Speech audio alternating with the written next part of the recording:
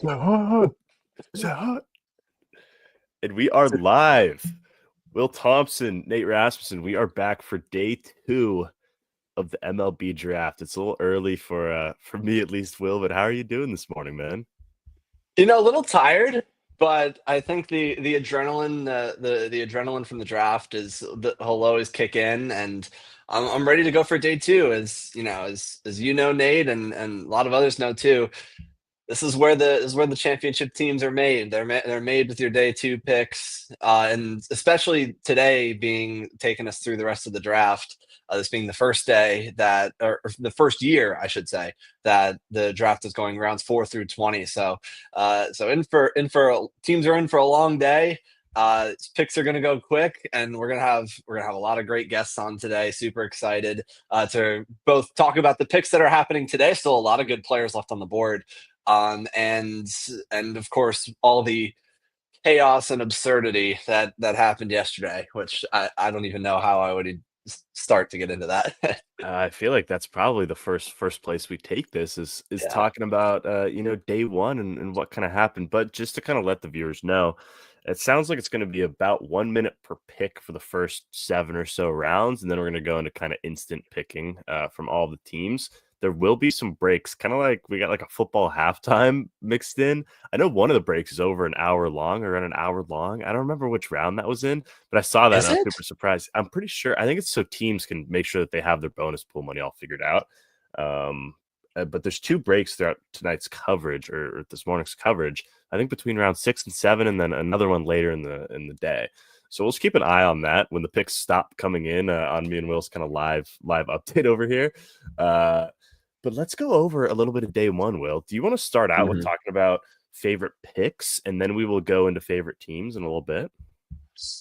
Well, there's a couple favorite picks I have. I think the first place I would go is Iva Arquette with the Marlins at 7. I'm a big fan of Arquette. I'm happy that the Marlins went away from the not any slight on the prep shortstops that they have, but the Marlins haven't really been able to develop position players on the offensive side. So I think Arquette and taking a guy who's pretty ready made. The chase rates are a little bit scary, and I think the approach definitely needs some refinement. But having a guy who I'm confident can stick at shortstop, a lot of size, as well as having the power. He hit 19 home runs at Oregon State this past year. I'm a big fan of the player. I think that this was a good move for the Marlins there. And another favorite pick of mine, and I know one of yours too, Nate, is Mitch Voigt to the Mets at 38. I think honestly, there he could have gone anywhere after round one, and I would have said it was one of my favorite picks. That's just how I feel about Mitch Voigt and the improvements that he's made this year. He's just a really good all around player, and the combination of the hit tool and the power as well that's come along this year. The approach has improved significantly, and so I'm a good runner as well, a good athlete. I think Mitch Voigt was one of the biggest risers from the beginning of the spring to now, and the Mets are a really smart organization under David Stearns. That farm system has gotten significantly better, and I think Mitch Voigt's gonna really help with that. So I think when I think of my favorite picks, a lot you could certainly go with, but I think Arquette and Mitch Voigt are the two that really stick out to me. I love the Mitch Voigt shout. You and me have talked about that quite a little bit. Yeah. Just him going kind of right around where we expected him to go was a lot of fun. Just kind of looking here early at best picks. I mean, Kate Anderson of the Mariners. It's hard to say Yeah. too much about that pick. You just took the value where it was. I thought Billy Carlson of the White Sox was good value. The White Sox kind of getting the last top tier prep shortstop in my mind after Steele Hall kind of surprisingly goes above Carlson. Um, Jamie Arnold going to the A's, and I'll probably talk about the A's a little bit later too. But I absolutely loved what the A's did with the just taking best player available all day, and even though they only had 2 picks, I thought that was a really good move. You and me kind of have a shared love for Gavin Feen. Him going to Texas at Mhm. 12, I thought was a sneaky, really good pick for the Rangers, who made some moves yesterday, and then essentially every Red Sox and Baltimore pick. And honestly, I could include Milwaukee in that as well. Those 3 teams who had kind of multiple picks throughout the day, I don't know if they missed all day long. What was your favorite Red Sox pick, Will, and why was it Anthony Ianson? It probably was Anthony Ianson. I think just the value that they got him at. I assume that there's going to be some overslot money from. I don't think they're going to pay him third round money, but I love Ianson. Just he's a big game pitcher, and he did it time and time again at LSU this year. And I just love the feel for his breaking ball. He's a guy who knows how to pitch, and certainly when you're talking MLB draft and teams are drafting pitchers a lot based on projection and not necessarily a lot on past production. And what they are, Ianson is one of those guys who's more of a refined and close to a finished product. So the floor is definitely higher. But I think for Ianson, and I forget if it was you who said it yesterday, Nate, or maybe it was Reese, that Ianson, I feel pretty comfortable saying is a 4 or 5 starter. And over the next few years, where you figure with the Red Sox, with a lot of their young core coming up, already making an impact in the big leagues, and some more on the way as well. I think this is you're looking for guys who can slot into your rotation, in the back end of that rotation, that you don't have to go out and pay a free agent 20 to 25 million dollars. It's a much better value, and I think Ianson's a safe pick. I'd like to see what they can do with the fastball a little bit. See if they can to tweak that fastball shape a little bit, potentially get some more whiffs, or turn it into, or go the opposite route and just say, hey, we're going to go more the sinker route too. I think that's possible as well. But I love the way he can spin it. And yeah, I think the Red Sox had a really good day. The Witherspoon falling to them at 15, I was a big fan of, but love the Ianson pick that they were able to get. They're really reloading that system with as much pit with a lot of pitching under Craig Breslow. They absolutely are, and here we go. He's back. Reese, Hey guys, what's up, Reese. man? nothing much. I was having some audio. Oh, I still am. Let Uh-oh. me figure that out. Here, I'll mute you for the time being. It's like the around the And- horn mute. Yeah, right. Hey, you too, buddy. Watch this. All right, now I can talk about anything I want, and I don't think Ivar Arquette was that good of a pick, if I'm being honest. No, okay, Will's unmuted. We're gonna go team by team a little bit here. Starting with Arizona Diamondbacks, Casey Cunningham, Patrick Forbes, and Brian Curley. I thought that was a pretty good haul for the D-backs. Will, I don't know what you're thinking.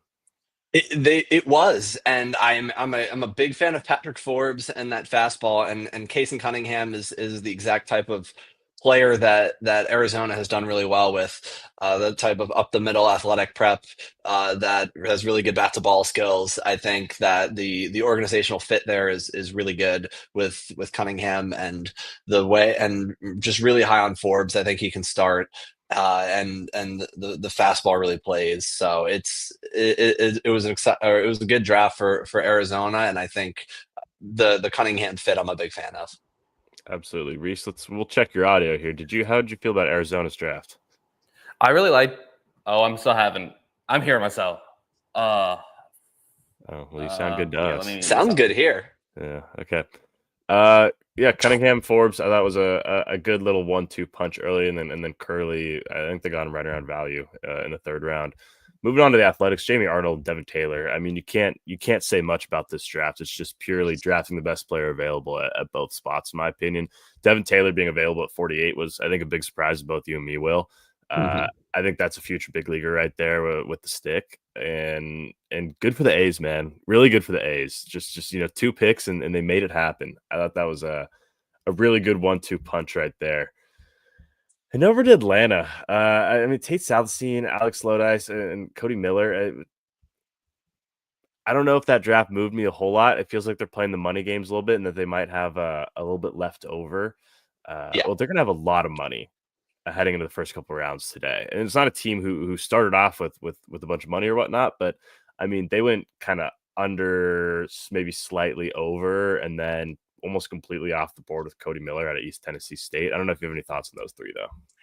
Well, it was certainly, and I guess my opinion of Atlanta's draft is a little bit incomplete at this point. I think that especially in round 4, I'm excited to see where they go. There's still some prep pitchers on the board, and I think that's a place where Atlanta could go.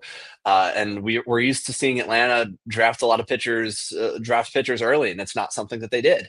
And so they went away from that yesterday. So I think that this is a team that, or an organization that can really start, that has a lot of money to spend right away in round two. And so I'm looking for them to make an impact early in round 4 and 5 and go take some of their guys, and potentially overslot them by quite a bit, because they have the money to do it. So I didn't love day one. I think the Lodis pick where he went was good value with the phenomenal year that he had, at Florida State. The question with him is, of course he had the breakout year. You can't argue with the numbers or the production at Florida State. Is that power and that offense going to translate to wood? Because we haven't really seen it yet. We don't know. Is that metal bat power, or is that wood bat power? And that's going to be a big thing, and a reason that I think that you look at the production that Lodis put up at Florida State, and you say, "Wow, that's a first rounder." But teams clearly didn't feel that way. So that pick is fascinating, and Atlanta's, I think, has some work to do early in the rounds 4 and 5, and with some money to spend to do that and to make an impact.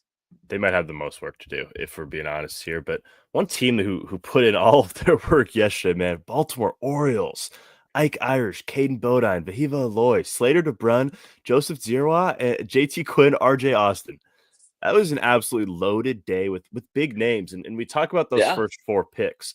All of them were top 25-ish guys heading into this draft, with Irish and Bodine both being top 12 guys, top 15 guys for us. And then Vahiva Aloy is just a fun, I don't necessarily want to call it a lottery ticket, because I do think that there's a semblance of a floor with Aloy.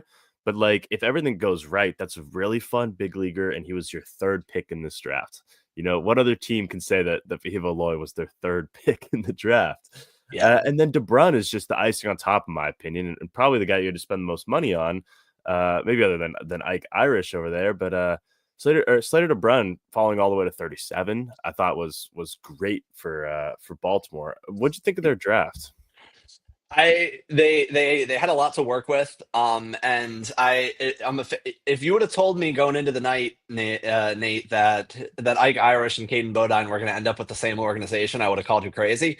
But that's what ended up happening, and clearly, I would think that the long-term move is to move Irish to the outfield, and I think that I really liked their draft as well. I think there's probably a decent chance that they floated DeBrun down to 37, and that's something we had talked about, a possibility of them doing that all night.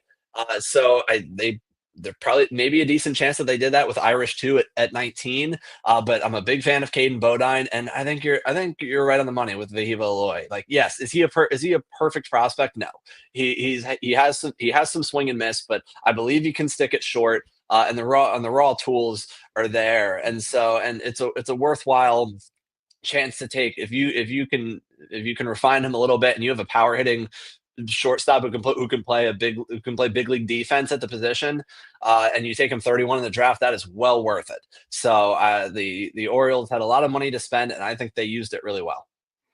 I would agree with that. Just a fun idea having 7 picks in day one. That's always fun. Good morning, fellas, says CBR. Thank you, sir. Good morning. I think we're in for a long one today, and of course Adam's here, the bane of our existence. Whisper sweet nothings about fastballs to me. Good to have you this morning, Adam. And we're about 15 minutes away from starting off here, so I know it doesn't sound like we're going to get through every team and recapping their draft. So what I do want to do is talk a little bit about the players that are available on the board.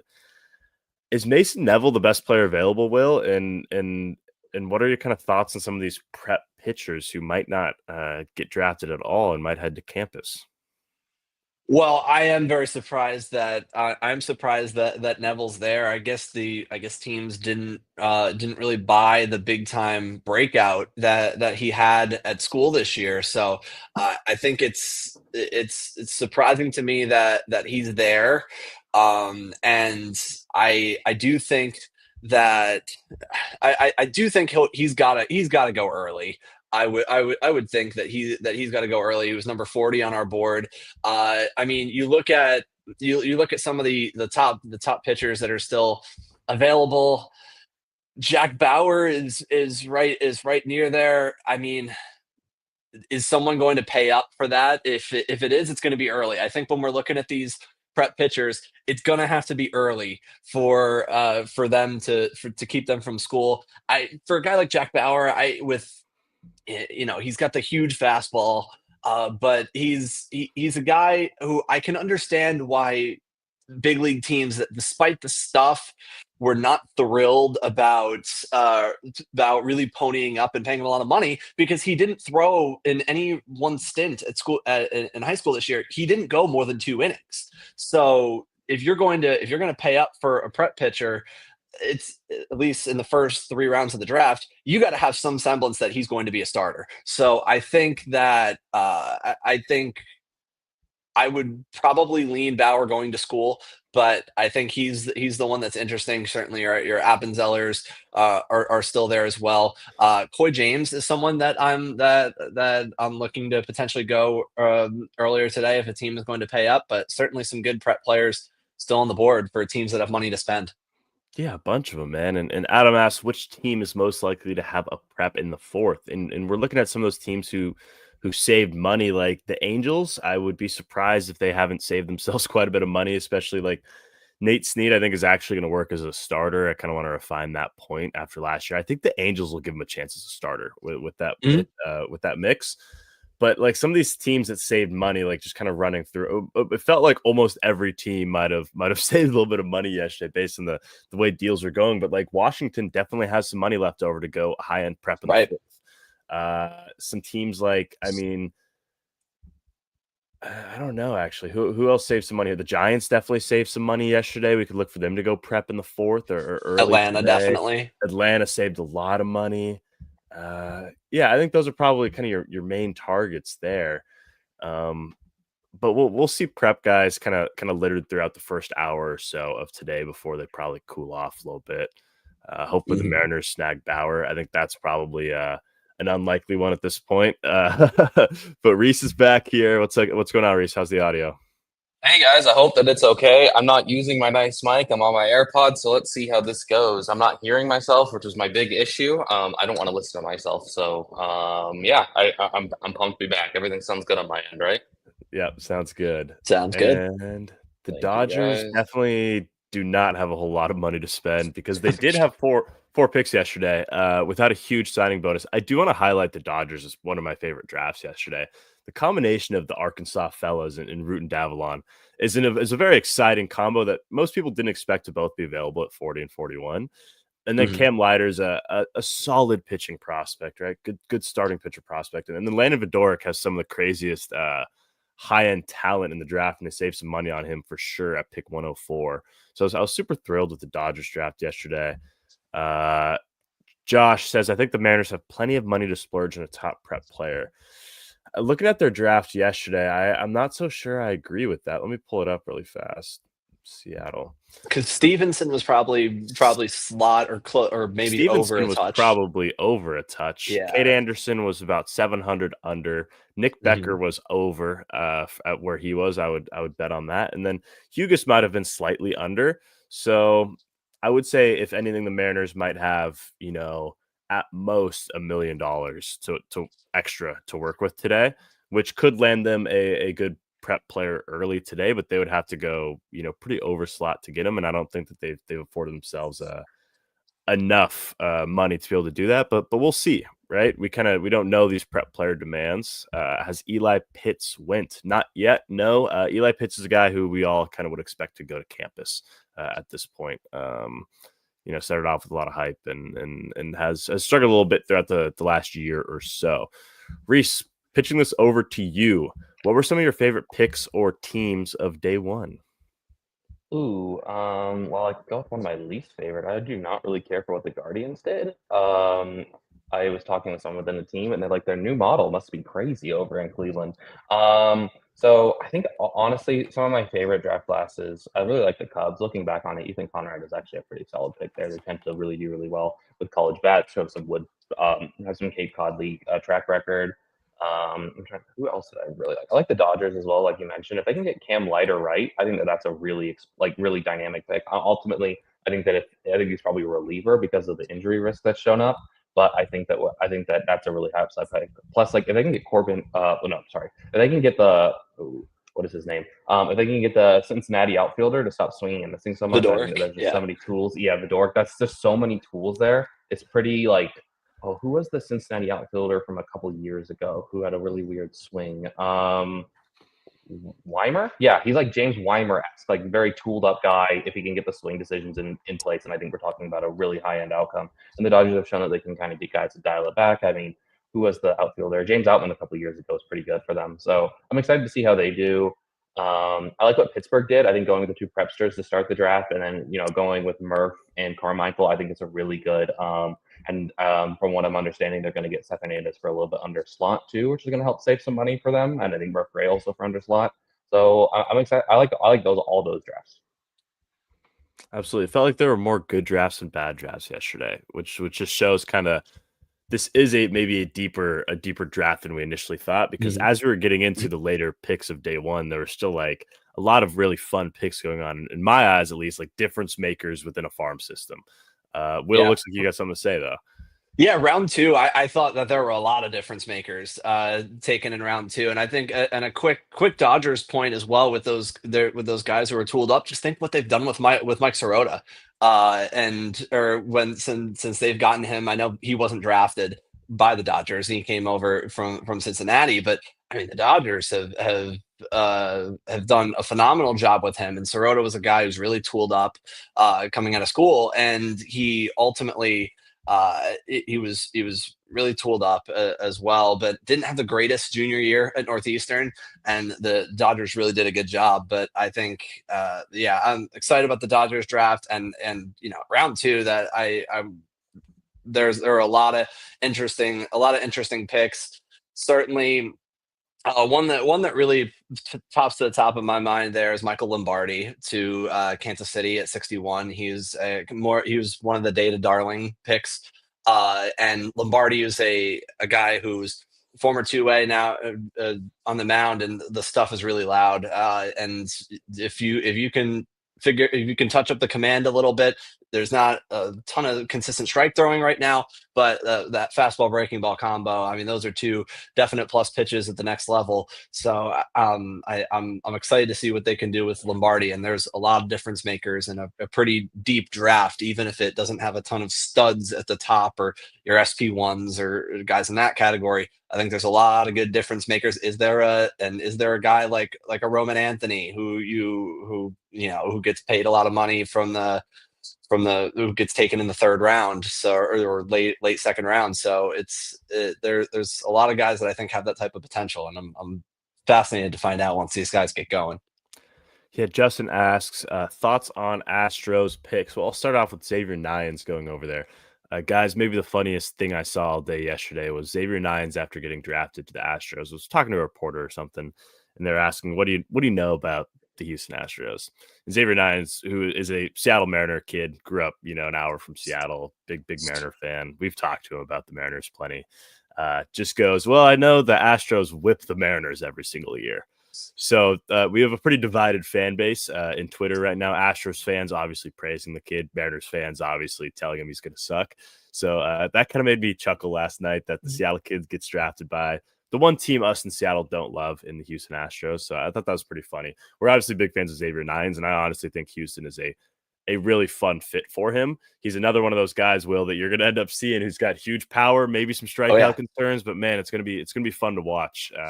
So we'll see if he makes it down to you in a couple of years. But we have a guest, guys. We've got a fun guy to start off the festivities on this Monday morning. That's Darren Doc Eisenhower's joining us on the draft stream for day two. Doc, how are you doing? How's it going, man? Geez, I got this PL hat. I'm stoling it from Prospects Larceny. We're going to pass it off as Prospects Live because I think we have better lawyers. We actually have lawyers on the team. So, sorry, Mr. Larceny. as he likes to be called. So I'm really glad. I was so exhausted at the end of yesterday, man. My life's been nuts right now, but I'm glad I backed out of the day one stream because I was listening to the whole thing. I was taking care of business. I had y'all on the background, and y'all, I would have been so out of my depth. It's unbelievable. So I watch MLB baseball. I'm pretty good with prospects once they're in the ether, once they're in that world, once I have some time to catch up after the draft, but I don't follow the college game as much. I don't follow the prep kids as much. And I'm just so impressed. Like, I'm not just trying to sit here and boost prospects live, but it was so easy to promote and to tell people, hey, if you're going to watch a stream, this is the one. Because you guys, everyone had their own thing. The guests were phenomenal. So I'm happy to be here today. A little bit lower stakes, but we still, there's lots to recap and I'm excited because even the second pick of the draft technically was just what a way to start off. It's pretty exciting. And so I guess, that's where I've been so far. I have two things I would like to discuss. One off the top, Liam Doyle, I saw. So I kind of like the Cardinals. I kind of like the Royals, the Texas. I like the Middle America teams. It's just, pick a coastals, team. They're all talked about too much. I like the underdogs. But I know Reese was big on Liam Doyle. So if he wants to sell me some more on him after what I've already dug up, that'd be great. And then also interested what y'all thought about day 2 so far. Things are kicking off. Do we have a pick in yet, Will? I'm on the MLB Draft tracker. I don't know what you're using over there. I'm just using the draft tracker as well. I do not believe we're still waiting on the White Sox 106, but should come in within a few minutes. Yeah. Few minutes out. So Reese, we will give you your floor here. As I bring in Brian Switzer to join us again, I will give you your minute on Liam Doyle. Liam Doyle has 2 of the best pitches in the entire draft, fastball and the splitter. I think the best feel for it. I think the slider is going to develop a little bit more. I think that entering a pro organization like the Cardinals, who have shown an ability the organization that Hein Bloom was recently under showed a good job for developing sliders and other pitches as well. So I'm imagining he's taking that over with him to Boston, and I'm so excited to see that ball play with them. Honestly, I wouldn't be surprised since the Cardinals aren't technically out of it. Could Liam Doyle come out there for them and pitch an inning or 2 out of the bullpen? I would not be surprised. I would not be shocked. But honestly, I just think he's the best player in the draft. He's the highest. He has the highest ceiling for me. And I think with him being a nasty 2-pitch guy, I think he'd be a really good high-leverage reliever if everything doesn't work out. It's Garrett Crochet-esque. Shades of it. So what point are they going to, make him a pitch to contact, 8K per 9 sort of guy? Because this just sounds really not Cardinals-y, bro. I don't know if I approve of it. He's too good. I'm hoping that today's a new day in the Cardinals organization. Their draft was very uncharacteristic. They didn't draft any high school or college senior contact guys that I remember. So yeah, I'm honestly I think this is a new day for the Cardinals fans out there. I think Matt and Adam can kind of celebrate. Their team is going to start playing baseball like it's 2025, not 1980. It's a good idea. So introducing Switz here. Switz, I'm going to first of all ask how you're doing. And then second of all, I'm going to lead you right into a question right here. Is there a power bat available that really stands out to you? I think when you kind of look at the power bats available, I'm really surprised Jared Jones is still there from LSU. He's had some really good production down there in the Bayou. He was a big reason why he ended up helping LSU win a national title this year. And I thought somebody in that day 2 range was going to take him as an underslot and kind of be a fast track guy for the next level.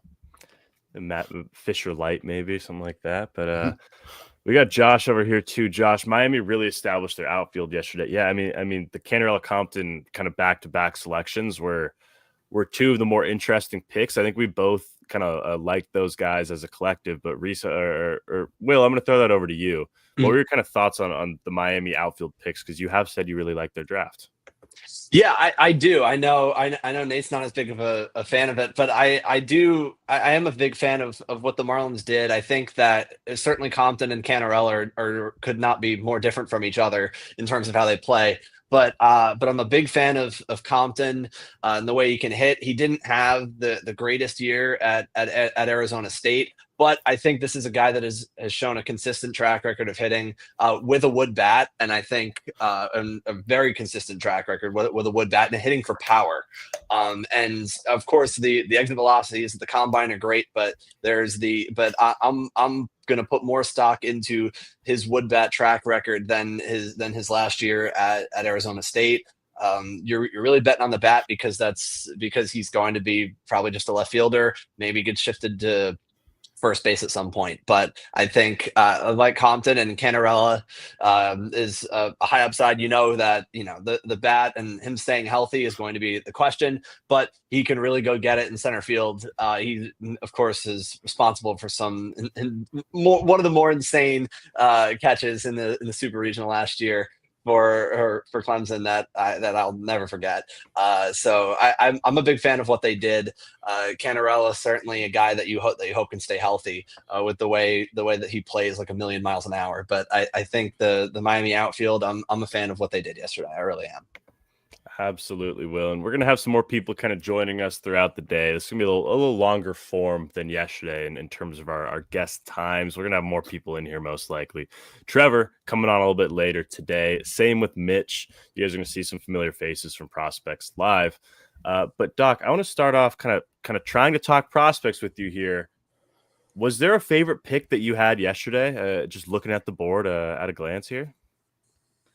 Well, I kind of tipped my hat or I tipped my cap. I showed my cards. I know that saying. I know that one with Liam Doyle. That's fantastic. Ethan Holiday. I think the talent can transcend, potential developmental issues in Colorado. But some guy, I mean, frankly, it's probably the name that drew me in. Kreutz Schoolcraft.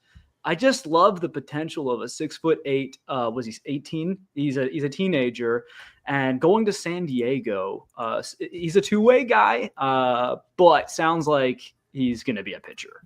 And so I'm excited. Just when you have those kind of intangibles, and he's out there and just crushing these kids in prep. We're gonna have to see what he does against real competition, but that's kind of an exciting organization. I'm not really necessarily a huge Padres fan or anything, but I am a huge name fan. Like when you have an 80 grade name like Kreutz Schoolcraft, I'm rooting for you off the bat. And I will say, yeah, I mean, it seems like the Kansas City Royals, this is kind of a random aside. Like I really liked what they did as well with their draft, but I don't know if anyone has any additional thoughts on Schoolcraft. It just seems like a perfect landing spot for him.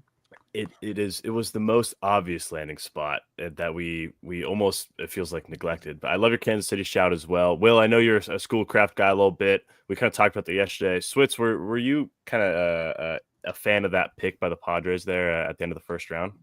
I was. I think the biggest surprise for me was with Schoolcraft is the Padres don't have as much bonus money, so I'm kind of surprised or kind of interested in seeing what the money's going to be later on down the road. But I think it's a really good fit with the Padres taking him. Absolutely.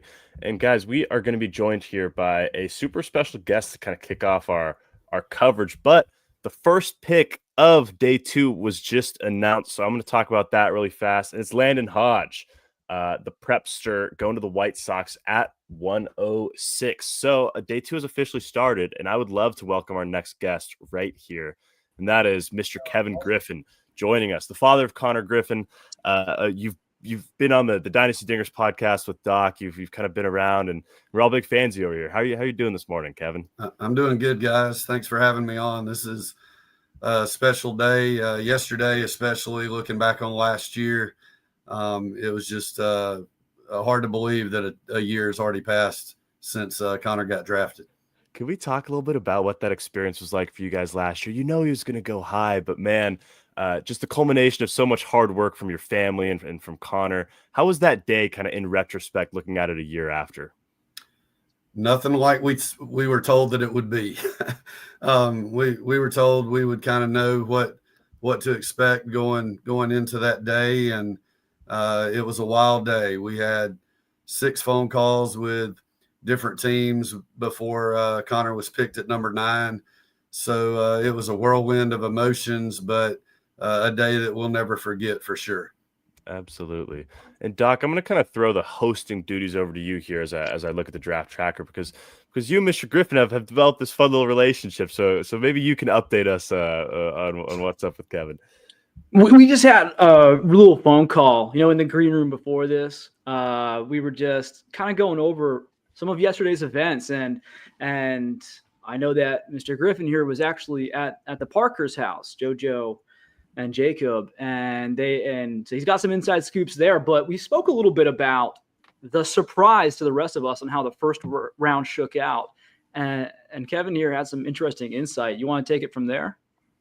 Yeah, early in the round, people were trying to save money. It didn't really surprise me that it shook out early the way it did, just from our experience last year with teams trying to get you to take massive underslot deals just to save money for later in the draft. And I think here in the fourth round, we're probably going to see some of that savings come into play as some of these guys are about to get some massive overslot deals. I think we'll find out. But, it's not really a matter of what number you get picked outside of there are some perks. You get bigger endorsement deals and more money in card deals and stuff like that if you're the number 1 pick as opposed to the number, 9 pick. But, it's just one of those deals. It's a business decision for these teams. It's all based on financials, and they're trying to save money early on in the draft. Absolutely.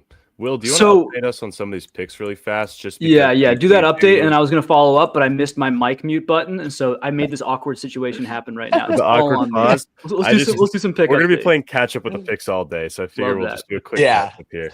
Just a quick catch up. As we got actually four pretty interesting all college guys here after Landon Hodges. Nate already mentioned with the first pick of round 4, Riley Kelly from UC Irvine, 6'5" righty. He goes to Colorado at 107. Then Drew Farrow from Florida State. Who's also had a pretty decent summer ball track record and had some good moments at Florida State. Jake Monroe, the third baseman from Louisville, goes to the Angels at 109, and then at 110. The A's are stacking up on some good college bats. They go Gavin Turley from Oregon State. I kind of love that fit. They're with the A's, so they're really stacking up on those college bats, specifically in the outfield with Devin Taylor yesterday. Now Gavin Turley today. So those are your first 5 picks into round 4. And we're seeing teams do different things with money here. So the Angels go Jake Monroe, which is a definitely an underslot deal. So it sounds like the Angels are waiting to take that pitcher in the 11th round for $4 million, Reese. Yeah. What do they have up their sleeve? I don't. This Jack Bauer's going in the 11th round is what I'm hearing. Miguel Sime Jr. just went to Washington, which was definitely an overslot play there at 111. That's a super exciting pitching prospect. You might know him as the guy who hit 100 in the draft league as a high schooler. One of the hardest throwing high school pitchers, and picks are just flying off the board. But we can take this anywhere that you guys might want it to go. Maybe Mr. Griffin, I'll ask you, what was the anticipation, the feeling in that draft from yesterday with the Parker family, and obviously went to a pretty good team in the top 10 there. Yeah, I think JoJo is super excited to be able to get picked by Toronto. Anytime you can get picked in the top 10, I think it's exciting. But, as far as Jacob, me personally, I don't think there's a lick of difference between them offensively. I've seen them for years. They're friends with my son, and so I've been around them a lot. A lot of teams are missing out on taking Jacob Parker. I think he's got the most power from a high school kid in the draft. He hit 17 home runs this year in high school. He just lit it up in all the private workouts that he did, and hit a lot of balls out of the park. But it's got to be a different dynamic when you've got brothers in the same room. You're excited for Joe on one hand, but disappointed for Jake and the way that the whole thing played out there on the other hand. So I'd hate to be a parent in that situation for sure, but his parents are wonderful people, and they did a great job navigating through that whole day yesterday. Absolutely. And we look at Jacob as someone who could go early on this day too, and still be an impact maker in a team's draft class. I mean, I was at the MLB Draft Combine and kind of watching them. I think they might have swung like back-to-back groups, just to not confuse people. But I mean, Jacob's got some juice, man, some real easy power, especially to the pull side out there. And we just had a couple more picks come off the board, and there you go, Mason Neville to the Cincinnati Reds, Reese. Maybe we'll get your thought on that because you've been kind of banging the drum for Neville all year, and he slides all the way to 114 to the Reds. Yeah, I think that that's a really good organizational fit for him. They've done a good job of these guys who people have questions on whether they can make contact enough. But he has a power, that sort of power in Great American Ballpark would be pretty awesome. I think he's a good defensive outfielder as well. So I think that's a really good pick in the 4th round. I'm surprised that he didn't go earlier. I kind of viewed him as like a top 40-ish pick. So it's fantastic that he landed there. Mr. Griffin, were the vibes much difference between this year with the Parker family and your family? I know it's got to be different. You're the father and everything like that. The nerves that you must have had, but Conor Griffin put in all the work and everything like that. I just wanted to know what the difference is between the two rooms and everything like that from this year and last year. Well, I think the biggest difference for me was we were invested in it as a family, and we were the ones taking the calls and having to navigate through it all. Yesterday, I was just kind of sitting in the background. We didn't want to be there as a distraction. We wanted to be there in support of Jake and Joe. So we kind of just laid low and was excited for them. But it was just a different environment for us as a family just because we were not going through the process. But the nerves were high for me because I was nervous for those guys because I wanted them to get the best value that they could for themselves as they move through that draft. Yeah. So we actually just had the Pirates make a pick here, and so this does matter a little bit. Gustavo Melendez is a shortstop out of Puerto Rico, which is something you don't see all that often in the MLB draft. He was actually an MLB draft combine guy. I saw him there. He's a smaller frame, but man, he's a fast, just winning ball player from the movements I saw. And he's a little deeper on the board, so maybe we don't have the super in-depth analysis, but Kevin, just kind of talking to you here, the Pirates are loading up this farm system, man, and to really kind of make a run here in the next couple of years. How exciting is it to kind of see these guys who are coming in, today and yesterday and even last year and in Connor's class, and the kind of the future of the Pirates looks really bright, doesn't it? Yeah, I think so. Especially, obviously, everybody knows about the pitching the Pirates have, and then they just added to it yesterday. It might be a year or two before those guys can get through the system, especially a guy like Seth Hernandez, who's going to skyrocket through the system, I believe, and be up there before we know it. But, I've always been a firm believer you don't take a need in a draft, so to speak. You take best available players that you feel like you can get in your system and develop and in a couple of years help in the big leagues. So I'm excited about Gustavo Melendez. He's an athlete, and I think he's somebody that could really – I don't know if he'll play shortstop or move to second base, but I feel like that's a good pick for the Pirates. Absolutely. Will, do you want to update us on some of these other picks that have been coming in?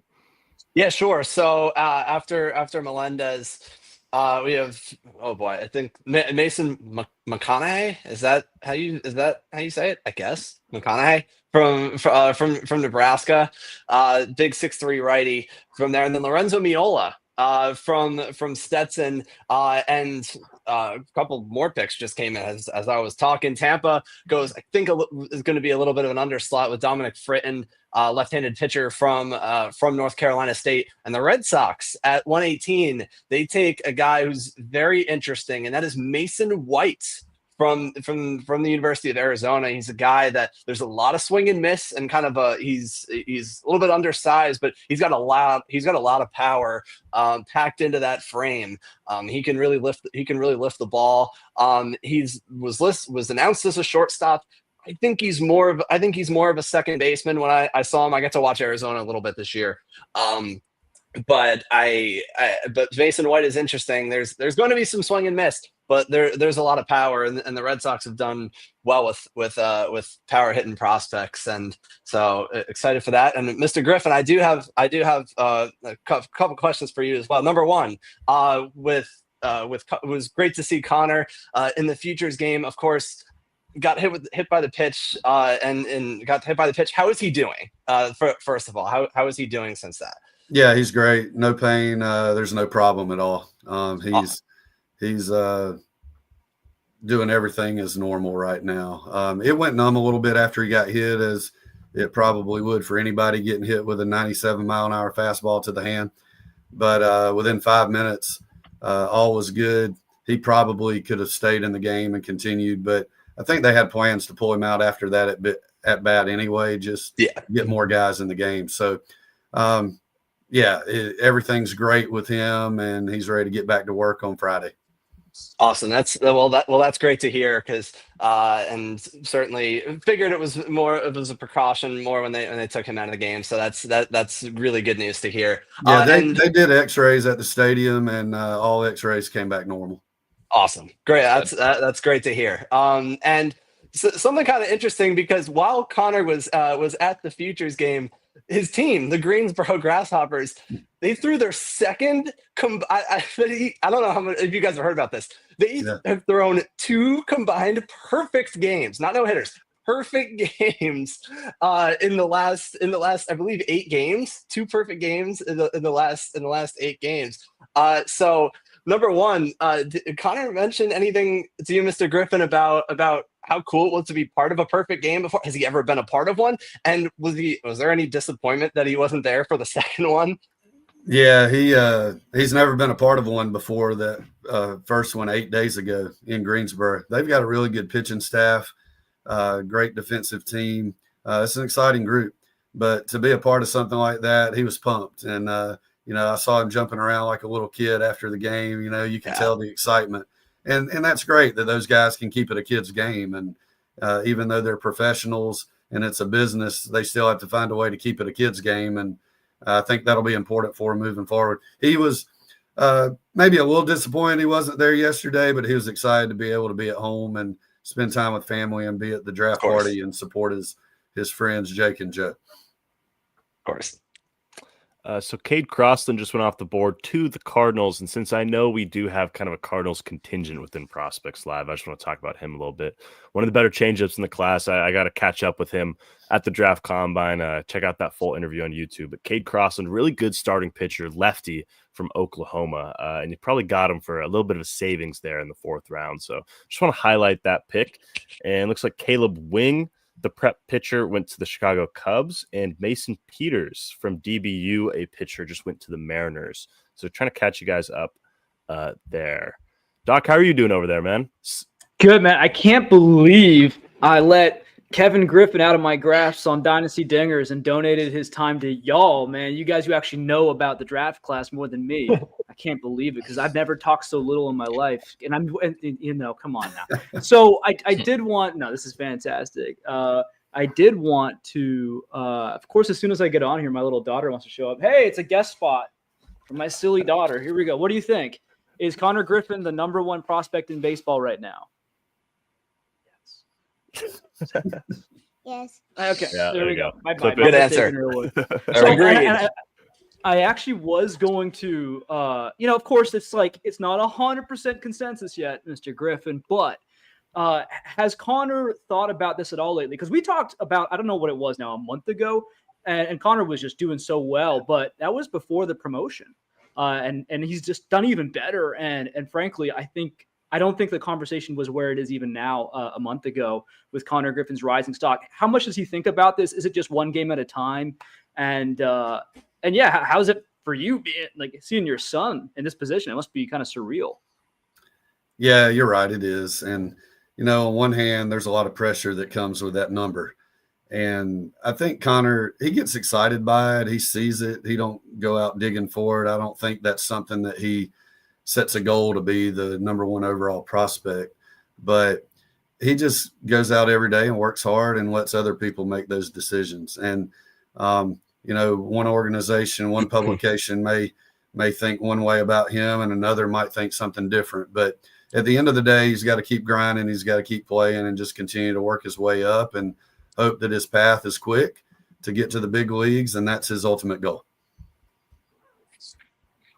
Mr. Griffin, a thought that I had as well with Conor, and I think this is something that's really interesting to me about the type of adjustments that individual organizations and player development systems work. Like when they draft a prospect, they're not just rolling the ball and say, okay, go play. They're trying to tweak some things, make some adjustments. With Conor, that was certainly something that the Pirates made a couple tweaks. Would you mind giving a little bit of insight into that and what kind of changes that Conor made in the offseason to have him explode in the way that he has this season to potentially be the next number one prospect in baseball once Roman Anthony graduates? His mentality was the same from high school. A lot of people don't know, and you heard the hit tool problem, all that, all the way through the draft. What people didn't understand is Conor hurt his shoulder his junior year of high school in his last swing of the year in the regular season, to where he couldn't play for 6 weeks going into that most important part of his life leading up to his senior year of high school, leading to the draft. So when he had the bat on his shoulder and he was wrapping around his head, he was trying to make sure he was relieving some pain that he was still feeling after his injury. He didn't really have a hit tool problem. He was just trying to get back through it and try to be able to swing a bat. Once he figured out that he could cut it loose going into East Coast Pro and the USA trials, he realized he was pain free. Then everything clicked for him again. So me personally, obviously I'm biased as a dad, but as a coach as well, I don't believe he had a hit tool problem ever. I think he was just working through an injury and people didn't know about it because we couldn't really come out and say anything about it because we didn't want it to hurt him as far as his stock. So the changes, we made some tweaks and changes just to be more short to the ball, limit some movement with his hands, maybe lessen his leg kick a little bit.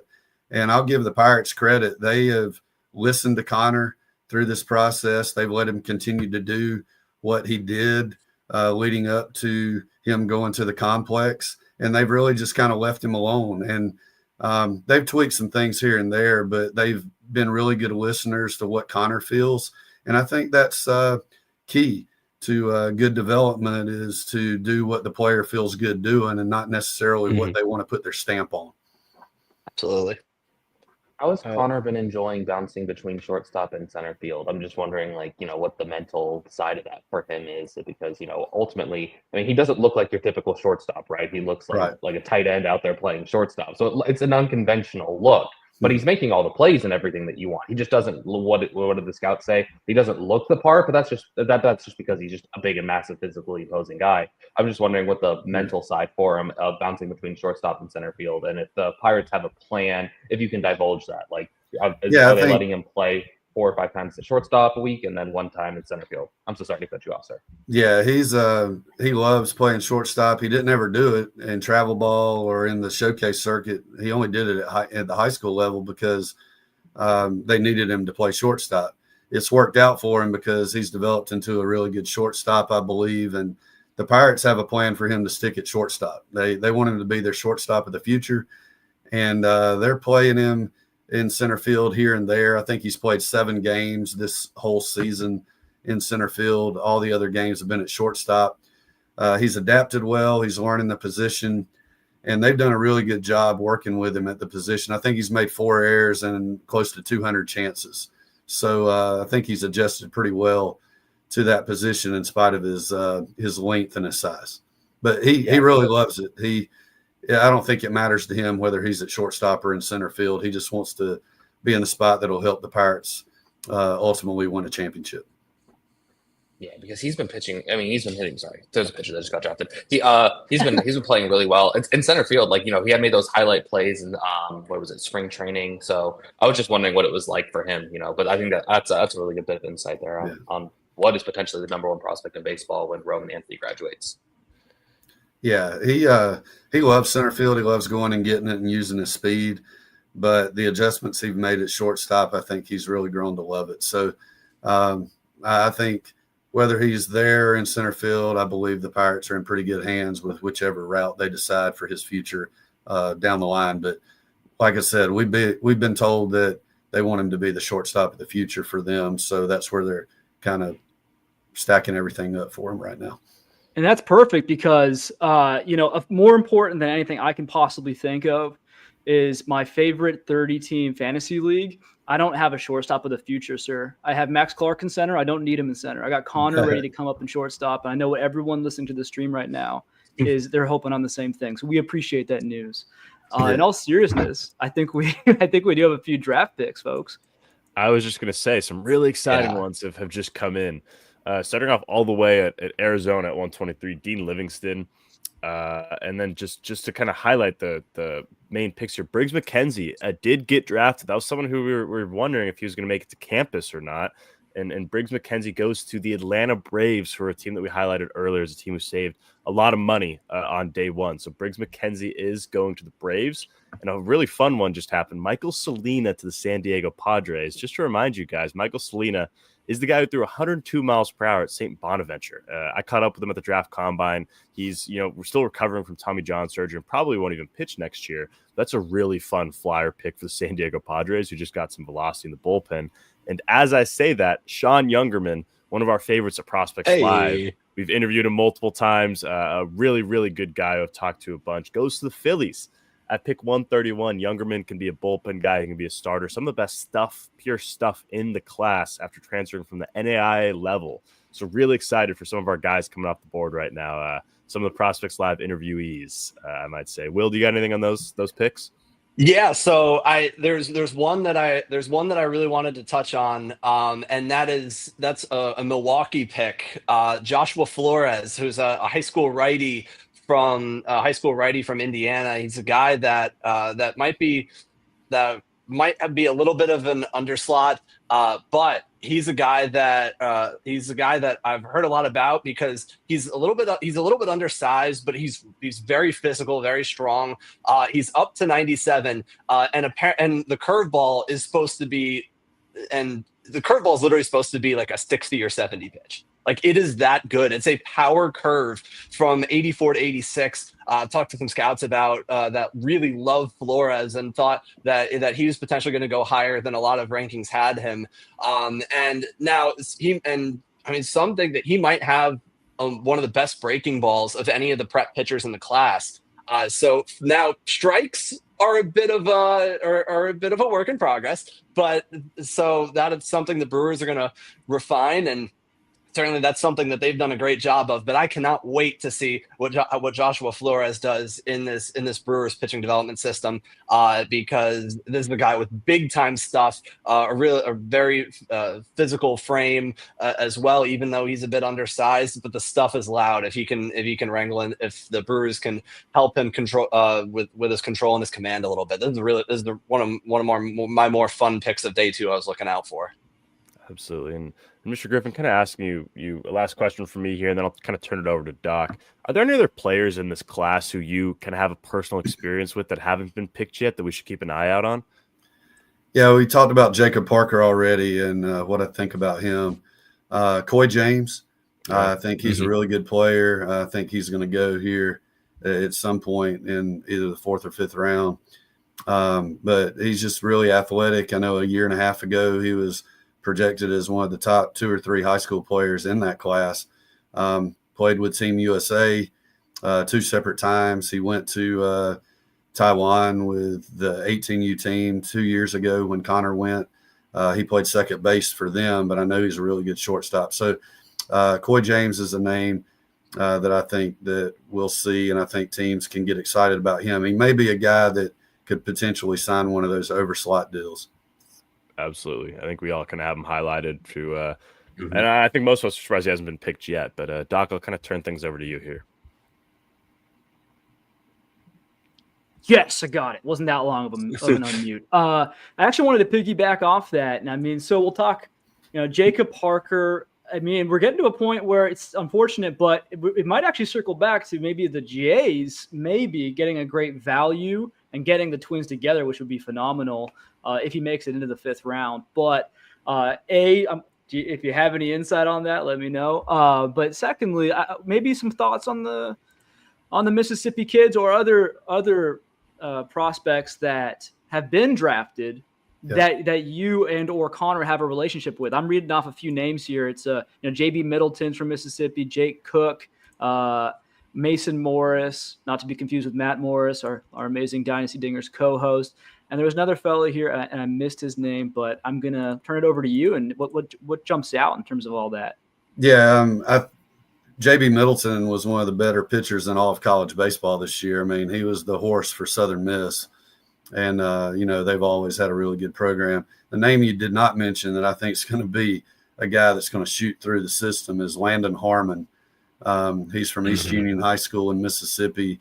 I forget he got picked last night. I can't remember who picked him, but man, he's electric. His fastball's up to 99. He sits 96 to 98. Wipeout slider, great changeup. Tall kid. He's an athlete. He could swing it as well, but he's going to be a pitcher at the pro level. But that's a kid I think people should keep their eye on. Is Landon Harmon from Mississippi. And I mean, what's up? I see that the Jays actually did pick Jake Cook. He's another guy from Southern Mississippi. Yeah. Are they just trying to experiment and see if these kids from the Deep South will lose any appendages going north of the border, or what? What's going on, man? Was there a conversation? I know we kind of touched on it in our phone call before the show, but was there any conversation with JoJo about maybe, like, seriously, what that adjustment will be like? Because it's a huge climate change. I've been in Canada. Yeah, going to Vancouver too. I haven't had a whole lot of conversation with him, but he's a very adaptable kid. The good thing for him is spring training, complex league, and low A will all be in Dunedin, Florida. So he's got a lot of friends and organizations that'll be around him that on the weekends they'll be able to hang out and stuff like that. It's whenever he makes the jump to high A when he has to go to Canada and then down to New Hampshire and then I think to Buffalo, New York, possibly. I think those are where he's going to have to make the biggest adjustments. Colder weather, maybe when you get there in March and April. And, but he's an adaptable kid. He's going to make it wherever he is put. But, yeah, I don't worry about JoJo too much. He's pretty charismatic. And then we got one request from the chat. I think we'll probably be wrapping up. If anyone else has any Kevin Griffin questions, apparently I'm his representative for podcasting with Prospects Live. But we have a request on Talon Haley. Geez, I'm probably butchering that one. But Talon. He's a Mississippi prep kid. Yeah. Do you have any thoughts or insight on him? That was from Drew Wheeler. Yeah, he's a really good lefty. I think there were several good lefties here in Mississippi this year. Maddox Miller from Oak Grove High School was a really good lefty. He was fastball changeup, probably one of the nicest changeups you'll ever see from a high school kid. He needs to develop a curveball as a third pitch. I think that's why you didn't see his name pop up very much, and he's going to go to Mississippi State. But Talon Haley was electric. I mean, he was always really good as a left-handed pitcher. I think it'll do him good to go to the college level, get developed. And I think in 3 years, he'll be a guy that you'll see jump up draft boards just because of how good he can be as long as he's developed there by that staff at Mississippi State. Justin Parker being a guy who they hung on to on that staff, I think is going to do a great job with his pitchers. Absolutely. Right. Well, Mr. Griffin, we thank you so much for joining us. We got a couple of guests waiting in the wings over here that we got to get to next. But thank you for being part of this Prospects Live Day 2 stream. We really appreciate it and appreciate all your insights so very much. So thank you for joining us. Yeah, appreciate you guys having me. I'm going to jump off and keep listening. All right. God bless you. Good rest of your day, my friend. All right, thank you. All righty. Now I know Kevin didn't get you on this, Will, and no one has so far because you keep saying it. Louisville. I think to anyone in Middle America, that's Louisville. That's Louisville. I can't. I have heard that before. It just, I think it would sound worse if I attempted to say it that way. Yes, it's better than Louisville. I've heard Louisville, which I would never. Yeah, that'd be crazy. Well, I'm gonna bring on two kind of guests here, and that would be Switz is coming back to the stage, and Matt Thompson is here to talk all things Cardinals and everything else. Kind of join us for a little while here. So thanks for coming on, fellas. I'm going to hop off for a little bit, but I'll be back on in a couple minutes. For the record, I have a family member that played college basketball at Louisville. That's how they pronounce it. So I'm going to stick with that. Agreed. Guys, I stepped up to wrap up some notes on the fourth round. Some guys that kind of stood out to me there. I'm going to go in order there on them. Starting off there, fourth round, Drew Farott going to Miami. Miami's sticking with their strategy here, looking like going all college so far. So, in my opinion, it looks like there's some kind of urgency with the Marlins of trying to be contenders sooner than later, as going all that college route there. Kind of go down a few picks there. The A's went with Gavin Turley. Really like that pick there. Package him in the outfield with Devin Taylor. I'm really liking the A's draft so far with the 3 picks they've already landed with Arnold as well. Kind of going the next pick there with Miguel Seam. Guys kind of talked about him a little bit prior. He was up to 100 in the draft league, 3-pitch mix. To me, he reminds me of Peyton Tolley, where it's kind of a good mold prospect and has the tools for the mound. However, he needs to tweak some stuff on the bump to really get that ability for the next level. The difference, though, for me with Miguel is I think there's more of a reliever risk than him actually becoming a starter. But I do think this is going to be a pretty massive overslot pick for Washington to be able to land. Looking at the next pick there with Micah Bucknam. To me, I think he had the best changeup in the whole draft down there in Dallas Baptist. He really grabbed some eyes during the spring as James Ellinger didn't have a real sexy spring, and Bucknam had the ability to really grab the brass rings of that and kind of became their guy down the stretch for them until James kind of figured himself out a little bit more. Go 2 picks later there is Mason Neville. Kind of a welcome home party there for Mason, as back in 2022, the Cincinnati Reds drafted him prior with the 18th pick. So kind of stuck their guns there and really liked what Mason was doing, even at the college level. Going down to the 116th pick there with Lorenzo Miola. In my opinion, I think he's the best college defender in the whole draft. To me, he flashed true 70 defense, and he's a guy that I think is going to be a pretty good high floor dude for them. He ended up really showing the contact ability this spring, and really improved his defensive. I mean, not his defensive, but his draft stock for this summer as well. Kind of going down a little bit further, you guys talked about Mason White. I kind of agree with that as well. You're getting a good hitter there, but the Ks are a little bit of a problem in his game. Dean Livingston was a guy that kind of blew up my phone a lot throughout the spring, as we had guys down there that was hearing the rumor mill with him on the mound, and a few scouts actually had him up to 99 in some starts. And I think he's a really good athlete as well. He was committed to UGA. Kind of raw overall on the mound as he kind of played as a 2-way. He kind of was a late bloomer with the pitching side. So it's a little bit of a raw package. However, he does have a really projectable changeup. So I think it's going to be a little bit more of it's a little bit more projection and a little bit easier project than what he kind of shows. But it's going to be an interesting move moving forward there. I do think he has the ability to be a starter for the next level. And then I know Will talked about Josh Flores earlier, and pretty much everything he said is exactly what my notes were. Kind of was afraid that I was screen sharing there, but pretty much upper 90s arm.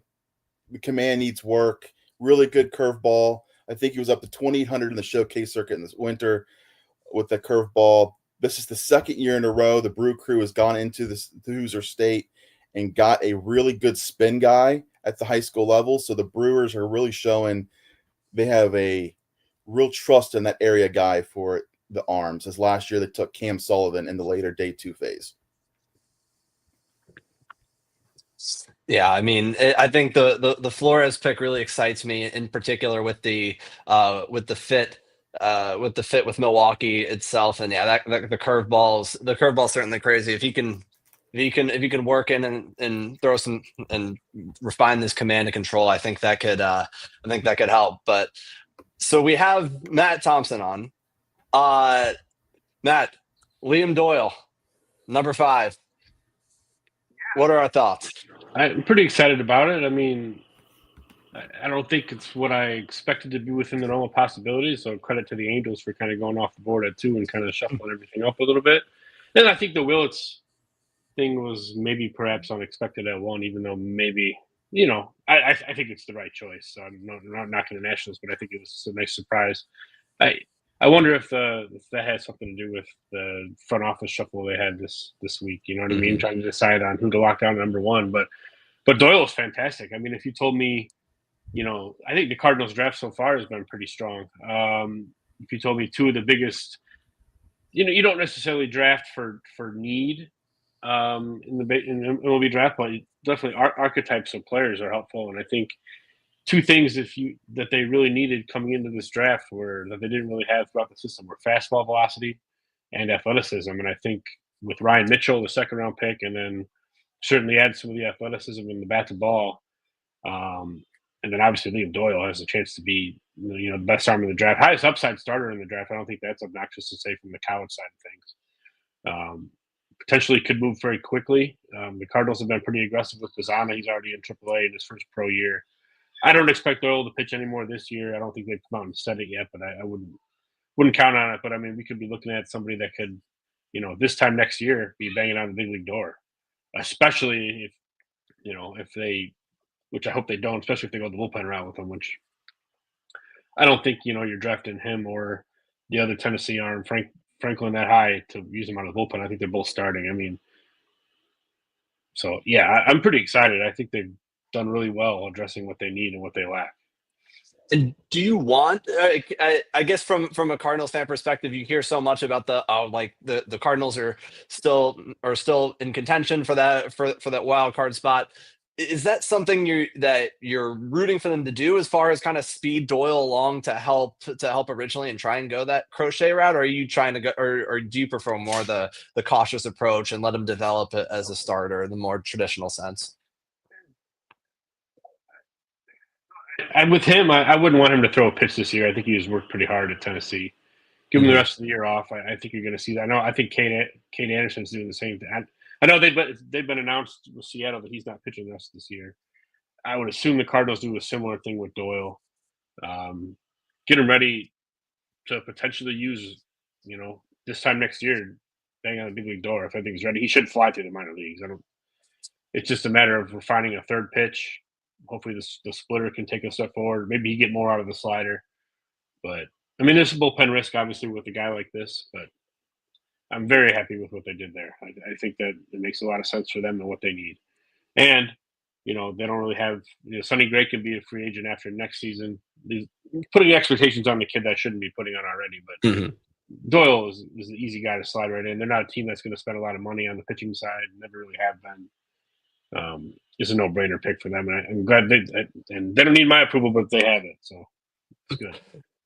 So just catching some people up on some of the fifth round picks and some interesting ones, and certainly Switz and Reese. If you guys have thoughts on any of these early fifth rounders, Gabe Davis, the absolute mountain of a man, goes to the Chicago White Sox with the first pick. The fifth round, Coy James finally goes off the board to Washington. So potentially when we were mentioning early for teams that had money left to spend, Washington was certainly one of those, and they probably spent a lot of it on getting Coy James in round 5.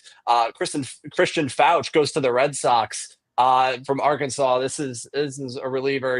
He can get up to triple digits with the fastball. He's got a good splitter as well. But a guy that I was really looking out for, and that is who's probably the best JUCO arm in the draft. That's Matt Barr. He goes to Minnesota at pick number 149. So at least I was thinking, Switz, I'm not sure what you thought, that if Barr wasn't going to go yesterday, he had to go early today, or he was going to go to Tennessee.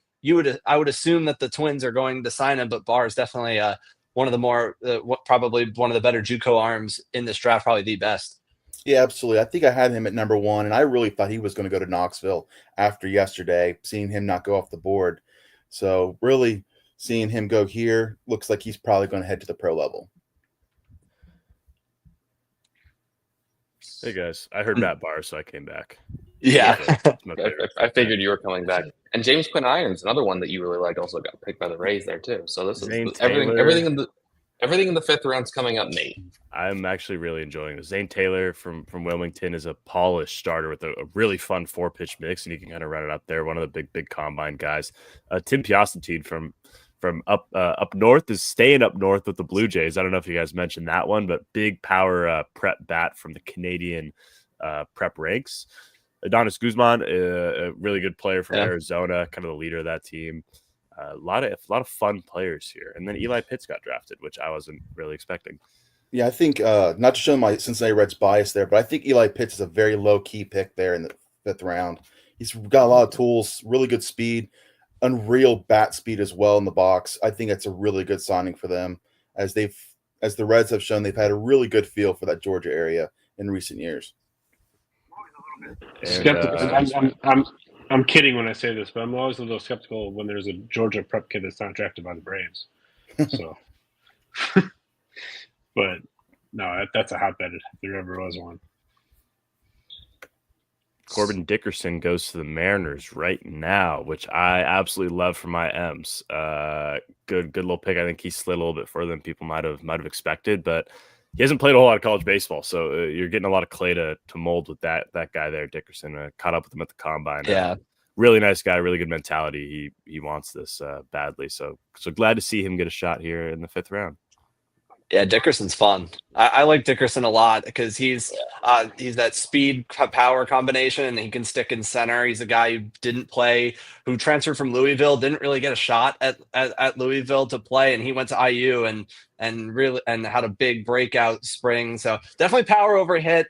Chases a little too much, more of a free swinger, but Dickerson I think is a really high upside guy that I think is terrific value for Seattle in round 5. We have our second NFL player.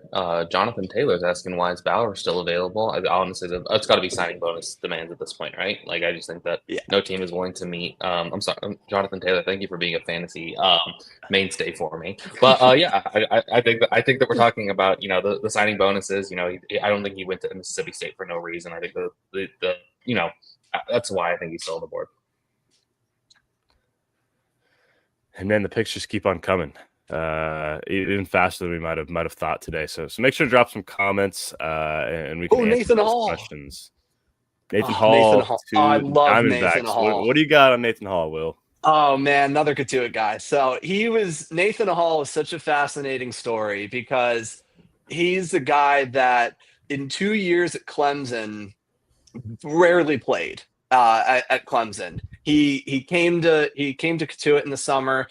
And he took 1 round of batting practice, and I kid you guys not, I saw him take 1 round of BP, and I wondered how on earth he was not playing at Clemson, because this is a guy that is a line drive machine, and he had an awesome summer. He's a big body, he's strong. He can play wherever he can play any outfield position. And he's a guy, he's just a straight line drive hitter. The exit velos are really good. He really had a breakout year at South Carolina, which was otherwise a disappointing season for the Gamecocks, of course. But Nathan Hall is a guy I absolutely love. Plus makeup, and a great body too. And I think he's a guy that's going to really take off in pro ball. I think Arizona's had a nice draft. We're seeing a lot of fun names come off the board pretty fast here. Just a lot of guys that we've been talking about a lot through the cycle, because despite how cool, the day 1 guys are, I think that you really win and lose the draft. And, round 2 to 7 is like where you get all your value from, right? So like, even like the Rays drafting a guy like James Quinn Irons is just a really fun pick that I think adds to a really fun draft from them. And we see the teams who have been having good drafts so far in day 1 continue to have good drafts, like Minnesota Twins taking Matt Barr. The Twins are one of my favorite teams on day 1, and they're continuing to just get the guys that I like the most. So maybe it's just a me thing, but a lot of pitching. Yeah, right. Matt, have you noticed any teams that really stuck out to you in the last day as far as their draft class goes? The array of bats the Orioles grabbed in the first round. I mean, I know they're a little averse to taking pitching. They'll never do it, I guess, and they had that many picks up high. But I think Slater DeBrun has a lot of upside in this draft. I really like prep guy like that. Obviously, Ike Irish Fall makes a little more sense when your team's got some money like that. And then I like the Phillies kind of doing the Gage Wood thing. Like that seems such an obvious fit. The Kate Horton rise up draft boards after a good College World Series didn't quite go as high as Horton, but Gage Wood, big fastball, big stuff. I mean, probably pretty easy decision for Dombrowski and the company to make that call. But a lot of good drafts. I mean, it's what the Athletics are doing has been incredible. I think everybody's on board with that. Devin Taylor in the second round is pretty nice for a guy that's rumored to go around pick 20 or so in the first round. It's good power for that organization there. But yeah, it's the draft is one of my favorite things to watch. I try to do it from the fantasy lens, and from the fantasy baseball side of things, it's a little bit tougher of a draft. Prep shortstops and pitching prospects. People don't like to wait on the prep shortstops too much in fantasy, so that's going to be something we have to get over real quick, especially in this draft. But no, man, I love the draft. And the stream has been great to watch. I was kind of had it on at work as much as I could last night, following it along. And thanks for getting me through the late night lull up there. So I appreciate it, guys. Absolutely. I wanna do one more I talk thing, and then I'm gonna leave, and so the smart people can resume discussion, and I'll just listen in from the sidelines. I'm kind of gonna hop off that though. The fantasy perspective, it's interesting. That dust won't settle for a while. It's interesting if you have a series of fantasy leagues. If you were to do a draft for your FYPD a week from now, very different from if you were to do it in like February or March. So that'll be something to consider. And then, Kevin Griffin, you guys just love this. This is how he just loves ball. He's texting me. He's like, Coy James just went to the Nationals. They're going to be, it's going to be a massive overslot deal. And that's that kind of thing plays into the fantasy element. When we find out these numbers, and by the way, this would be similar to Luke Dickerson last year, where the Nationals went way overslot for that to get that kid. So, if you see these overslot deals, they might not be, it's not like the NFL, which, I'm sure most people listening get it, but it's worth reminding that first, second, third round doesn't really matter as much sometimes as as where you're putting your money where your mouth is. That's how I always see it. And while we're on the name of Dickerson, so Kevin Griffin, I have directed him to, I'm like, go to the YouTube chat, because then we can pull them. We can pull these out here and put them up on the screen. But he had a couple on our studio chat saying that, Corbin Dickerson has big power to all fields, went from Louisville, and he makes, I think he probably pronounced it like that, Will. Louisville. Yeah, I was curious. I'm not sure. He didn't write it out phonetically, so. No. He says he got his best looks in Northwoods leagues this summer, and they also said that Ethan Young was 5-0 at ECU this year, 3.84 ERA in 23 appearances, big strikeout guy, 92 Ks in 70 innings. You love that kind of thing. So I just love it. Kevin Griffin, even though he's off the air, he's still like, let's talk ball. And so I had a great time here with y'all today. Thank you for having him on and me on to just kind of be some loco sidekick. I'm excited for everything, and I am a quasi Cardinals, Royals, Rangers kind of fan, so I'm excited. I don't really know too much about the Rangers of this draft, so actually, I like what the Royals are doing. I like what the Cardinals are doing. As I leave, and I will leave and just listen to this answer, I'm interested. Does anyone have any opinion on the Texas Rangers and their draft? Because their future's kind of weird right now. They went from looking all up, and now it's like, okay, well, what's going on with Young? What's going on? Is Carter's is he back? Is he going to get hurt again? Is he going to have a career? Is he going to be an all-star? There's so many outcomes here. Is Adolis Garcia good at baseball? I don't know. So I'll leave it with that, and thank y'all, and have a great time. Thanks, Doc. Yeah. So I like the Texas Rangers draft because they went Fiend, Russell, and Josh Owens yesterday. Have not picked yet today. Actually, my draft might not be updated, so they might have picked today. Yeah, they have McConaughey and one of the better relievers in the draft in Penn Apples. So nice. Yeah, so I actually I'm happy with the draft. I think it's probably somewhere in the middle of the pack. I think Fiend was a good pick at 12, but you definitely had to pay up, and it could be considered a slight reach depending on what you think of Fiend. I'm an AJ Russell guy, and I think Josh Owens is a good fit there too.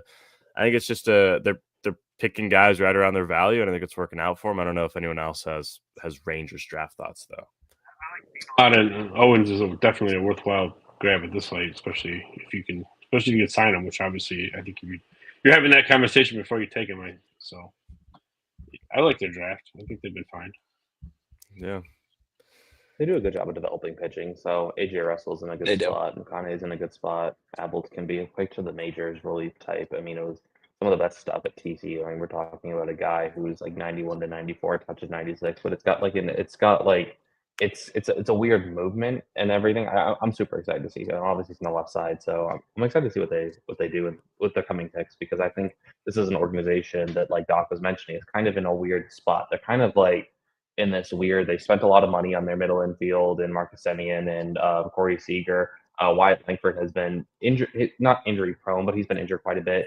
What is Evan Carter going to be? So this draft, they need to start getting consistently awesome, and hit some picks in later in the draft if they're going to continue to be a competitive team in an American League West that is kind of up in the air in the future. Owens he's going to hit, right? I mean, it says two-way player as drafted, but I was going to ask that. Yes. I'm pretty sure he will hit. That's my impression, right? Yeah. Yeah, he's got a big arm. But Owens he's just a good fit. I don't know. He just screams Ranger to me. But a couple more interesting picks coming through. Ty Harvey to the Padres, who had just saved a little bit of money going Michael Selena. So able to get a guy for Ty Harvey, probably a little bit over slot there. Gabe Craig goes to the Phillies. I think that's a fun pick there. Pitcher from Baylor. Anyone else standing out to you, Will, who's been picked lately? Yeah, I want to go back to I want to go back to Miami a little bit earlier in this first round. Chris Arroyo from Virginia. He's a guy. He was a JUCO guy that or before going to UVA. He was a two-way guy. He's going to hit though. But he's pretty solid on the bump. A left-handed pitcher, can get into the mid 90s, and he can really hit. He's a power hitting first baseman. As well. So Arroyo is a guy that I'm definitely high on. I like the Red Sox pick of Christian Fauch from Arkansas because I love the combo of the high 90s triple digits fastball and a nasty splitter, and Christian Fauch is exactly that. So I'm a big fan of that pick, and Nate, for your Mariners, I know I mentioned it before. I really dig the Corbin Dickerson. I'm surprised he was still here today, and I think he's a guy that I think that has a high ceiling, and I'm excited for that fit. Yeah, man, I'm looking forward to it. Just a really good interview at the draft. I was really impressed with him and his teammate Devin Taylor. I'm coordinating some guests right now, fellas. So if you want to take over the hosting duties, Will, I got some business over here. Sure. So at least at this point, and the Dodgers just took a guy that I've seen quite a bit of this spring. That's Davion Hickson from Rice. Not too far, about 5 minutes down the road from me. But yeah, Davion Hickson, he's a guy that he's a gamer, right-handed pitcher. He was a guy that threw a couple complete game shutouts this year, up near 120, 130 pitches. The fastball certainly plays as well with a solid breaking ball. Command's still developing a little bit, but I think the Dodgers, I'm fascinated with that fit as well. But that is the end of round 5. I guess Switz, is there anybody round 5 wise that really stood out to you, or a fit that you like? To me, it's the Brewers yet again. They're going with Sean Epscope from Princeton. He kind of reminds me a little bit of Ryan Pachard a couple years ago, coming out of Niagara. It's a guy with 2 really good breaking balls. His curveball gets up to 3,000 RPMs in the low 80s. He got real buzzy back in the spring. However, he got real buzzy back in the spring with Princeton because they took on, I think it was Florida State, I believe. It may have been Clemson, and he got like 5 or 6 punch outs against them and a really good start.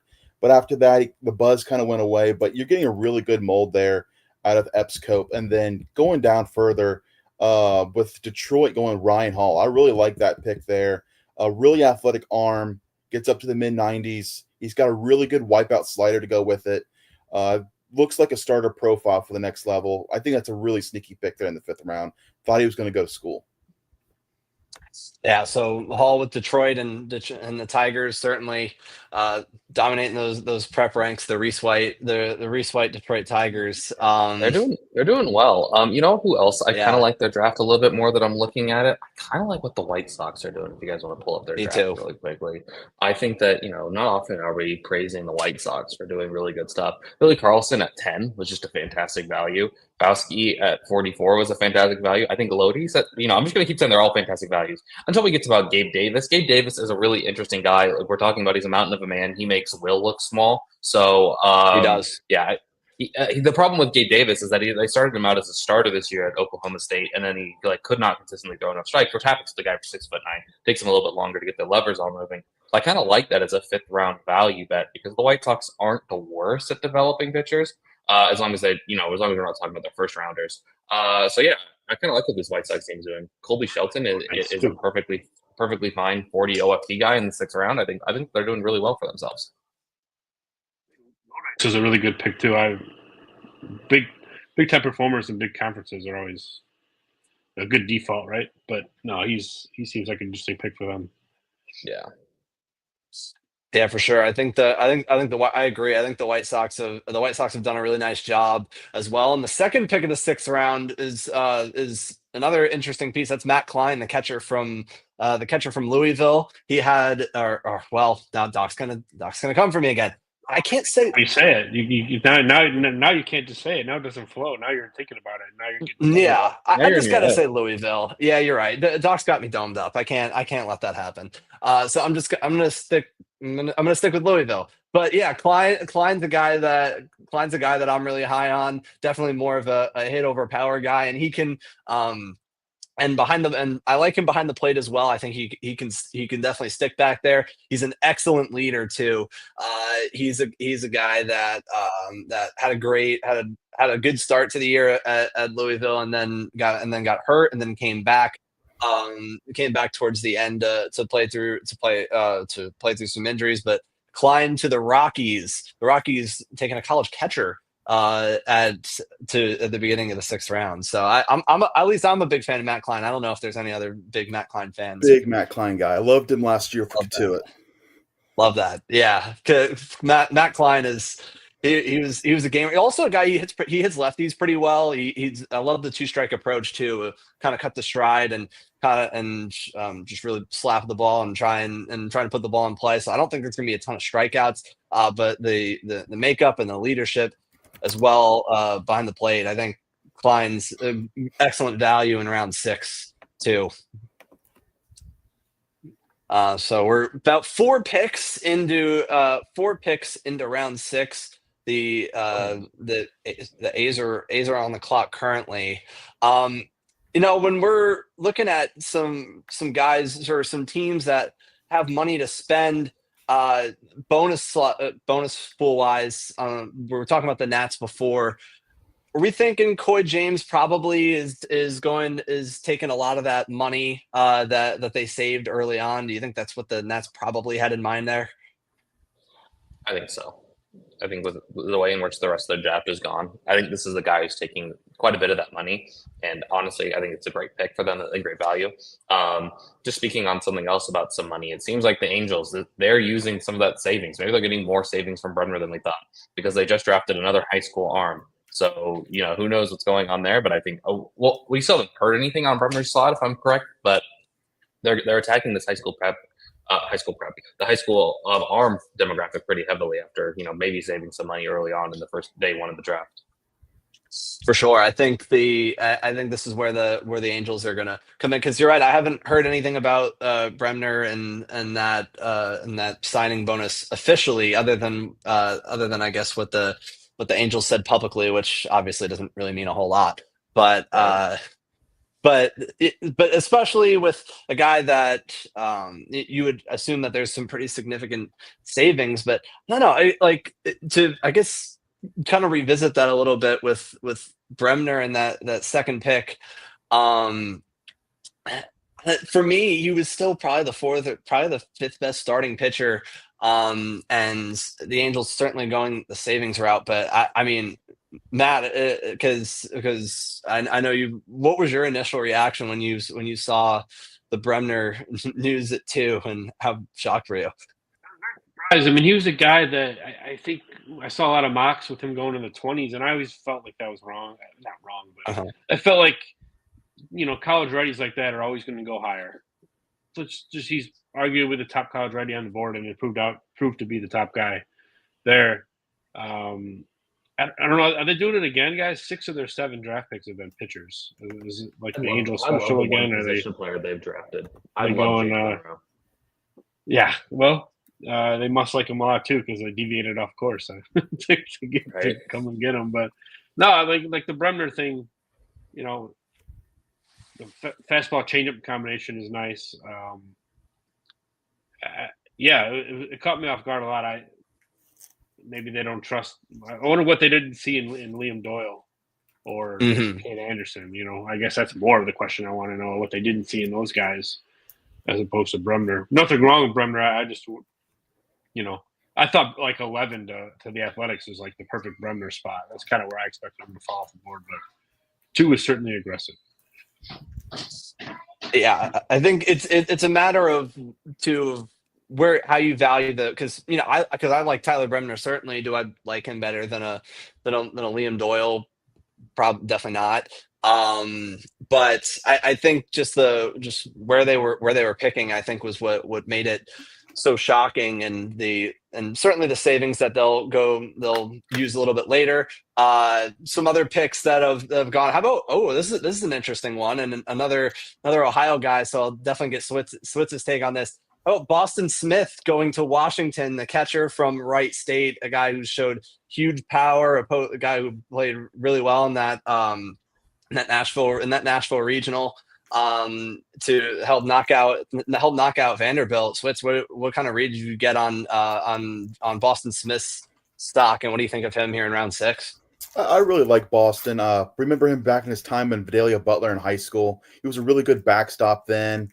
He committed to Cincinnati, got stuck in a catcher's battle there, kind of lost his spot there. So he ended up going up north to Wright State. And there he was just straight team player. He played all over the diamond. He did a little bit of shortstop, a little bit of third base, a little bit of left field.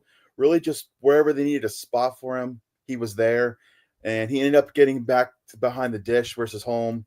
And really the spring, the power really got more into the bat. And I think this is a really good play for Washington here. I would have took him last year in the draft when he was at shortstop. I think he was really good there too. So him here, I think it's good value. Kind of seeing where Washington's gone a lot of preps lately. This is probably going to be an underslot move, but I think this is a very solid pick for them. Especially, I'm so sorry. I thought there was a pause. No, you're good. I like Jack Anchor to the Pirates there. I feel like I'm just riding for my Pirates guy. But no, honestly, when I went to go see Bremner in the beginning of the season, there was a lot of scouts that I thought were going to be there, and I heard that they were all went to go see Jack Anchor. I mean, it's a really good curveball, really good fastball, throws a ton of strikes. I think that this is a guy who might be going a little bit under the radar because of the school that he played for. Yeah, for sure. I think, and the Pirates have certainly done a good job loading up on pitchers in this draft, and of course leading off with Hernandez, but I guess Eric Snow as well is an interesting pick for Toronto. Shortstop from Auburn, originally started at South Florida as well. So Jack Wheeler, Rangers just went prep third baseman Jack Wheeler from Morris High School in Illinois. The Reds right before taking Braden Osbolt, right-hander that saw some time in the Cape from Kennesaw State as well. So we're trucking along here in the middle of round 6. At least with, is there? I guess Switz, when you're looking at some of the get out of here. some of the prep guys that we expected to, some of the top guys that we saw coming into today, that it was going to be early, that it was going to have to be early, or they were probably heading to campus. Are there any guys at the top of your mind that you see that you thought would have to go early that haven't gone, that you think we're probably at a point in the middle of round 6 where we're heading to school? I think kind of like off stream, we were talking last night. Matthew Fisher, I really thought that dude was going to be a second-round arm. For some reason, those top Indiana guys, the Hoosiers have a strong stranglehold on keeping those guys to go to Bloomington. So I'm really surprised he's going to probably head to school. Kind of looking down the list here, Braden Jaska, the catcher from Irvington High School, I thought he was going to end up being drafted sometime in that same range as well. That didn't happen. So he's probably going to head there as well. I think kind of slightly pivoting here, kind of to the college side, seeing Dan Dickinson still on the board is wild to me. So that's somebody I'm kind of keeping an eye on right now, but not to kind of get too far ahead here, kind of looking back at this round we're currently at, kind of tying in what we had before with the Angels. Luke LaCourse getting drafted there, the high school arm from Michigan. That dude was a big data darling arm on the showcase circuit. Over the winter for Super 60, he really dazzled with his slider. It's low 80s, got up to 3,500 spin. I think he got over 20 inches of induced vertical break as well. A lot of people like the data on him, and it really showed in the spring as well. His fastball, low 90s, but it gets up to 2,600 spin. So he's a guy that I'm interested in seeing what the Angels are going to do. Their player development has some questions to it. A lot of them like the high college route. So them taking a high schooler here, interested in seeing how they're going to mold them together. Let's get to some questions here that are in the chat because I want to make sure that we're let's go to Brady Anderson Sideburns. Great name, by the way. Thoughts on the Nats draft so far? I feel like we touched on it a little bit, but let's all go through I'll start with you, Will. Yeah, I think that I'm a big fan of the Eli Willits. I'm a big fan of the Eli Willits pick at 1. I think that was I think he's a guy who's 17 and a half, and a lot of people had him as their best players in the draft. I think so. I'm a big fan of where they went. I like the Boston Smith pick here in round 6. I like the Coy James pick as well. Landon Harmon, the Mr. Griffin certainly talked about as well. Petrie, I'm not the biggest fan of. They did draft Ethan Petrie as an outfielder, which is kind of interesting. I more see first base there, but yeah, I'm going with I think the Nats have had a pretty solid draft so far, and if anything, when you look in their system, they don't have. They certainly lack a lot of power through a lot of their prospects, and certainly with the big league team outside of James Wood, of course. Was it you that showed me that tweet that of the players that they drafted, they have the least amount of home runs? Because Baseball America. While you find that, let's give Matt and Swit some time on the Nats draft class because that was a crazy tweet. Class. I mean, I'm really nothing to add on. A lot of the guys. I mean, Landon Harmon and what is it? Sime? How do you pronounce that? Is this Sime or Sime? Sime. I know he has a big arm, so yeah, it's just going to come down to obviously Eli Willits, but the 2 prep arms they took with their 3rd and 4th pick. I'm really interested to see how they develop. Nationals low-key need a lot of talent in their system. It's kind of top-heavy system, and so they can use it. Yeah, for Washington, I really like their draft so far. Petrie to me is just a cup of tea situation. You like him or you don't. More for me, I had him a 3rd-round talent, but looks like they really liked him, so they reached for him at the 2nd round. But kind of going back to your tweet there, if they're looking for home runs, I think Petrie's kind of the guy. That's the real selling point there. It's the power. He's going to hit home runs or he's going to strike out a lot. So that's where I think you're really looking there with Petrie. But overall, I really like the draft. Coy James was one of my dark horse favorites. He had a so-so kind of a downer summer last year, but he made up for it big this year in the spring, and I think he shot up real high. He had some comp round feel late in stages, but he falls here to round 5, and I personally think Washington's going to probably have to pay him big money to get him to their complex. So the savings they got from Willis, it's probably going to go here for Coy. Okay, on to our next question here. We have what are your thoughts on the Brewers draft class? How do you feel about the Brewers draft class by Major Sports Highlights? What do you think they need to do at the trade deadline? So let's start with Swits here first. So we'll go in reverse order. I think when you look at the Brewers draft class here, it's kind of the same thing they did last year. They love chasing spin. They love chasing metrics, and that's what I kind of see here. They're going arm heavy outside of the first 2 picks. Fisher, I think, was one of the best bats in the country this year in college level. And I think they could have got a really good steal there and a cornerstone third baseman for him, which I'm kind of interested in seeing them put him third base. When they announced him, he played a lot of first for Knoxville this year, so interested in seeing where he'll end up. But I think he's going to be a middle of the order bat you're going to see for the Brew Crew. What about you, Matt?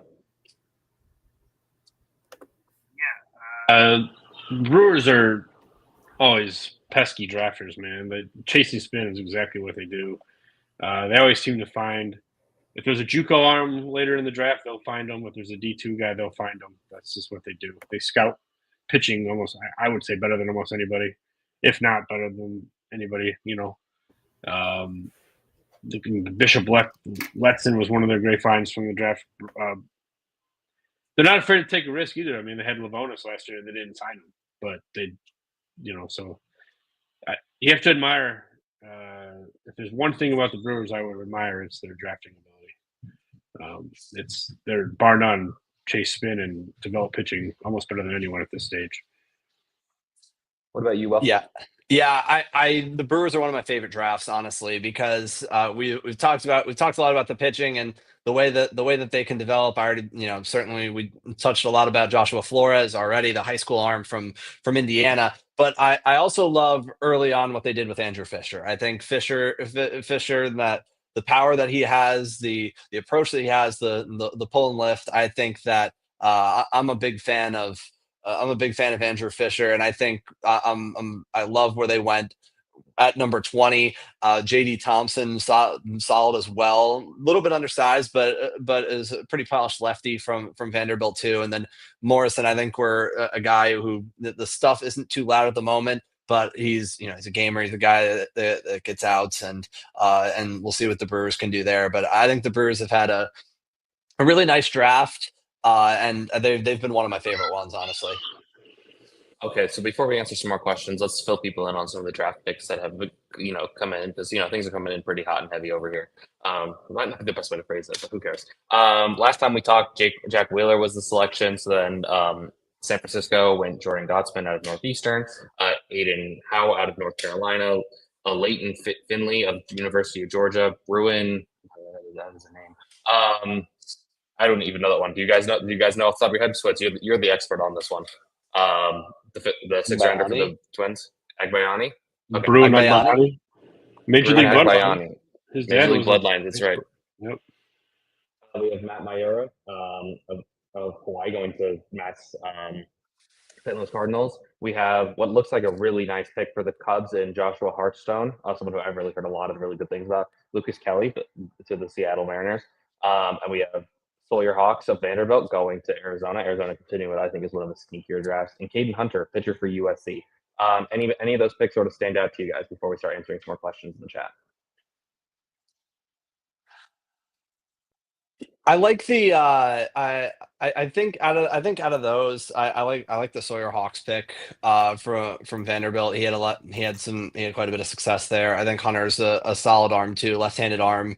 That Baltimore got. I think those are both two of the solid college arms on that end. But I know, and as we speak, we certainly mentioned this. The Brewers, I mentioned that really like this draft. There goes Daniel Dickinson in the 6th round. So I cannot believe Dickinson was still there. But that's but as you mentioned, Switz. But I think another excellent pick from the Brewers, even if they have to spend some money in round 6.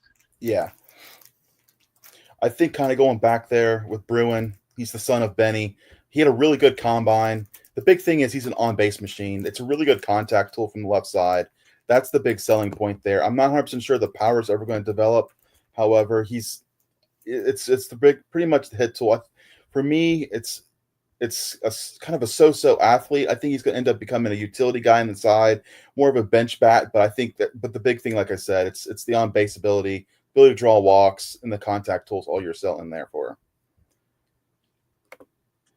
And kind of looking at the pick after that, Matthew Mira, he's a guy that popped up to me late out of Hawaii. I think if you took a blind test between him and Kane Kepley, I think a lot of people would fail that test because a lot of them, because they pretty much have the same numbers across the board and pretty much do the same thing. It's hit and draw walks. So with Mira, I think St. Louis is getting an underslot guy that is going to find ways to get on base at a high level. Go back to the chat here really quickly. How do you guys think the Mets are doing?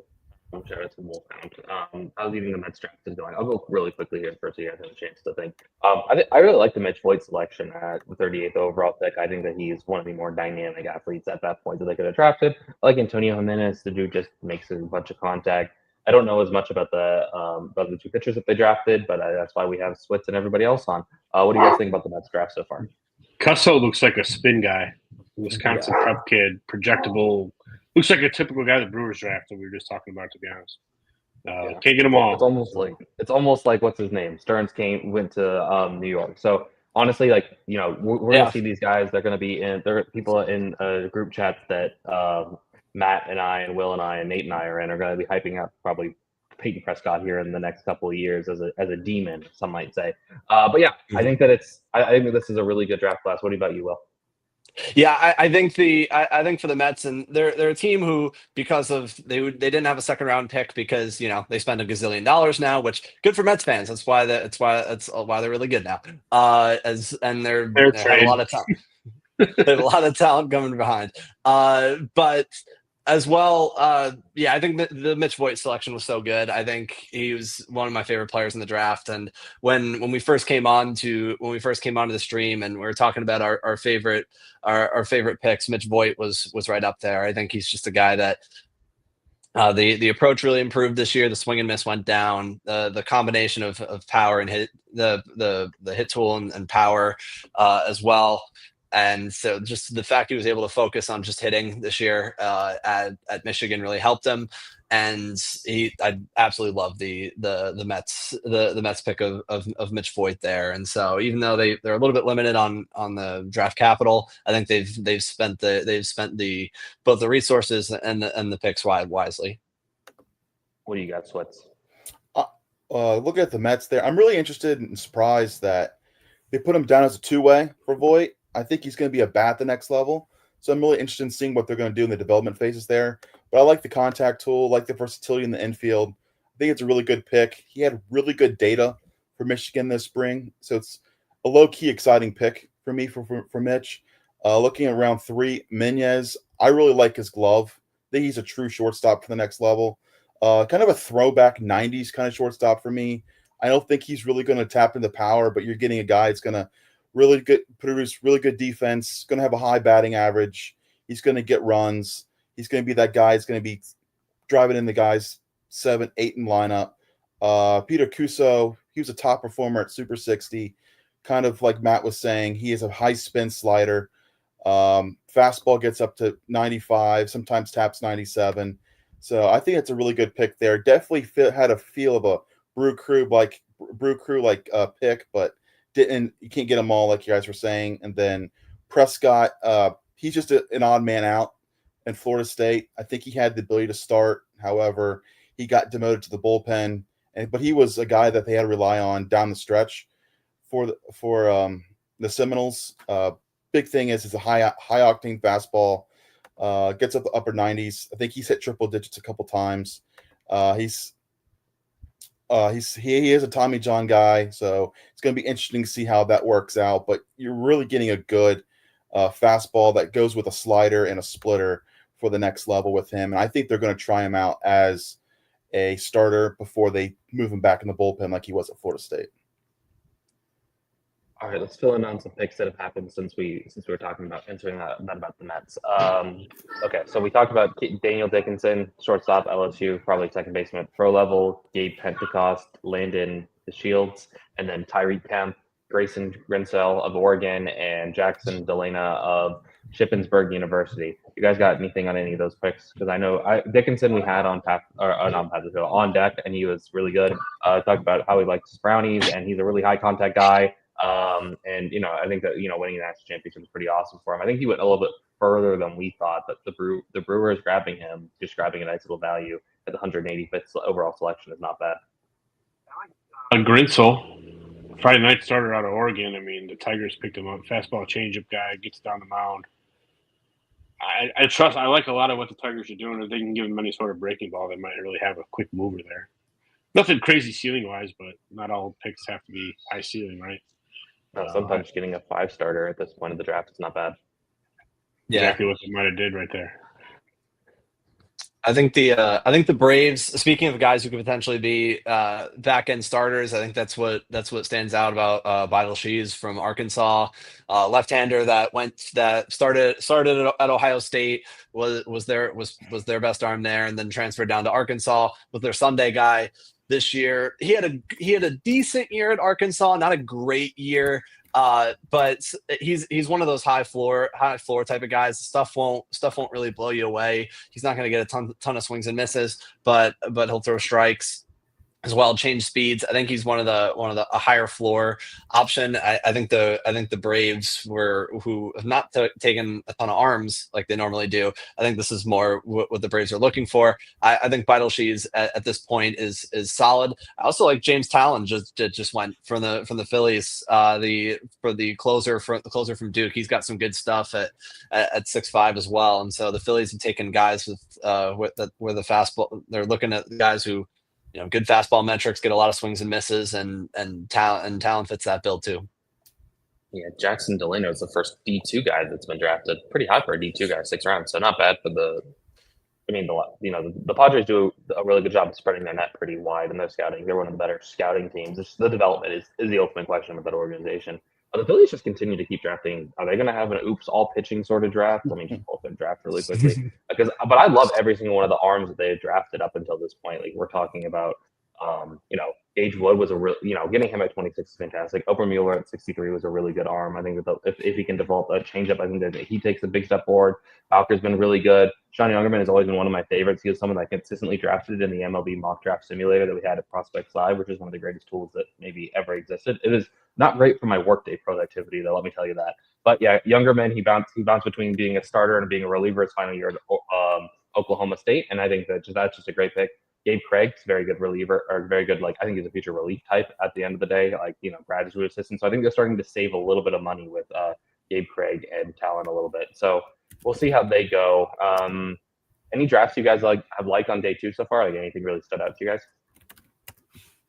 Well, you mentioned the Phillies, Reese, and I guess with their draft in general, I like a lot of the arms that they took.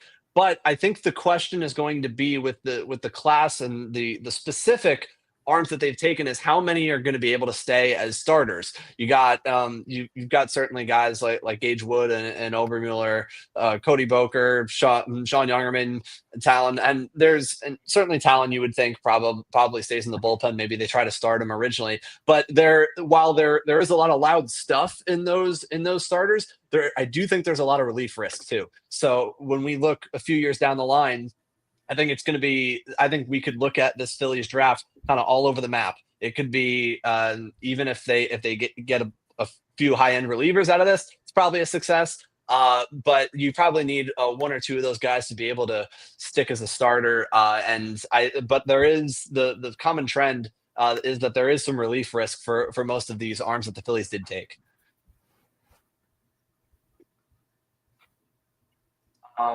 Sorry, Drew just texted me. He wants me to shout out that he really likes what they're doing. Not that that's surprising anybody. They got. Go ahead, Matt. I'm sorry. I'm joking. Let's see. Fill it, people. Reese, you want the home run? You want the home run stat? I got it. Yes, I would love the home run stat. All right, so. Then Baseball America put this out. The stat is one of the most staggering things I think I've ever heard. So no team. So it's about the Washington Nationals and their lack of power in their system. So no team has produced fewer home runs from drafted hitters since 2015. They have 68 home runs among their drafted hitters since 2015. The second worst in the league in that category is the Pirates, which is not terribly surprising, but they have 132. that is how big the gap is between the Nationals lack of power in their system and everyone else. Because the Pirates are second to last at 132, and also in the BA tweet, if anyone's curious of who leads baseball during that stretch from their draft picks with home runs, it is the Houston Astros who do it as a good job of developing their own position players as any organization. But shortstops and move them around the diamond, turn them into utility men, and develop pull side power. That's the Astros. That's true. But yeah, I think that's great. And so obviously Willits doesn't. That's why part of me was thinking that Holiday was going to be the direction they were going to go. But when you're 1-1, you take the guy that you fit, you take your guy that you feel the best about, and clearly that was Willits. So I think the Nats tried to address it. They're trying to get some power in their system, but yeah, the gap between them and everyone else in that is staggering. It's crazy. I couldn't believe it when I saw it, and I had to send it immediately to recent Nate. That's the Ethan Petrie pick. Hence the Petrie. He's gonna fix all of their power. Oh, yes. It. he's the savior of that. Are we in the middle of one of the breaks? No. Okay, wait. It's round 4. There's a 10-minute break between round 6 and 7. So between right now. So basically, I'll fill you guys in on some picks. James Talon was the pick from Duke to Phillies. Nelson Kaijo of Oregon State, I feel like I'm butchering his name. Nathan Hall, University of Central Missouri. Rory Fox, Notre Dame, to the New York Yankees, and Mason Legenza for the Los Angeles Dodgers. Do you guys have anything on those? I know you, Switz, you plugged in about as much as anybody I know. And after that, we'll bring in our next guest. I think when you look at the Dodgers with Leginza, that's a really good fit for him. He's a lanky dude. He does have a heavy barrel, but dude has loud upside. When you watch his BP, it's unreal. He blasts it all over the ballpark. He was a big riser at area code games last summer. He came back around in January with an area code MLK tournament and had another really good outing on the West Coast. And he's going to be a guy that I think is going to be able to hold probably center field for the next level. A lot of people compare him to Will Gasparino, who used to be at Texas. He's also, which funny enough, Mason here is also a Texas commit. So I think it'd be interesting to see if you're going to see a little bit of bidding war between Texas and the Dodgers. But if the Dodgers drafted him here, I think they're pretty comfortable and be able to sign him. I couldn't have said it any better myself. And we're going to add our next guest onto the stage. Everyone should know him. He's Chris Clegg. Hey, Chris, how's it going, man? Hey, how's everybody doing? Thanks for having me on. Fantastic. So, okay, we're through 6 rounds of this. Who's been your favorite draft so far, Chris? Man, today has flown by. So trying to keep up with everything that's happened today has been a challenge. I just went and ate lunch, so I missed a little bit of the 5th and 6th round, but I really liked what the Athletics had put together yesterday, and then obviously they came out today and get Gavin Turley, who has plenty of upside. You know, you certainly like that if all clicks, and then adding Zane Taylor from UNCW, interesting arm there. Where I really like what they pieced together as well. Obviously, yesterday you had Baltimore with a ton of picks and a ton of money, so was really curious with how they would kind of fare and what they would do. They predominantly go the college route, and that's what we saw. 3 straight college picks before they took Slater DeBrun with the 37th pick, and they've kind of kept that theme of college guys going down, and so that's been kind of fascinating to follow. Maybe it sounds biased because I grew up a Braves fan, but I like what Atlanta's done today, getting Briggs McKenzie. They saved a little money yesterday, I think, with that Cody Miller pick, and Connor Essenberg, who they announced as an outfielder. I know he wants to hit at the next level, but really talented arm as well. So, what they've been able to do so far on day 2 has looked pretty good. And Dixon Williams of ECU, pretty solid bat as well. So, those are just a couple that have kind of caught my eye just early in today's rounds. But it's just trying to catch up on the last 2 rounds at this point. It's been flying by, which you have to do when we're talking about as many rounds as they're covering today. Right.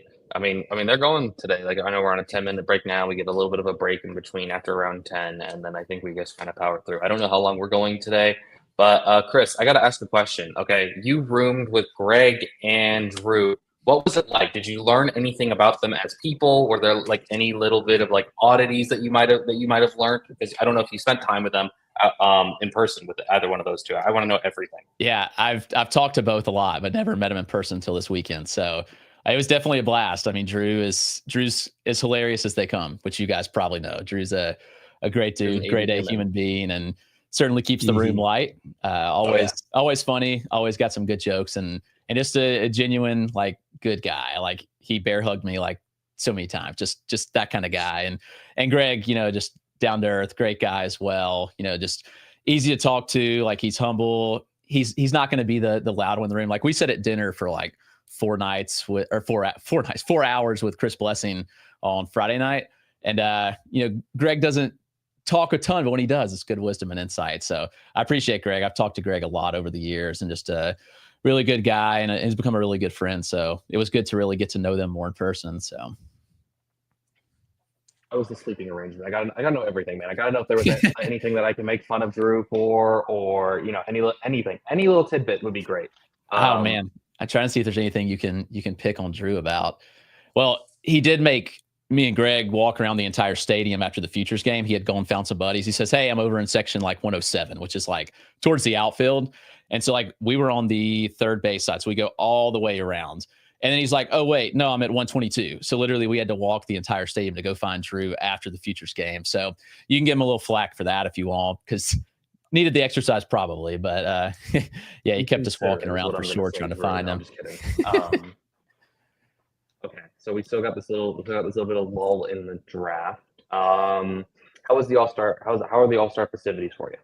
It's good. Yeah, it was a blast to get down there. Obviously, I'm not too far from Atlanta, so able to drive down pretty easily, and stayed a couple days, and just had a blast, just kind of being around everything. And it's the first time I've attended a All-Star weekend, so it was cool to see just kind of everything, all the fans out there. And the Futures game was a blast. It wasn't as electric as you hoped, but there were some big moments as well. Like the Day Paula home run off Noah Schultz was fantastic. And, there was JJ Weatherholt looked phenomenal. Kevin McGonigal, I've seen him several times, but just the barrel control, you just keep seeing it time and time again. It's just so elite. And, it's just fascinating. Kind of going down to 7 innings has made some interesting things happen. I think you saw it with the pitchers in the game, how, you see Savage get one batter, and then, they have to play the bottom of the 7th to get the last 2 AL pitchers in that had not pitched. So, it was fine. There's some frustrations with kind of how it's run, but overall, it was a great day. All the festivities were great.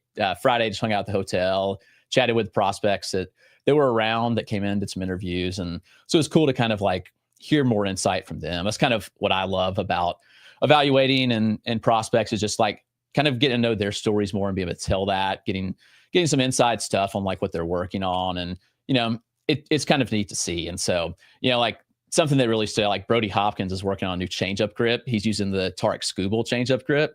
And we're like, "Oh, you work out with Skubal?" He's like, "No, I just watched it on YouTube, figured I'd try it." And so like he's going with that now. So, Hopkins is electric if the command sticks. So he's a fun one. But there are a lot of just really good guys just to chat with there. And so just really get to know some of the players a little bit more too. MLB would. Chris, thanks for coming on, but you're one of the best people in the space. I appreciate it. With you earlier, so appreciate you coming on. But like, I wish the Futures game was more of a standalone event. Yeah, like you're putting it on in the middle of a Saturday afternoon when there's a full slate of games, and the Braves are playing at the time, and people are bagging about attendance. And like Braves fans are diehard. They're trying to watch they're playing in St. Louis, but there's a game in Atlanta, and like. Put it on Saturday night, even if you have to do it on a streaming service. Put it on as a standalone thing. Like, it's minimal effort, it feels like, and it sucks because the players are very amped to be there. Like, it's a good event for them, a good exposure, and it's and I can rant about this all day, but you know what I mean. It's frustrating, and I know people were knocking the attendance, and like they tie it in with the celebrity softball game, but like. Even you look at that group of people, and like if you want people to come for the celebrity softball game, like there wasn't a lot of like big names. It was like would You be can't a have a draw. John Boy guy on there for people to get interested in, right? Like, no shots at John Boy or anything. Yeah, I mean, I'm gonna go look at that roster for the summer game. I bet you there's 3 people I know. Yeah, I'm not very into with any of that. So, like, of all the people that are like based out of Atlanta, like I feel like you could have got some like big names to come in, but like even like some of the rappers that people would recognize, you know. But like I think Quavo was like one of the only, and I don't like really listen to rap, but like that was one of the few names that I actually like recognize. So like if you want to tie it together, like at least make it attractive on one end or the other. So that's, yeah, I don't know. I mean, there's definitely frustrations with how the futures game is run. The solution, you know, it's hard. I don't know. I think the standalone idea would make sense, and making it a premier thing, because like you said, there's a full slate of minor league games still going on. There's a full slate of major league games going on. And like, what do you do? Like, how do you draw a crowd? I mean, you can get in so cheap. So it's not like it's an issue of money, because I saw tickets going like $6. So, and that was for the futures and the softball game. So it's not an issue with that. It's just how they put it on and produce it, which is, can be frustrating, because you're right. The players all amped to be there. It's a big event for them. It's their showcase. And yet, like, I feel like MLB just doesn't put their best foot forward with it. I echo everything you're saying, but I am going to pop off. Thanks, guys, for having me. Yeah. I'll come on Good later seeing on. Matt. You too, man. I'm sure I'll see you out in Arizona. Yeah, absolutely. But I'm going to pop off. You guys are in good hands. My son Will and Nate's back in. So and obviously you got Reese and Switz and Clegg. All the knowledge you could possibly want. But I'm going to pop off. I'll be back on later. I got some kids to wrangle up. But keep on keeping on. I'll be following on. Thank you, guys. All right. See you, Dad. he's got to wrangle in my siblings. My siblings, man, they just acting up. Oh, man. Chris, I have a question for you about the draft specifically, and the way that the top 3 ended up shaking out with Willits going 1. I know it seemed that pretty much every mock had either Cade Anderson or Ethan Holloway going to the Nats at 1. Ended up being Willits, and then of course the Bremner pick at 2. I'm still waiting to see how much money the Angels ended up saving, probably quite a bit. Just what are your general takeaways from how those top 3 went? Yeah, I mean, it was surprising for sure. I think that it felt like you were right. It felt like it was going to be Anderson or Holiday at 1-1. There was kind of that smoke that Willits could go there. I have Willits number 1 on my board, so I like the pick, obviously, for the Nats. And, you know, I think that it's kind of set up the rest of their draft. So, you know, it makes sense for them to do. Bremner was kind of a shock at 2, but against the Angels. So we kind of were like hinted at Liam Doyle for a while. And then Bremner was the wild card. And especially with Cade Anderson on the board, you know, that was the logical move, in my opinion, if they're going that pitcher route. And we know they like to get guys that they can push aggressively and quickly. And Bremner being a local, maybe it's a comfortability thing where they can just kind of let him go, push him, and it wouldn't be shocking if, you know, we see him in the bigs early next season. And who knows, maybe this year. I wouldn't completely write that off given the Angels. So obviously, like, what we had thought was kind of chalky at the top didn't happen. And then the Mariners get Cade Anderson falling in their lap, which you can't ask for much more. I think Seattle was in the perfect spot. You know, they were kind of rumored to take Seth Hernandez, is what I was hearing. And then obviously when you're in the spot where the potential top 2 guys didn't go where you thought they would, then, you know, Cade Anderson makes so much sense for that org that's had such a great track record of developing arms, where it kind of fits their window, you know, versus a high school arm. And obviously, like, this is a very talented system. They should be good for the future. But Cade Anderson is such a high floor. He feels like somebody that you can move quickly, and feels like he could be in that rotation, you know, at some point, you know, early next year if they want to go that route, if not like mid-season. So, yeah, I think it was just a dream start for Seattle getting Cade there. Yeah. And so it worked out great. It was definitely surprising as it came in, but yeah, I think it was certainly fun to see. And, you know, in one of the most unpredictable drafts where there was no consensus at the top, like, you expected craziness and we got it. The Angels drafted another pitcher, guys. The 7th round has officially started up. Anthony DePino, University of Rhode Island senior. Smallstead. Yeah, and then we have Antonio. I don't even know. My brain's not even working right now. Jean, pitcher out of Houston. Jake Clemente, pitcher from Florida, going to Miami. So Miami's not going in the prep ranks at all. And then, like I mentioned, the Angels are going, all pitchers except for one. So, I mean, so far the 7th rounder, it's been, not a lot of picks. But so, Chris, I know you do a lot of the stuff on the fantasy side. Right now, who would you say is the number one? Ooh, Logan Suave got picked. I love that pick. I think the A's are having a fantastic draft, by the way. They're having a great day. They're having a fantastic day. Chris, who is your favorite player for this first-year player draft? I know the draft is just happening right now, and you're more than welcome to change your mind. As you do more research and everything like that. But who's your favorite player? It doesn't have to necessarily be the best player, but like favorite player to draft in FYPDs coming up. Yeah, and it's tough because like when you look at a dynasty league or fantasy perspective, waiting on players is tough. But I end up having Eli Willits at the top there as well. I think just the well-rounded skill set is just so intriguing. And I get it, he's young. It's going to be a while till we see him in the majors. But it does feel like the type of player that could move quickly, just given the upside and the floor, his ability to hit, just the glove, all those things and the combination of skills.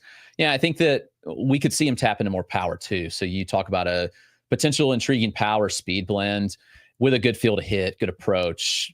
I just like Willits as the most well-rounded player for fantasy. And I think that as he continues to develop, like we'll see that power come more and more. I kind of look at him in a similar way that I looked at to Kevin McGonigal several years ago and how he's developed. Obviously, McGonigal, like much more present power. Obviously, he's older as well, but McGonigal's had several 112 this year, like batted ball events. So like he's grown into that power. And Willits is obviously a little taller. He's got a little more speed. So, McGonigal's evolved into one of the best prospects in the game. And I could kind of see that same path for Willits. So for fantasy, like I still landed on Willits there, even though it's tough. Like it feels like a big tier at the top. And I really just had no clue. You could go whichever way you kind of want or feel. Like if you like pitchers, you could go with Cade Anderson, who's probably the safer of the arms, or even Seth Hernandez with the upside. There's so many ways you could go for an FYPD, but for me, it was still Willits at the top, even from a fantasy lens. Yeah. Okay. So let's Wait, do you got any thoughts on these guys being drafted in the 7th round? I know we just had a few more guys go off the ground: Logan Suave, Julian Tongi, and then Dylan Wise. Really like, kind of piggyback on what you said. Really like the Logan Suave pick. I like the hit tool. He did really well for West Virginia this year. Kind of going back to Miami with Jake Clemente. Really like that. I liked what I saw with him last summer on the Cape. Really thought he was going to carve out a role for Florida Gators this year in the rotation. However, they ended up using him in the reliever, and he got quality innings out of the bullpen for them. Yeah, and I also really like. I'm a big fan of. I'm a big fan of Antoine Jean to the Rockies. He's a guy that one of the best relievers. Probably, I think he won Big 12 Pitcher of the Year. If not, he was definitely the best reliever in the Big 12. He had an awesome year. Got to watch him pitch against Arizona late in the year. The stuff is good. He can spin it, and so I mean. The Rockies pick is the Rockies pick, but I really do like him, left-hander as well, and I agree that Clemente was a nice pick. The Angels with Malstead, I mean, submarine like a subby, so that's interesting. We'll see how they work with that and see if they try and move up somewhat quick. I guess I don't know, but yeah, it's Malstead as a submarine reliever in round 7. Dylan Watts is someone I played against in JUCO, actually. He's a year younger than me. And so my sophomore year, his freshman year, we met in the JUCO playoffs, and he topped out at 100 miles per hour as a JUCO freshman in the Pacific Northwest. So pretty impressive. I don't know if anyone's ever thrown that hard in the NWAC where I come from. So that's just a funny seeing that name up there. You didn't? No, I did not throw 100, believe it or not. It's just a funny story because yeah, he's one of the best guys to come out of the Pacific Northwest JUCO ranks in a while. So cool to see him get drafted, and he has starter upside with multiple pitches out of the bullpen. He ended up going to Auburn out of JUCO, but just a little story there. And I'm actually just gonna leave. Sorry guys, my flu game run is over. The stomach flu has beaten me, so I just wanted to say bye. Feel better, man. Sorry to hear. Keep killing it, fellas. I'll be in the comments. Please be in the comments. Oh man. Well, Chris, I guess since you were at the Futures game, or actually we'll get to the Futures game in a second. Should we do the question first, Reese? Or Yeah, that was just a comment. This dude is like, what okay. the heck is going on with the Phillies and their obsession with college draftees? We've talked about it quite a few times. I really like this draft. Maybe I'm in the maybe we're in like the extreme minority here. I love the Gage Wood, Sean Youngerman, Obermueller sort of pick. I think they're doing a really good job. That's an organization that does a really good job of pitching. So I just wanted to highlight the guy's comment. Yeah, for sure. I mean, the Phillies, and as I mentioned, seeing how many of those guys are going to be able to stick as starters are really important. But Chris, when you were at the Futures game, and you talked a little bit about that experience already, a guy that is a little bit of a polarizing prospect, especially in the fantasy landscape, is George Lombard Jr. And there's very divided opinions. I know I'm a big fan. I know some of the guys, some of the on deck guys from listening are not as big as George Lombard fans. Kind of, number one, where do you stand on him from, I guess, both a real baseball and a fantasy perspective? And what did you see from him in the Futures game itself? Seemed like he had a decent day. Yeah, Lombard's so fascinating to me. I was actually lower on him last year. I had taken a trip to Florida and scouted Complex and Florida State League, and I just honestly wasn't overly impressed with Lombard and what I had seen. And then fast forward to the spring, back down in Florida, and Lombard just looks like a completely different player. He's added weight.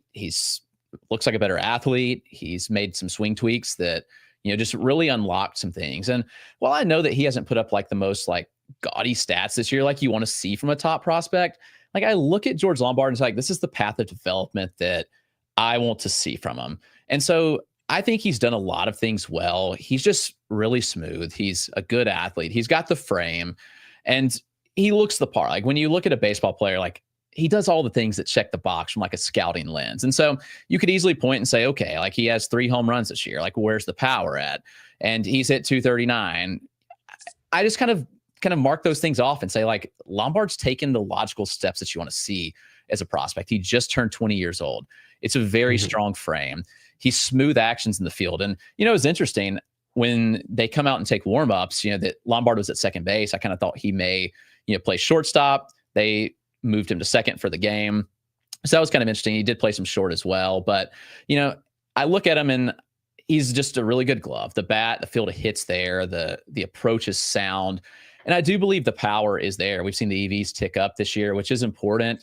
But also, like, you look at the hit tool, and I think the quality there has taken a step as well. Some of the angles have improved. He is getting to the pull side a little bit more. I know it's kind of dropped down a bit in AA, but I just think the intangibles are there for George Lombard to be like a future really good MLB player. And, maybe it's taking a bit longer for the numbers to come that people want to see and Yankees fans want to see from their top prospect. But to me, like this is a top 25 prospect in the game, just given the intangibles, the well-rounded skill set. And you just watch the way he carries himself. Like the baseball IQ is obviously quite high given the bloodlines and his family. Like he's just grown up around the game. So, Lombard's somebody I love, and I think it's just going to continue to progress and get better. I know, Reese, any Lombard thoughts? I'm a little bit lower than most. I think I view him as like the second best Yankees prospect at this point, with Carlos DeGrange sort of taking over. I think this stuff there is just undeniably disgusting. So I think I'm glad to hear that the intangibles have always been a big part with him. He's a really good athlete. I'm just starting to question about the power in game. So, Drew might be joining us. So let's try and see if we can get that on. Switz, I haven't heard from you in a while, so I wanna have you answer this question. Marlins? Question mark? Their draft class here. Here, I'll read it out for you real quick. Avia Arquette, 7th overall. Cam Canarella, 43rd overall. Brandon Compton, 46th overall. Max Williams of Florida State. I should be saying their colleges too. 78th overall. Drew Porrette, shortstop, Florida State, 108th overall. Chris Arroyo, 139th overall. Joey Volini, 168th overall, Florida State, and Jack Clemente, 198th overall out of Florida. So it seems like they've really stuck with the. There's a lot of ACC and Florida in general, guys that drafted for them. It looks like they got a lot of quick to the show bats. Not much. It's pretty much just fine tuning, and then they'd be in the show pretty much. Guys like Arquette, guys like Compton, guys like Max Williams probably be here within the next year to two. Pretty much, kind of I was saying earlier, really looks like there's come out some kind of urgency of let's try and win some games. Let's try and make the playoffs here. Let's kind of wrap up this rebuild and kind of start being competitive. What do you have any thoughts on that, Chris? Yeah, I mean, just it kind of fits the mold of their system right now, as we've seen the trades they've made over the last couple of years, and they've just got a lot of guys that are close, and it feels kind of the same here. Like in Arquette, super high floor, you can push them. Kenarella, somebody I've seen a lot. I live 20 minutes from Clemson, so somebody that I've seen a ton. And obviously, he took a step back this year. You got to wonder if it was shoulder related. Kind of getting over that, he got better as the year went on. Feel like you can push him there. Compton's upside. I like Compton a lot if he hits. So the tools are there. Fun player, and yeah, it's interesting. They've gone with like kind of like the Power 4 conference, big school type guys. Obviously, a lot of Florida State love here, and another Florida as well. So yeah, it's been I think it's a solid draft for them. It fits what they're trying to do, and honestly, like I like what the Marlins are trying to do in the development side of things. We'll see if it plays out for them, but at least they're trying to do different things. So I at least applaud them for that.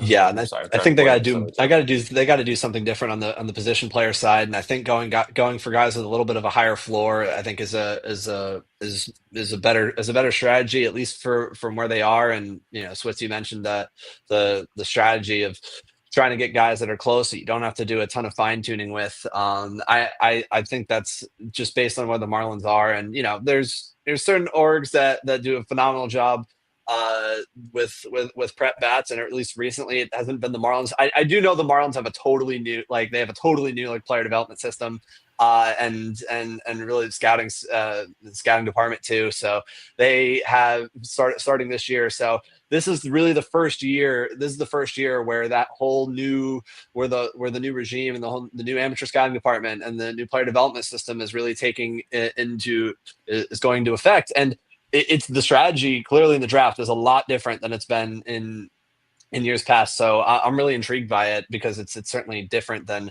a lot of the prep guys that they've prioritized early in the past. Shout out to the Marlins. They have a former prospects like they joined last year with a new regime in Florida. So shout out to Cam. One more question on the Marlins here. So we'll just wrap up the Marlins. Do you guys think they keep their guys over the deadline or another year or so before we aren't selling? So I'll answer this one. I think that they should be selling off for spare parts at this point. I think that I know that they want to be competitive, but I think that, maybe everybody but Alcantara, because he's had a kind of an up and down season, but if they can trade some relievers, get something back, maybe trade off a bat or two. I just think that they're a team that they're not close to competing right now. I honestly, with this wave of the draft class might help them out in 2 years or so, but I think that they should be selling off to try and replenish the farm system a little bit because it is a little bit barren in the upper minors, and in the lower minors there's some interesting guys, but we have to see if they can put it all together. Yeah, I think the Marlins should definitely be. I mean, they've made a lot of strides this year. There's no question. I mean, the day that Kyle Stowers had yesterday against this old team in Baltimore is just absolutely insane. And I'm man enough to admit when I was wrong coming into the year. Not a huge fan of Kyle Stowers and like his K rate of around 35%. I mean, but even cutting it down from like 35% to around like 27, 28, it makes a massive difference for a guy with the power that he has. But I do think, the Alcantara, what they're going to do with him is going to be fascinating because of where his value is now. Feel like they'll still probably get a decent return for him, but I'm not 100% sure. And they've got some guys that people will want, and a bullpen that's been solid this year as well. So I do think in such a seller's market with, I don't like the whole 7 teams from each league in the playoffs, but that's a whole other thing. I think it just kills the trade deadline and just screws up the market. But I think in a seller's market, I think the Marlins should be selling off the older veteran pieces that they can, even though they have taken some steps forward. And Clayton McCullough's done a phenomenal job in year 1 in Miami. You guys got any quick thoughts on those? And then we're gonna go through, talk about some of these seventh rounders. These seventh rounders are flying off the board. Yeah, no, I would suggest selling if I was the Marlins. Not obviously not everybody. They've got a pretty young team with a lot of control, but there are some pieces that could net them some more of those pieces they're looking for towards the future. And it would be interesting. What could Sandy net? We shall see. Value obviously down a bit, but you look at the bullpen. There's certainly some attractive pieces, like you guys said. So kind of echo y'all's sentiment as well there. Okay, let's go through the seventh rounders. Will, do you want to name off some of these seventh rounders? We stopped at around Dylan Watts.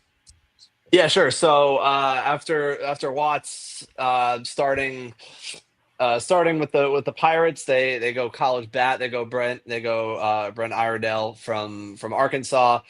Justin Henschel from Florida Gulf Coast goes to the Reds next. 205 in round 7. Paxton Kling from Penn State.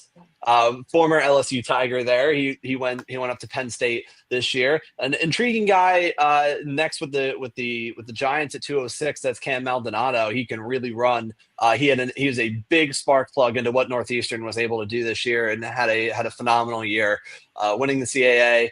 Going to the regional, had that crazy win streak. I forget the exact number. It was over 20 games in a row, which I don't care who you're playing against. It's insane that you're consistent enough to do that. Maldonado was a huge part of that. Jacob Kuhn, from Midland Junior College in Texas, he goes to the Rays. Then Miles Patton from A&M, formerly of Long Beach State, pitched at A&M this year. Jacob McCombs from UC Irvine goes to the Twins. Peyton Graham, pitcher from Gonzaga, goes to the Cardinals. Pierce Coppola from Florida, the giant 6'8" lefty. Who was definitely a huge name out of high school in New Jersey. Didn't have the college career I think that he hoped he will go to. He goes to the Cubs. Colton Shaw, pitcher from Yale, goes to Seattle. Joe Areola, the guy that I really like as well, a lefty from Wake Forest. Hunter Allen from Ashland University, a powerhouse school there as well, and Josiah Ragsdale from Boston College, outfielder to Milwaukee, and Jace Mitchell, from high school in Delaware, catcher, high school senior as well. So 6'3", 6'3" left-handed hitting catcher. He goes to the Astros, and we are caught up at 216. I'm gonna go use the restroom really quickly. Can you guys keep the ship moving while I go do that real quick? Of course. We've been on here for 2.5 hours. I feel like this is pretty good time for me to go use the restroom. I'll be right back, guys. Yeah, I'll probably have to tag out as well when Reese comes back. But Switz and Chris, I guess anybody really stand out to you guys in round 7 of the names that recently went? Go ahead if you got anybody that's caught your eye, and then I'll kind of pick up. Gotcha. So I'd start off with Brent Iredale. We talked about Ryan Weidman yesterday. Weidman, Iredale, probably the top 2 JUCO guys that went to a Power 4 this year. I really liked Iredale going there. At the JUCO level last year, he was a 40-40 guy. So he hit 42 home runs, 40 stolen bases. Scouts wanted to see him play against better competition, so he ended up taking a big nil money deal with Arkansas. I had high expectations for him there. He had a really good fall ball. Then he came with Arkansas the spring, and he showed a little bit of hit tool abilities. The big thing that we're looking for was the strikeouts and stuff. He kind of hung around a 20 K rate throughout the whole season. When he got into SEC play, kind of inflated a little bit more. So the strikeouts are going to be a thing to watch out for with him. But I think he's going to be able to be a third baseman for the next level. And I think it's really good value for him in the 7th round for the Pirates here with him. Going down to the Giants, they love their Cape guys. And Maldonado was a big performer last year on the Cape. I talked to a lot of people in the Northeast about him and just getting ideas and stuff. He's a really good athlete. They love the bat speed on him. He can play all 3 outfield spots. A comp I flew out there to a lot of people was like a Stuart Fairchild, and they kind of agree with me on that. Dude's got really good base running abilities, so probably going to be a 4th outfitter for the next level, but it's high upside with him. Kind of going down the list there. The one guy that really caught my eye was Hunter Allen out of Ashland. He's a big fastball guy. He actually did clock up to 100 miles per hour this spring. 3-pitch mix, very low-key arm. He picked up some steam in around April, and scouts kind of flocked to the middle of nowhere with Ashland to try and get to see him. And I think he's going to be an underslot dude here, but really good value for what you're getting there for Baltimore after what they've done earlier in the draft. Yeah, so I definitely like Brent Iredale a lot. I thought that was a pretty solid pick there to Pittsburgh. Yeah, definitely everything echo what you said. He definitely met expectations. And yeah, I think that you go down the board to the Cubs and Pierce Capola. I mean, there's certainly upside there. It's a risk factor, hasn't thrown innings, has struggled staying healthy, and was once regarded as one of the better prep players back when he was coming out. And so it'll be interesting to see like what the Cubs can get out of him if he can stay healthy.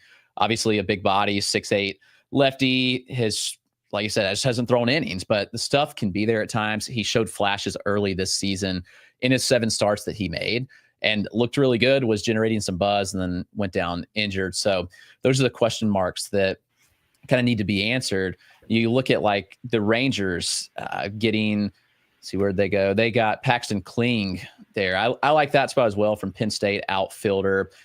He, another one that was solid out of high school back in 2022.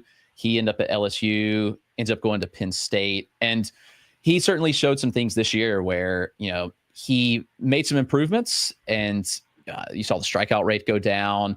There's some power and speed there with him. Still some questionable contact, but you look at this round and you say like, okay, like it's worth the upside shot here on a Paxton Kling in the 7th round. So there's definitely some potential there. And I really like what the Rangers have put together overall in their draft. So those 2 names kind of caught my eye.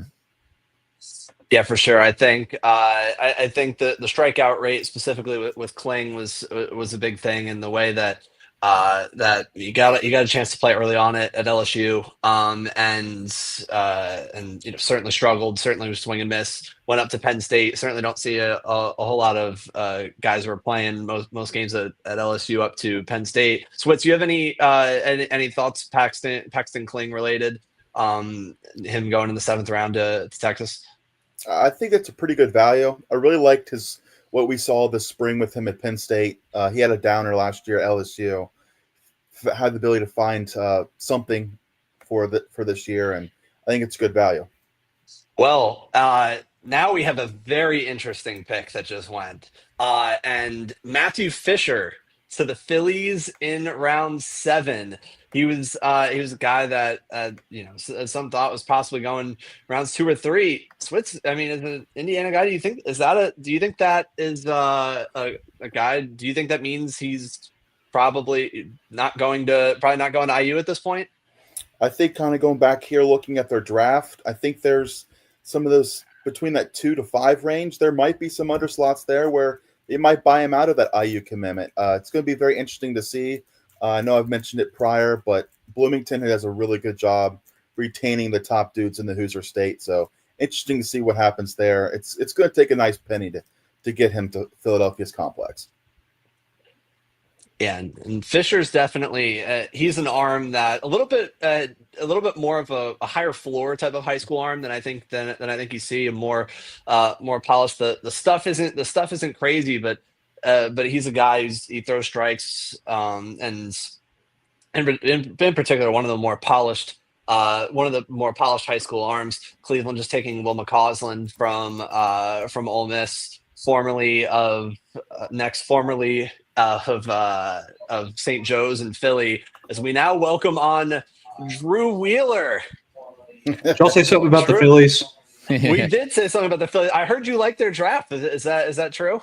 Yeah, hard facts. So I feel like the Phillies theme right now is just pitchers Drew likes, and man, it's going great.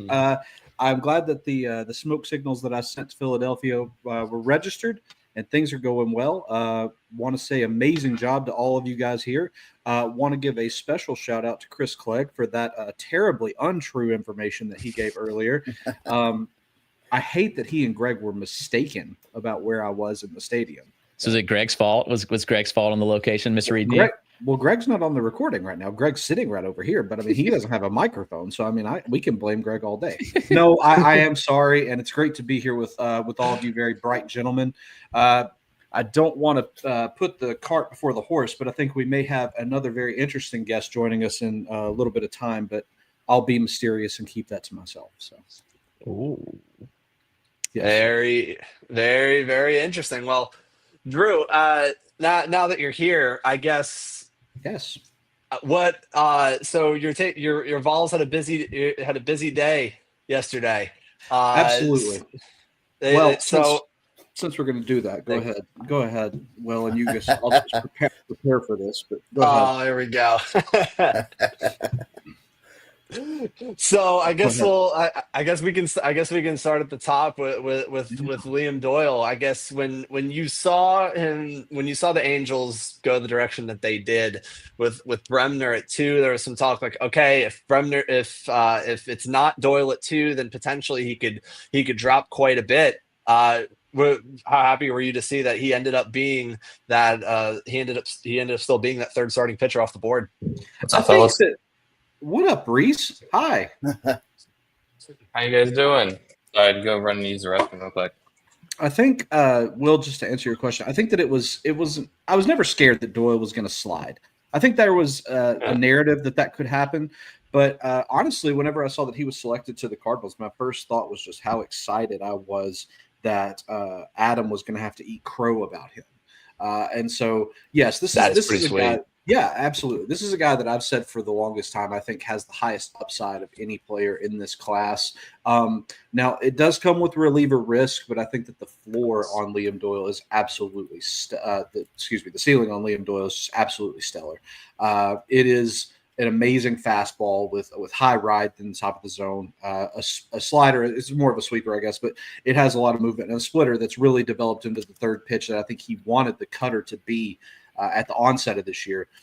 Doyle's outstanding, and I think that all those Redbirds fans are going to be very excited to have him.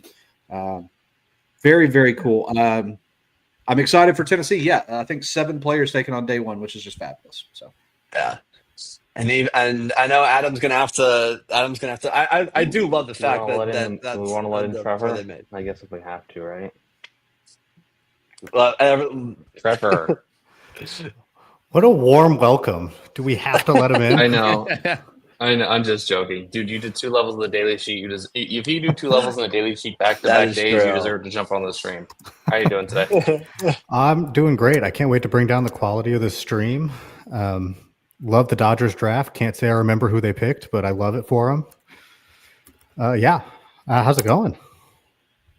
It's going good. I'm trying to see who the Tigers just drafted because the MLB Draft Tracker is saying they didn't draft anybody. Maybe they just decided, now we don't need a guy here. Well, I'm seeing a school there. Draft Tracker. I'm seeing a school there. I think they drafted an entire roster. That's a bold choice on their part. That would be a bold choice. True. What did I miss, guys, while I was gone? Drew, I was going to ask you about Marcus Phillips to the Red Sox. Well, I am excited for that. I think that the Red Sox have they've really dove into kind of different elements of their development here lately. Chris, you know as well as me, I think that Phillips is going to be really interesting. You're going to see a lot of him going forward. My assumption, big fastball. But sort of a lot like Doyle, there is some reliever risk there, in my opinion. I know a lot of folks are very excited for Phillips. I know being in Atlanta for the draft last night, a lot of Red Sox fans. And when Phillips was announced, it was a really good rumbling of buzz and applause. So I think that just from that subsect of the Red Sox fandom, I think that we're seeing a lot of excitement. So I'm very excited for them. They're getting a Vol, so I'll always have his back for sure. What do you think about that? I think it's a good fit for their development and what they do. We've seen them have a lot of success with this type of profile. And I know people have been quick to knock the Red Sox pitch dev because it's like, they haven't put elite guys in the majors yet, whatever. But right. You guys hear Chris? Because I can. Looking in the minors, I mean, they've had a lot of successes. What my problem is then. And sorry, Reese, I was like, do I have an issue on my end? But and kind of being in Fort Myers a lot in spring and kind I think I'm of hosting knowing their development. I think it's a perfect fit. So I was kind of curious, your thoughts. Obviously, we've seen what they've done with Peyton Tolley, Brandon Clark, a lot of those guys. And I think you look at Marcus Phillips, you look at the traits that he brings to the table. And I do think it's a really good fit. You mentioned some reliever risk, but I think they're going to, have a pretty good shot to develop him as a starter. We'll kind of see where it goes. But I was pretty excited about that one. As you mentioned, like he probably lands in my backyard pretty soon. I don't know if he pitches this year, but the Red Sox have been fairly aggressive. So I wouldn't be shocked if they did decide to throw some of these guys, post draft if they end up in Greenville. So that'd be a lot of fun. Certainly so. And I definitely agree with you that I think that you brought up Tolley, which is interesting because I think that development path could be similar enough for them. And I think that a lot of the same implementations with the skills, and as you said, that clay that Phillips brings to the table, I am really excited to see what the Red Sox can do with it. So I'm glad to hear that we are simpatico on that, Christopher. Especially after you brought that slander in earlier about me. I would never do that to my friends. Ooh, Reese made me say one bad thing about you, Drew. That was the worst thing I could say. It sounds like Reese. I wanted to know what it was like staying with Drew. I just wanted to know the entire experience that I'm prepared next year for Philadelphia. So what did you want? Did you want some kind of smear Drew project? Because I just wanted to know if you had any odd quirks. I have some odd quirks. I feel like I was a perfectly cromulent roommate. When we have Danielle on our 100th episode of On Deck, you're going to hear all of my odd quirks probably. She's like, I have a lot to say about dating you. It's quite the experience. Good. So I just want to know if there's anything that I need to be prepared for. Go ahead, Chris. You can tell him all about whatever you want to tell him because I feel like, again, I was a perfectly cromulent roommate. He was a great roommate. He did say his feet stink, but I didn't smell them. So, I mean, I think he thought, less of his feet than I did. So thank you, Chris. Yeah. We talked ball. It was great. We watched film. It was a good time. See that? Okay, let's answer some questions because I can't get any dirt on Drew or Greg. How do we feel about how the Astros have landed? Seems a ton of people are surprised their early picks based on money available. I'm gonna start off first here. I think that getting Nyans where they got him is pretty crazy. Like I think that and it's probably gonna take up a large portion of their slot. They have a bottom 5 bonus pool in the entire draft. But I'm a big fan of just getting the high upside press. If you really don't have that many swings at the bat, why not take a big one in Xavier Nyans? I think that's. I agree with that statement. I liked Nyans to the Astros earlier in the draft portion, just preparing for the draft. I thought that was a really interesting fit. I think that they wanted to prep just because that is the strength of the class, and I'm glad to see that they got him. I also I like what they're doing in a general sense, but I don't want to just hog the air. One of you smart gentlemen talk. What do you got on the Astros draft? Pretty much kind of like guys were saying. They don't have much pool money. Them going Xavier Nyans is going to take up a lot of it, but they're going really a big upside with Xavier's bat there. I really liked his bat. There's questions about the hit tool if it's going to go long term, but looks like they're chasing for the upside. Ooh, this one will make Switz and I very happy. Carrington Cross, 7th round selection to the Cincinnati from Cincinnati to the San Diego Padres. He was the straw that stirred for Cincinnati, and hopefully he can do the same thing for Cincinnati. For San Diego, my brain is all over the place. Yeah, Big 12 Player of the Year. What is he, 23, 24, 25, 26, just finished 27. his, I think, master's in chemical engineering. Yeah, smart guy. Wow. Chemical engineering, huh? Smart Matthew guy. Fisher. He's playing baseball. Yeah. You should hear some of the stuff I hear from my brother who plays baseball. So not many of them are at the school because of their intellect. We'll say that. But that's neither here nor there. Yeah, so Carrington, I don't know if we touched on the pitch that have sort of happened right here. We have Carrington Cross, Matthew Fisher, Will you would know that better than I would, Switz. Will McCausland. McCausland, Cam Tilley, Richie Oh my God, these names. Richie Bonamolo Jr. Bonamolo. Thinking about form of dyslexia. Anyways, that's something I was talking about with my doctors. Whenever I decide to go to a doctor, I'm not going to the doctor sort of guy. Mason Estrada of MIT, very smart guy. Also, Blaine Wink of Ohio State, gross. Tim Thatch of UNC Wilmington, Emilio Boreas, and then Isaiah Jackson, Corey Braun, Riley Maddox, and then Danny Thompson Jr. Okay, so let's go through here real quick. I know we're gonna have a guest joining us here soon. And Chris, I know you want to sign off here soon, so I'm gonna let you plug everything you got going on over where you're at, Chris. Sure. I just right over at the Dynasty Dugout to prospect coverage, anything related to minor league baseball. I do it. So that's the thing I'm most passionate about. And it's funny because this weekend people ask me like, why'd you get into prospects? It's just what I love. And so I love minor league ball and, love amateur ball as well. So it's the best time of year with the draft. We get a new influx of prospects. So if you like, go check out the Dynasty Dugout. I'm on Twitter, Chris Clegg, MILB. But guys, appreciate it. It was good chatting with you all. And best of luck with the rest of the stream. Keep up the good work. Later, Chris. Thank you, Chris. Wow, Chris Clegg. What a Man. great roommate. Now it's time for me to tell you about all of his bad trade. I'm kidding. No. I want to know. If I ever have to stay with Chris, I want to know, like, what am I expecting? Chris was lovely. I think my Chris favorite sounds like a story. lovely guy. I think my favorite story about with Chris was that we were watching footage, as he alluded to on the television in here. He and Greg and I. And all of a sudden, we stopped watching footage and instead watched a random Georgia high school game that ended in like a fist fight. And so he has the exact same taste in YouTube videos as I do. So that was probably my favorite thing, is that we watched some random high school with no prospects I had ever heard of just disintegrating into a fist fight. So I thought that was a lot of fun. You're a big violence guy, apparently. Maybe Chris is using this draft stream just to get dirt on people, which is interesting. Yeah. We're having a good time. Exactly what I'm doing. I've hired private investigators, but they haven't found anything. Maybe I need to hire better ones. So yeah, honestly, like, I just want to know everything about everybody. I want to know that's all the crazy people that I work with. But yeah, honestly, let's answer some questions here. Let's stop talking about my weird quirks, because there's a lot of them. How we feel about the Astros? How would we grade the White Sox draft? I'm going to give it like a solid B+. I like it as an A. I feel like every time I see the White Sox picking somebody, I like, wow, I really, really enjoy this guy and think that this is interesting. I told somebody last night, I think I'm becoming a closet White Sox fan. So do with that as you will. Well, you already have the shirt, so that's true.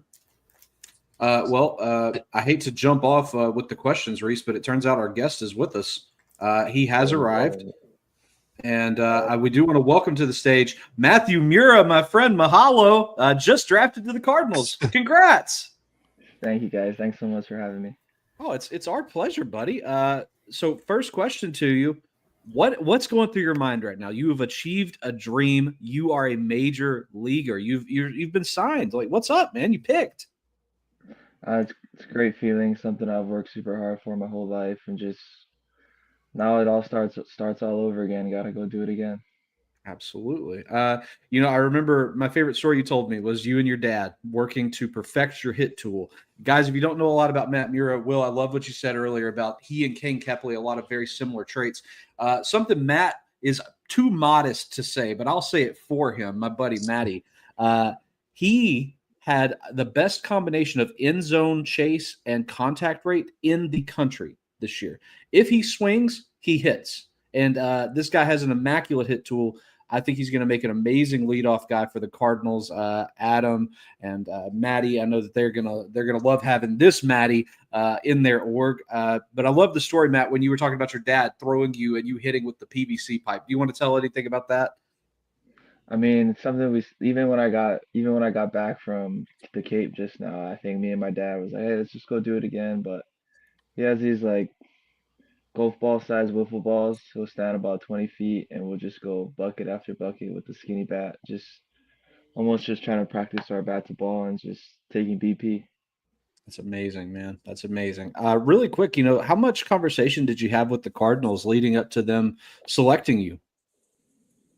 Honestly, not too much. I've heard a lot from a lot of other teams, to be honest. Cardinals one of the teams that I haven't heard from personally, I guess, from the area guy, but a lot of their guys just reached out, and it seems like a really comfortable organization and an organization that can really develop hitters. So really excited to get over there, and it's a great organization. Just really grateful. Absolutely, man. Will, you got any questions for Matt while he's around? Yeah, sure, Matt. First of all, congratulations on an incredible accomplishment getting drafted. First, I wanted to ask you about your experience on the Cape this year. Why, after such a good year at Hawaii, why was it important for you to play in the Cape with Hyannis leading up into the draft? And how do you think, in what ways do you like, what was that experience like, and in what ways do you think that has helped you for you getting started in pro ball here pretty soon? Honestly, I didn't think the Cape was the best out because I had a decent year at Hawaii, but I didn't Mhm. really know what to do. But to be honest, I haven't really been seen by scouts too much my whole career. I had zero offers out of high school. I didn't play any travel ball, summer travel ball in high school. Most of my summers were spent at home just training for the just to be as best as I could. And they were talking to me about going to the Cape, and I was like, I think that would be the best option just for me to play in front of a million scouts every day. And honestly, the Cape wasn't what I was expecting at all, but it was such a great baseball town, great baseball. It was a great experience, honestly, and I just played every day out there like it was my last. Well, how long was that? How long was that trip from Hawaii to to Massachusetts? What was that trip It like? was going there. I took two 5.5 hour flights, and on the way back, I just caught a straight 12-hour flight. So Oof. I got to go back out to Florida. I'm assuming pretty soon. So great Hope you have problem to some. have. Hope you have a good Hopefully, card that gets you some frequent flyer miles and everything like that, man. you're not kidding, man. That's some serious air miles. Also, if you ever talk to a scout, that's something that they love to talk about. They love to talk about air miles and they love to talk Oh about yeah. hotel points. Those are like their two favorite things. And then what is the best thing to eat in the area? Who do you model your game off of, if you don't mind me asking? Mm, Or is there anybody in particular that you look and go, like, I like to take guys parts from that guy's game. I like to take his approach, or just someone that you like the way that they go about the game. I want to leave it as open ended as possible for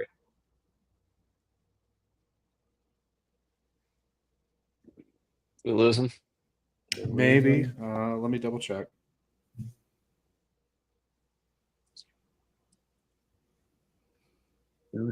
Hopefully not. 5 hours flights and then a straight 12-hour, man.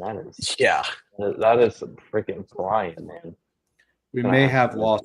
We may have lost Matt, but when he comes back in, or I'll bring him right back on. okay, cool. That Oh, that may be wait. him there. Yeah. No. Oh, Does he want me just to remove him real quick, or I want to make sure that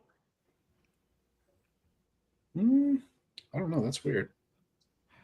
Will, did you get to see a lot of him on the Cape?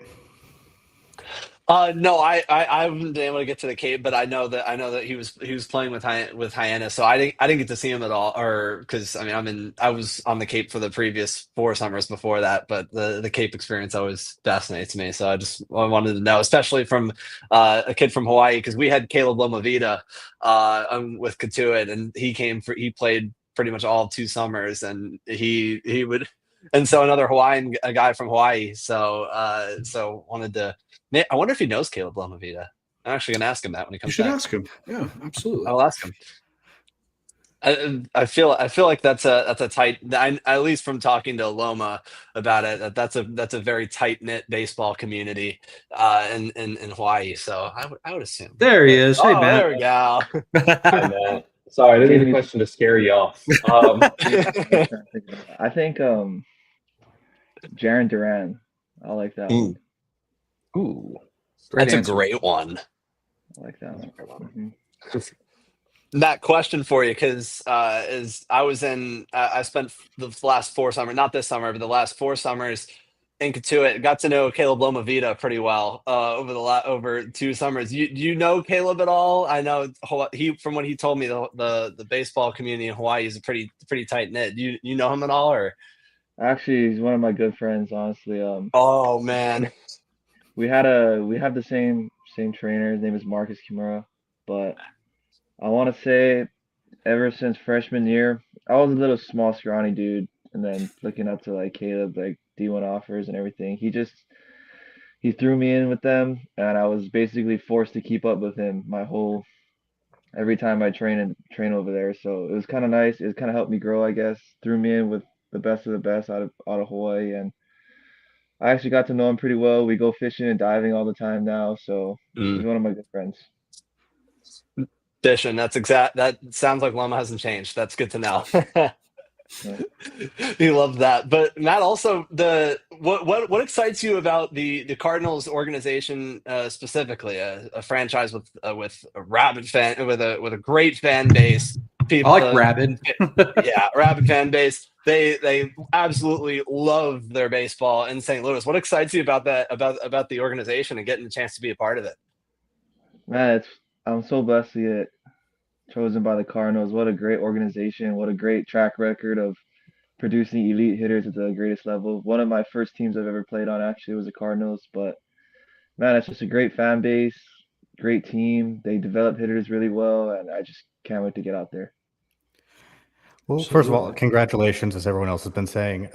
I just want to ask you about the process a little bit, because you've talked about where you started and, no offers, anything. At what point over the last year, 2 years, whatever, did you realize, oh, hey, like I might have a chance to get drafted? I'd probably say either my first summer ball or my sophomore year in college. It wasn't the first summer ball I went to. I didn't play much my freshman year, so I went out to summer ball and just decided that, hey, like it was kind of embarrassing not playing at home in front of all my family, to be honest. So took it to heart. I trained every day out there, and then I did okay my first summer ball. I was like, okay, maybe I can do this. And then sophomore year started off really well, finished whatever, but at the end of the year I was like, hey, each year I set goals for myself, and sometimes I hit them, sometimes I don't. But after my sophomore year, I was like, hey man, I could really do this if I just give everything I can, give all my hard work to it, and just see where things end up, and just hopefully do everything I can. The rest is out of my control. That's awesome. It's dope, man. Matt, you said it a minute ago. Looking forward to probably headed to Florida pretty soon. I'm curious. You're used to playing in Hawaii, obviously. Nothing new. Florida's hot, man. It's a different kind of hot. I'm curious. Are you prepared for that? I want to say Florida might be the closest thing to Hawaii, which is I'm low-key glad for that. Like it's That's a very good point. humid out here right now. I mean, I'm sitting in my room, and I'm like almost sweating here. I'm probably still nervous from the draft, to be honest, but Sure. I'm sure Florida is similar to Hawaii, the humidity, all the heat. So we'll see. Do you have any kind of major celebrations planned now that you've been drafted? Is there a big party happening behind you that we're unaware of? Nope, just me and my family, me, my mom and my dad and my dog, just chilling out watching the draft. It's how I kind of wanted it to be, just my close circle, everyone that's done more than me for my baseball career than I have. So just chilling with my family, being really grateful that I'm around them for this special day. So just grateful. That's amazing.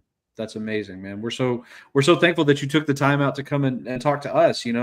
That was probably one of my favorite interviews that I've done, is getting to talk to you and learn a little bit more about your journey. And like you said, you mentioned him a minute ago, your trainer, and how I'll never forget, Matt, you said he tells me not to be a muffin. So if you would, if you want to tell the Cardinals fans out there about what a muffin might be and why you're not going to be one, I think that would be pretty awesome. I mean, a muffin's basically like just not finishing it. So like every time I'm in like crazy set or something and I'm like struggling or whatever, he'll just say, don't be, you gotta almost like when I'm out there playing baseball, it's a good way when I'm playing baseball. Like I would have nothing without baseball, to be honest. I would go out there, I would run through a fence, I would die. I would die to play baseball, to be honest. This is the only thing I love doing. So basically just be ready to die out there. See, this man ain't soft, Cardinals fans. You're not. Cardinals fans are like that. Yeah, they are. You gotta love to hear that. Matt, do you have any close friends or anybody you've played with in the Cardinals org off the top of your head? Honestly, Hawaii's so small, but just maybe Colton Wong. I know he played for the Cardinals a little bit. We talked about you and Colton Wong. It's a good connection with the Hawaii guy as well. You joined him some pretty elite company in Hawaii Stats this year as well. So, thank you. Our buddy Matt Thompson that works for the site's a big Cardinals fan, and he is very excited for you, Matt. He's commenting and is hyped up for you. So that's awesome. Thanks, guys. Well, Matt, we don't want to take up all your time today. Guys, any more questions for Matt before we let him be on his way and continue celebrating with his family? No, I want to let him get back and celebrate his so, family. man. His family. This is an amazing moment. I'm very excited to follow you in your journey. And we'll have to have you on back, or some other sort of Prospects Live sort of content. Talk about your first taste of professional baseball and what that was like. I hope you and your family have a great rest of your day. This is amazing that you jumped on the stream with us. Yes. Yeah, I don't have anything else to say. Congrats, man, and then congrats. Oh, Thank Switz you is so back. much. Switz, any questions for Matt before he dips out? I do not know. Wow. Go ahead. No, you go ahead, buddy. Oh, I don't have anything. Oh, okay. Well, Matt, man, thank you again so much for joining us. This has been such a blessing and a treat to have you. And please tell your folks thank you for their willingness to let you slide off and chat with us for just a minute. We're so happy and so excited for you. And congratulations again, buddy. Thank you so much for having me. Take care, Of course, guys. brother. Aloha. Aloha. All right. Killer stuff. Matt Mura, the newest St. Louis Cardinal, one of the newest St. Louis Cardinals, I guess we could say.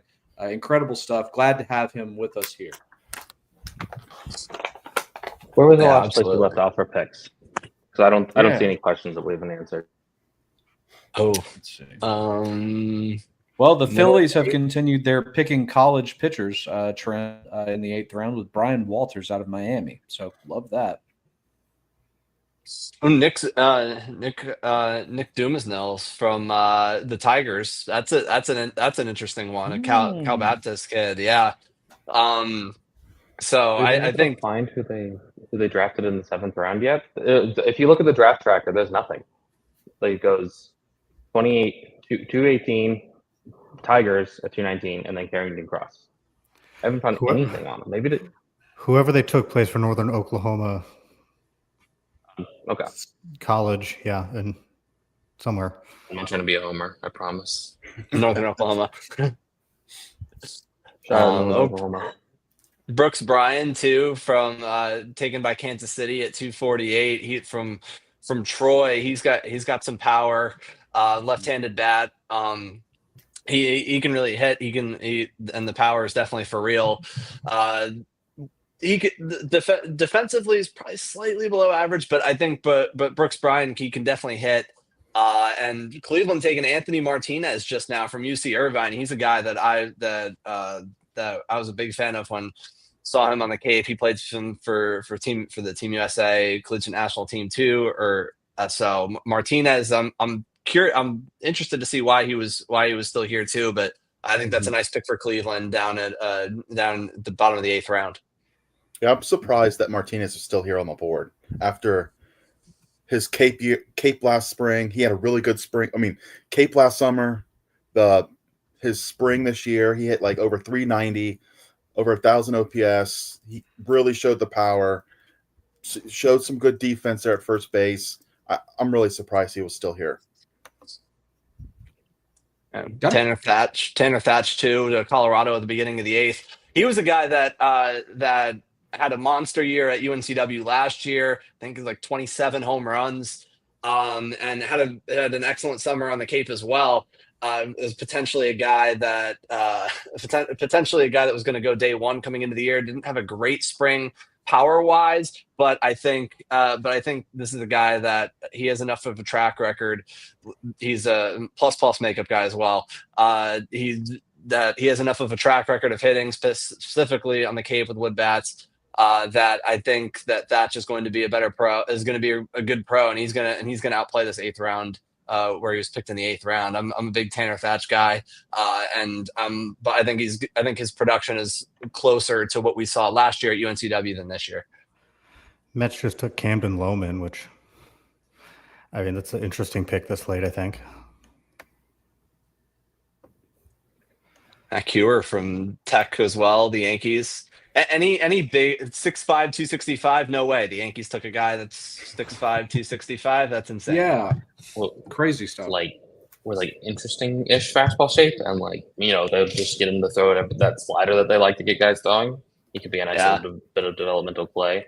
He's not from a directional school though, so he might not be great. They love drafting guys with like directional schools, like I think it was Northeastern Louisiana or something like that. Where someone was drafted from. Anyways, it's important. Northeastern, Cam Slittler, shout out him. Shout out Mike Sirota, and I think 2 guys in this draft too. Jack, you know what? I think the Diamondbacks are sneakily having one of the better drafts as well. I really like what they're doing. I always like what they're doing. So maybe I'm just in the extreme minority. Casey Cunningham, Patrick Forbes, Ryan Curley, Dean Livingston, Nathan Hall, Sawyer Hawks, Joe. Should have learned that one by now. Areola, and then Areola, Jack Martinez.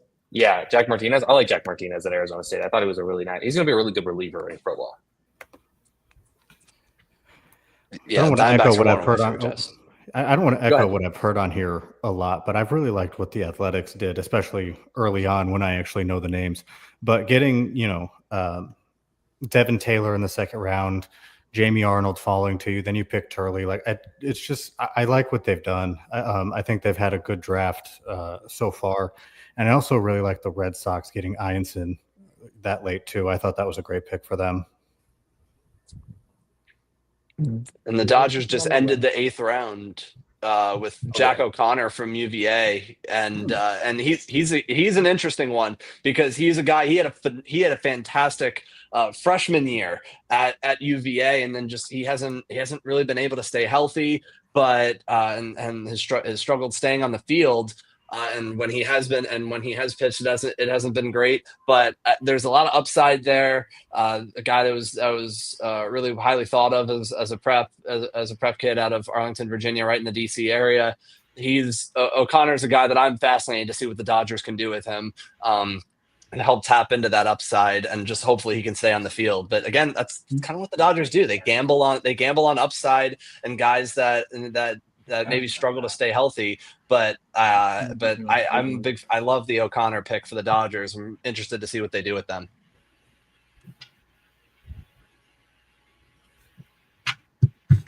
Let's see.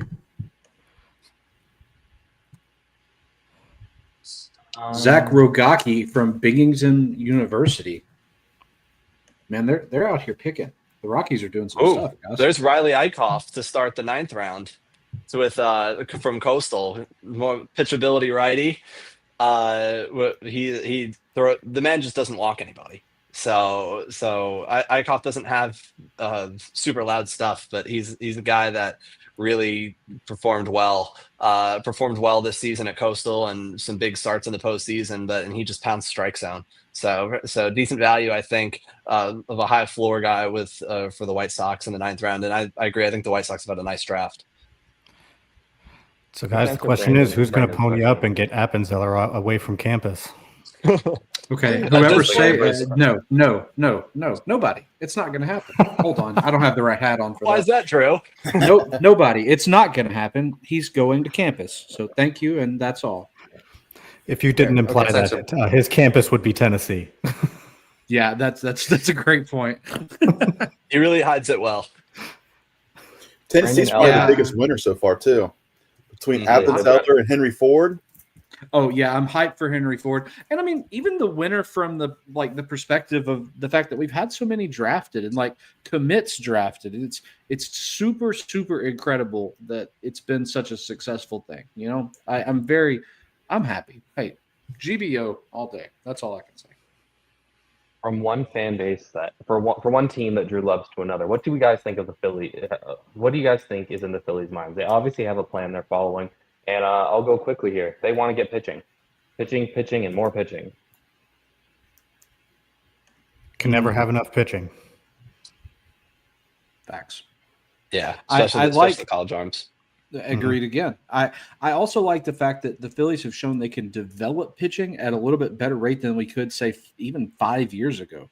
I'm not affiliated with the Phillies. I just like the team that they could about even 5 years ago. I think that so now if you have all of these arms with especially the interesting traits that we've seen, let's see what can happen by developing those guys. Let's play into the strengths, right?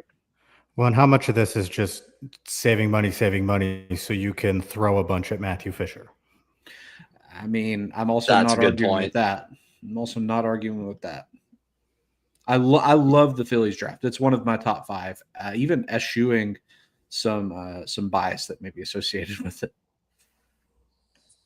Yeah, the Phillies draft is a really fascinating one, and the fact that uh, you really want to see if they can keep. I don't think it's a shoe-in that they sign Fisher. I mean, I assume that there's some sort of Right. dialogue that it's probably more likely than not. But the fact that they were able to save money, as you mentioned, Trevor, save money to go get Fisher. Is really intriguing. So I think that's the plan they were going with, and taking a lot of the and really gambling of on the stuff of the guys that they were taking. Now, again, as I've mentioned a few times, a lot of the arms that they do take have pretty significant relief risk, and I think that's going to be interesting to follow as they start their minor league careers. But I do love the stuff of the guys that the Phillies have taken, specifically with the fastball traits, and I think that they're at the very least that they got quite a few good homegrown relievers coming out of this draft, if nothing else. Plus, in division, I mean, Atlanta's going to be so upset that they didn't get Gage Wood. That was like the match made in heaven pre-draft. So they're going to see him for years and be like, "Oh, come on." Exactly. Agreed. Let's see. Oh, Slade Elford. A couple of good picks there. A couple of infield guys, corner infield types. Yeah. Wyatt Hensler is a guy that's really interesting to me. Got from Texas A&M. It was transferred from UPenn. Defense is the name of the game with him. He is a comfortably plus defender, definitely 60, maybe even a 65 defender at third. He can really pick it. He has a rifle for an arm. There's some power too, some contact issues, but Hensler is definitely an interesting one. But the defense is going to be there at the hot corner. He's someone that I loved at UPenn. Let's see. All right, y'all. I'm going to say check out Amateur Hour on Prospects Live. Myself and Adam do that. It's a lot of fun. I talk pro stuff, and that's what I know more so than these draft guys. So I'll learn these draft guys more as time goes on. But thank you guys for letting me pop on here for a minute and say hi. It was great to have you. Of course, man. So just for some quick programming, I think we've all decided as a stream that we're going to stay on until the 10th round. Give some thoughts on the first half of the draft, and then I think we're all going to log off. It's been a long day for Willa. Uh-oh. It's been clearly a long day for Reese and Will. Huh? It's been a long day for Reese's Wi-Fi. Stressed out. My Wi-Fi it's telling me the 9th round, but I'm going to power through and get to the 10th round. Guys, the Pirates have selected Jared Jones, LSU. Switz, Switz, can you believe that he's here in the 9th round? That's surprising he fell this far. I think they're getting an absolute steal. Switz, my boy, can we talk some more about Jared Jones? It's insane power, but there are some questions here. I mean, he is a little older.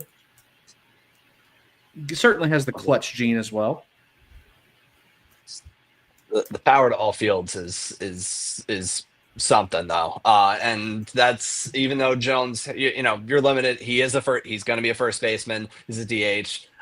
He's a guy that the power is insane, and you'd think the Pirates give him over slot here in the 9th round. But what I've noticed specifically in this draft, and I guess it's not a shock, but a lot of the first basemen who have really fell on day 2 above where definitely below where I thought they were going to go in the caliber of player that they are. But certainly did the defensive versatility. I think the guys, I guess, and I'd love to get your guys' thoughts on this too. At least in this draft specifically, I think the guys who are really bat first, and either they're positionless or they're probably not going to stick in the position that they were drafted at, or just defense isn't a big part of their game. In general, in this draft, I feel like they've been drafted a lot lower than I thought they were going to, and it seems like that's how these teams are valuing those guys. So it's really an interesting trend to follow. Definitely. The only one who went higher than you would think is Washington's Ethan Petrie, right? Like he went That's it. a little bit higher. That's about it for the positionless hit tool, or positionless guys. Like Matthew Fisher, we can kind of talk about him being a little bit positionless. He's not a great third baseman. Maybe he ends up at first base, but he has enough other stuff going for him with the approach and the power and everything being so optimized that he's maybe a little bit better than that bucket of players. But yeah, I agree with you there, Will. I think that a lot of these positionless guys that might end up being DHs, they fell a lot. And I wonder if that's just because of the high school shortstops. There were just so many of them, and they needed to be drafted early or they had to draft them pretty quick and heavy. So I wonder if that just meant that demographic just slid more than they normally would in previous drafts. Yeah, kind of looking at this draft here, it looks like a lot of teams valued athleticism, age, speed, and those kind of tools over the college guys, where the old saying goes, if you can hit, you can find a spot in the lineup. So guys like Devin Taylor, guys like Anthony Martinez, guys like Jared Jones, they've always did that old cliche. They hit, they made production. However, they have slid down the board due to a lot of these high school guys and these tools that these teams are looking for right now. Yes, I think you're spot on. I think clearly the traits of athleticism and speed and the younger guys have been prioritized in this draft. Now, is this more of a trend down the line, or just specifically with this draft class? I'm not sure. I also think it could have something to do with the fact that that you aren't going to that you won't have to pay up as much for those bat first guys. I mean, I think Irish is kind of in his own class, and I assume he was going to get over slot at 19, but those guys who are bat first, more positionless, they don't have as much leverage, and they know that, and these teams know that they're going to be able to sign them and get them pretty much whenever they want. So I think that's something that I would think is part of it. But certainly the Taylor one is the craziest one to me, because I think he is a guy that I'm very confident is going to be an above average hitter in the big leagues. Whether and if you really don't think he can play left field, which that's fine, and that's certainly a reasonable opinion to have, then fine, you put him at first base, you can teach him first base, and you could just watch him hit in the lineup. The approach is really good. He can hit to all fields, and I've seen so many good prospects come through the Cape in my 4 years there. I have not seen anybody with the opposite field power and the opposite field juice that Devin Taylor showed last year. Not one. And I think that my confidence that he has the ability to hit, even if you're going to move him to first base, the bat is more than good enough to play. He's not going to swing and miss a ton. He's going to walk a lot, and there's power to all fields. I don't understand why he fell as much as he did. And I think the A's, the fact that Jamie Arnold fell to them and Devin Taylor fell to them early, as long on top of the Gavin Turleys and the rest of the draft that they had, I think if I were to pick one team that was the big winner from the draft, I think it's the A's. I do get what you're going for with that, buddy. I think it's a smart assessment. They have really made the best of taking what's been given to them, if that makes sense. And I think that with any draft, playing the room, essentially, like knowing what's happening and then taking value when you get it, is something that's a big tenet of that. So I'm with you, Will. I think that's smart.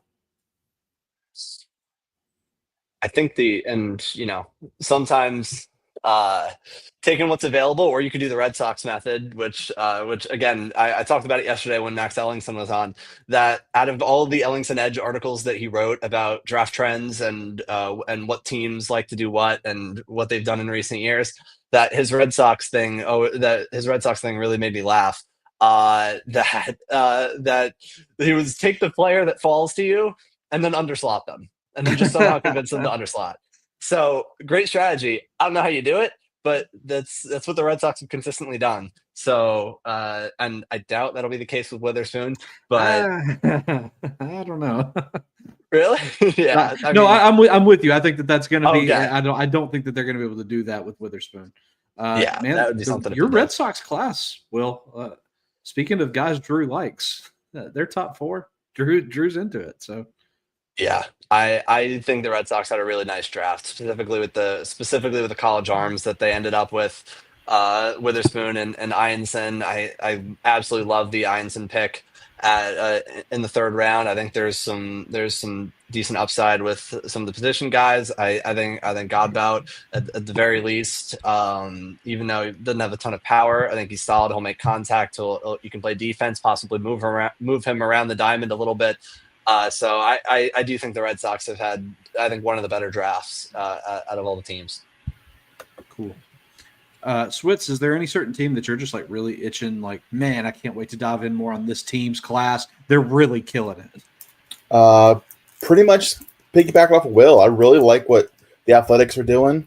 Looks like when they make their trip to Las Vegas, they're going to have a lot of impact guys. So it's going to be quick to the show, and they will probably be contending for that West for a little while now. Kind of going off subject here, looking in the 9th round, the Giants took Reed Worley. He's a guy I like to dive in here a little bit. He was a big performer last summer on the showcase circuit, and even though it's the winter for the Super 60.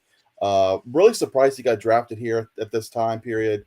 Thought he was going to head to school, however, committed to Kennesaw State, so the Giants probably had the ability here to buy him out of his mid-major commitment. I really thought he was the best arm out of the Georgia landscape. Highly polished 4-pitch mix, elite spin rates. He really commands it very well. Every time scouts went and saw him this spring, he really brought it. A lot of people down there that I talked to really, really high on him. Most coaches that saw him last summer said he was arguably the best pitcher they saw on the showcase circuit or the tournament circuit. The slider gets over 3,000 RPMs, over 16 inches of break. I'm really surprised he got selected here, and he should be a guy that to keep an eye on for future boards for the pro side. He can really spin it too, can he, Switz? Yeah. Pretty interesting. Exciting, yeah. And the Giants, I know it's a new regime, but the Giants have done a great job developing starting pitching. So I think that's a really interesting fit there. I agree. I think that it's a very cool fit, especially with the kind of the natural tendencies for spin that Worley has. I mean, you guys just heard what Switz said. Take him for his word. Kid's good. I love this fit for him. That's exciting. Very exciting. Another interesting pick in this 9th round. Cincinnati taking Kean Vu from Arizona State. He's a guy that has mashed at Arizona State over the last 2 years. Back in 2024, hit over 400, 14 home runs. The power didn't. He's a little bit of a smaller frame, so the power didn't translate as much over to the wood bats on the Cape that I think that some anticipated. But at the very least, I think this is a pretty good bat to ball guy. As well, you can play the outfield spots. He can be a base running threat too. He can steal bases. He's a nice well-rounded player. I think he can hit for a high average, good bat to ball. And I think the power is probably a 40 at the next in pro ball, but I think it's good value of a guy with a consistent track record at school in the 9th round for Cincinnati. Because early in the season, he just had a really terrible season this past year.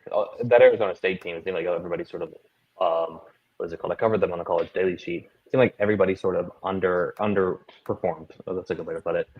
And he just was one of them. And I wonder if maybe he gets in the pro ball and they tweak one or two things with the swings. I think that there's some swing and miss there too. They kind of popped up this past year. So I'm really interested to see what the Reds do because they took a chance. Mason Neville, however you want to pronounce it. And then they can do the same sort of thing with Boo. Yeah, for sure. So let's go. So we're in the 9th round, or we're wrapping up the 9th round now. Do you guys want me to go through the picks now, or do we? I'm so sorry, Will. I keep cutting you off, man. I'm so sorry. No, you're good. No, not at all. Oh, I mean, all right. I vote that Switz starts cutting people off. I think that would be fun. I Switz, just jump in on people. Do it. Yeah, just cut me off at any point, Switz. I won't take it personally. It's probably for the best, honestly, for the quality of the stream. Just cut me off when I just start talking. Just play me off. So yeah. Gotcha. Switch just sits there in the shadows, and then we throw to him, and he gives an insanely insightful commentary on the prep arms that certainly I don't know as much about, and Reese doesn't know as much about, and Switz knows everything about him, and so Switz knows everything. So Switz is the ultimate. Nate was saying that I'm the Mel Kiper of the crew. No, that's Switz. Switz is the Mel Kiper. Switz has better hair than Mel. So Facts. yeah. Facts on that for sure. So Switz, who would have been the Shadur Sanders, since you're the Mel Kiper, who would have been the Shadur Sanders that you would just be yelling about every pick? I take it you're probably not a yeller. This would be the first time that I've talked to you in person. I don't know if you are. So who would have been like the Shadur Sanders of every pick? I can't believe this guy's still on the board. Not to feed off of your rant prior, but it'd been Devin Taylor. Like I've seen him since he was in 8th grade. Like the contact skills, his ability to walk, the batter's eye, it's always been there. Like people that want to go and pick on him with his athleticism and stuff, they just haven't seen him before. Like to me, he's going to be one of the top guys out of this whole draft. I think he's going to be a quick riser. I definitely think he's going to be with the Sacramento team or wherever they're playing right now by next summer, because I think it's just going to go through the system pretty quickly. He's hit everywhere. He's hit everywhere, every single league that he's been in. He's played against better competition. Doesn't matter. Like Team USA, he hits. That's just what he does. And you're right. You could talk about the athleticism. He is very strong. Yeah. So he has that going for him. I agree. I think he's such a polished hitter, and it almost, the draft kind of went the opposite way that I thought, in the sense that, like Taylor, I was thinking guys like Taylor could or Irish early on, if you were to underslot early to take a guy that you were confident is going to be a big league bat. I thought Taylor was. I personally mocked Taylor to Houston because they didn't have a ton of money to spend. I think you could probably underslot Taylor at 21. But the fact that Houston went the complete opposite direction, and then those guys that I thought might rise up the board a little bit to potentially underslot, it was actually the opposite effect, and they plunged straight down. But ultimately, when you get into pro ball and you're in between the lines, what round you got drafted in doesn't matter. It's who the best players are, who produces, and especially now. And I think you're right. I think by next summer, and I think Taylor's going to be knocking on the door of the big leagues, potentially knocking the door down. I'm really excited for him to get going. I wonder where he gets assigned out of when he does sign. I wonder if he gets assigned to single A. If he does, I'll get out to go see him. I'm very excited. Everyone on staff loves him. I don't know if I have like that big of an opinion on him. I know that we have and you two really like him. I'm probably like what? Where would you guys rank him in coming into this draft? Like I read him as like what, a back end 30 sort of guy is what I would have ranked him as if the big beautiful board ever got released. Just big beautiful board. There are people who think it's real, and it's coming. Don't worry, I'll drop it tomorrow. It's happening. It's gonna be there. But yeah, I'm super. The A's just, man, past 2 years, best, like, I think they had the best draft last year, and they're having a top 5-ish draft this year. Shout out to the Oaklamento A's. Do we think Devin stays in left field with Nick Kurtz there? Or does Devin get shipped to like a DH role? He sticks in left field. He's got more athleticism than some of their other left field types. I think if the bar is Tyler Soderstrom, in left field defensively, and that's not a knock on Soderstrom. He hasn't played a ton of outfield at all, and then he was kind of just thrown out there. He went insane to begin the year, and ultimately you got to do what you got to do. And obviously the A's prioritizing Kurtz more, keeping him in position, has worked out well. He homered yesterday. I think he's got like like 18 home runs already, like, or 17, 18 homers. He is a freak show. Like I cannot.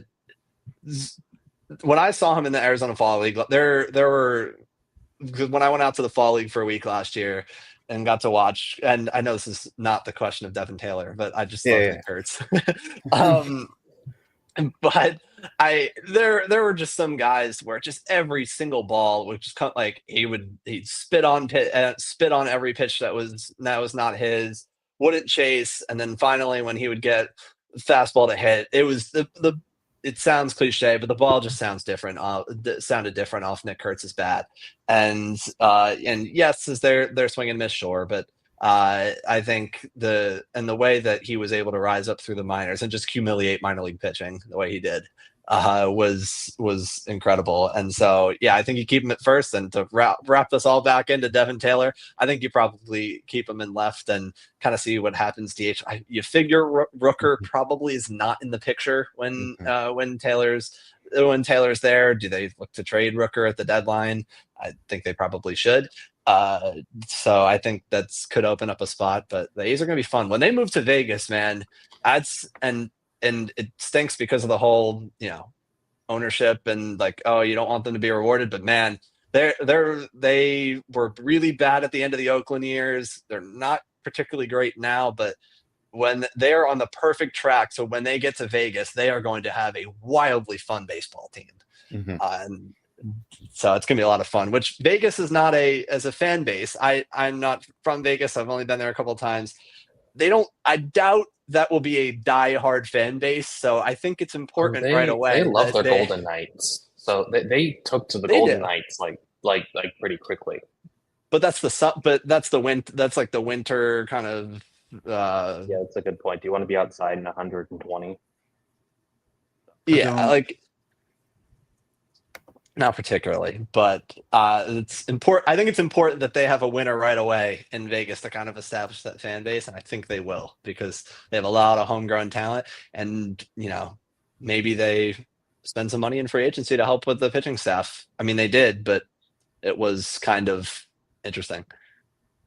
I mean, we keep talking about Devin Taylor, and not that he's not been a good player, but I can't believe they still got Jamie Arnold, right? As their first. I feel like that keeps getting overlooked. Like we talked about that guy going into the draft as a top 5 player in the draft. Like honestly, I thought that he was going to go. There was a chance he was going to go to the Angels before they drafted Bremner and everything. So I mean, that draft class. I mean, I like Turley a lot too. They're going with quick to the majors guys with some interesting tools. And I wonder how they're going to tinker with Arnold. I think that's the most fascinating thing for me. How are they going to get a third viable pitch in there? Well, I mean, honestly, I think there is the third viable pitch in there. I think he just needs to throw the changeup more. The changeup, when thrown, was pretty nasty if you look at some of the data and everything on it, but it just wasn't thrown enough. He was basically, Florida State forced him to be a 2-pitch guy, and I think that might have hurt him, hurt his draft stock a little bit. He just learned the changeup too, so I think it's still early development there. But when he threw it, it was pretty metrically one of the better changeups at that point in the draft, right? So that was the big thing for him is the fact that they didn't have him throw the changeup. So I wonder how that's going to go in pro ball, because I wonder if he's going to bump up the changeup usage to 25-30%, and then maybe he just takes off, and we're like, why did these teams pass on him? But I mean, they just keep killing it with their drafts. Like I said, Arnold, Taylor. Turley is a nice gamble on some power and everything. I mean, I know he had a terrible freshman year, but sophomore year he hit 18, 19 home runs, and then he had quite a few home runs, came in pretty clutch. It got pretty hot towards the end for Oregon State. So I mean, that's a really good draft class. I know we want to let's see where we are. We officially entered the 10th round yet. Just for some heads up, we are going. Nope, the 10th round is going to be starting now. We have. Where was the last place we left off against? Do you guys know? Oh, I don't know. Okay. We'll just go with slide 10 on Colton Book, St. Joseph's pitcher for the Chicago Cubs. Jackson Stensma, Appalachian State, for the Seattle Mariners. The Seattle Mariners, everybody. I'm in a few group chats, and everyone's going crazy about this Mariners draft class, and I tend to agree. Wallace Clark, shortstop for Duke, went to Arizona. Cam Lee out of Mineral Area Junior College went to the Baltimore Orioles. Andrew Healy, pitcher for Duke, went to went to the Brewers as they continue to draft arms that they're going to turn into either high leverage relievers or really good back end starters. Keelan Oakes of Oregon State, pitcher, went to the Houston Astros. I don't know why the draft tracker just like updates that way. It like makes me go back to page 1. I don't know if anyone else is having this issue. This might be a me issue. Logan Braunschweig of UAB yeah, there we go. Finally got a name right on this stream. Went to Atlanta, and then we have Shane Van Dam, pitcher for North Carolina State, went to Kansas City. Trevor Heisman went to the Detroit Tigers, pitcher out of St. John Bosco High School, I believe. Is that the same John Bosco High School as New Jersey as Nick Becker? Shout out to them. Will Kroger, pitcher, Arizona State, went to San Diego Padres. Matthew Ferreira, shortstop, Philadelphia Phillies, out of the high school ranks. Ryan Prager, was he the guy who was drafted last year, correct? Oh, yeah. Yeah, he was, and he did not sign, as you can tell by now. Texas A&M pitcher went to the Cleveland Guardians. Anthony Frosby, shortstop, Lakeland High School, went to the New York Mets. Blake Gillespie, pitcher, UNC, went to the New York Yankees. This draft tracker is going to drive me nuts. Let's round that this 10th round.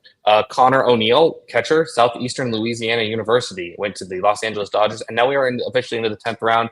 Daniel Wright, pitcher, Iowa. Austin Newton, pitcher, South Florida, went to the Colorado Rockies. Colorado Rockies are often a lot of pitchers because that's how they have to get them. All right, guys, just so everyone knows in the stream, this is going to be the last round that we're streaming. We're going to talk about the top 10 rounds. It's an hour in between the draft. Thank you to everyone who tuned in. Switz, any of those picks really stand out to you? Ryan Prager, in my opinion. You look at last year, drafted in the 3rd round by the Angels. He took a big gamble taking the NIL money from the Aggies, and he had a so-so year, just kind of like Texas A&M. The expectations didn't hit, and looking here in this draft, he falls to the 9th round. Yeah, I mean, Prager, the strikeouts were just so down this year, and the stuff was down, and I understand the concept of guys that like you take the NIL money instead of signing for pretty much nothing. I do think I'm not going to sign because he was in the 3rd last year, I think, and I'm not going to sign 3rd because I think I can take the NIL money, have a good year, and get into the 1st. I mean, look, you can gamble on yourself, but I do think that in general, 3rd round money, assuming he was getting somewhat close to slot, that's tough to turn down. And it ended up really costing him. If there is an organization that can help turn the tide, though, it is Cleveland. So I'm excited with that. But yeah, you're right. The stuff was down this year, and Prager did not have a great year at A&M. Going from 11.5 strikeouts per 9 to just under 8 is pretty crazy for a guy who had the stuff that he showed last year. We have a question here. Thoughts on the day 2 draft the day 2 haul for the Braves so far? Drew, I haven't heard from you in a minute. What do you think about the day 2 haul for the Braves? Well, I don't want to brush off that question too quickly. I think that it's been solid enough. The Braves were a little bit, I don't know. I had some questions about the Braves draft yesterday, but I do like what we're seeing today. They've had a couple of interesting pickups. Braunschweig is kind of an interesting guy out of UAB. I know that we kind of got the chuckle out of you trying to pronounce his name, Reese, but he's pretty interesting. I believe we are about to be joined by another guest, though. I think he's getting some technical stuff set up on his end. But what did you guys, Switz or Will, make of the Braves Day 2 class? Yeah, I think it was fine. I think it was fine. I think they were going to inevitably overslot and spend some money. And they I assume they did with Essenberg and McKenzie. Dixon Williams is solid. He had a pretty high profile coming into the year at ECU. She's kind of a low floor guy. I think it's fine, but I think day 2 has been fine. I think as a whole, it's been a little underwhelming, I would say, on the Braves end of things. But ultimately, we'll see what their player development system can turn out. But I think it's been a little bit underwhelming overall. I think the day 2 has been fine, but it hasn't completely shifted my opinions of their draft class so far. Yeah, I kind of agree with you on that. Kind of looking through the picks so far, my assumption is you kind of look at the rounds 2 and 3 with Lodis and Miller. Those are probably underslot picks. So round 4, with them selecting Briggs McKenzie, they probably have to pay up for that. So they're getting a high school arm here they can work with that has shown really good secondaries throughout the spring that a lot of people were excited for. For me, I'm a little indifferent with Landon Beetlejuice. I think I really like him. It's kind of Ohio bias, though. I saw him at Canfield when he was in high school. Flipped his commit from Army to Ohio State. At Ohio State, kind of surprised people as a freshman in the bullpen, and then took the big opportunity after a really good year that summer with the Cape. Went to Arkansas, and then there he was getting some buzz for like a second round, third round. However, didn't really materialize what he was expected. You can call it the SEC bias of the hitters are just better there, and I think they kind of got to him a little bit.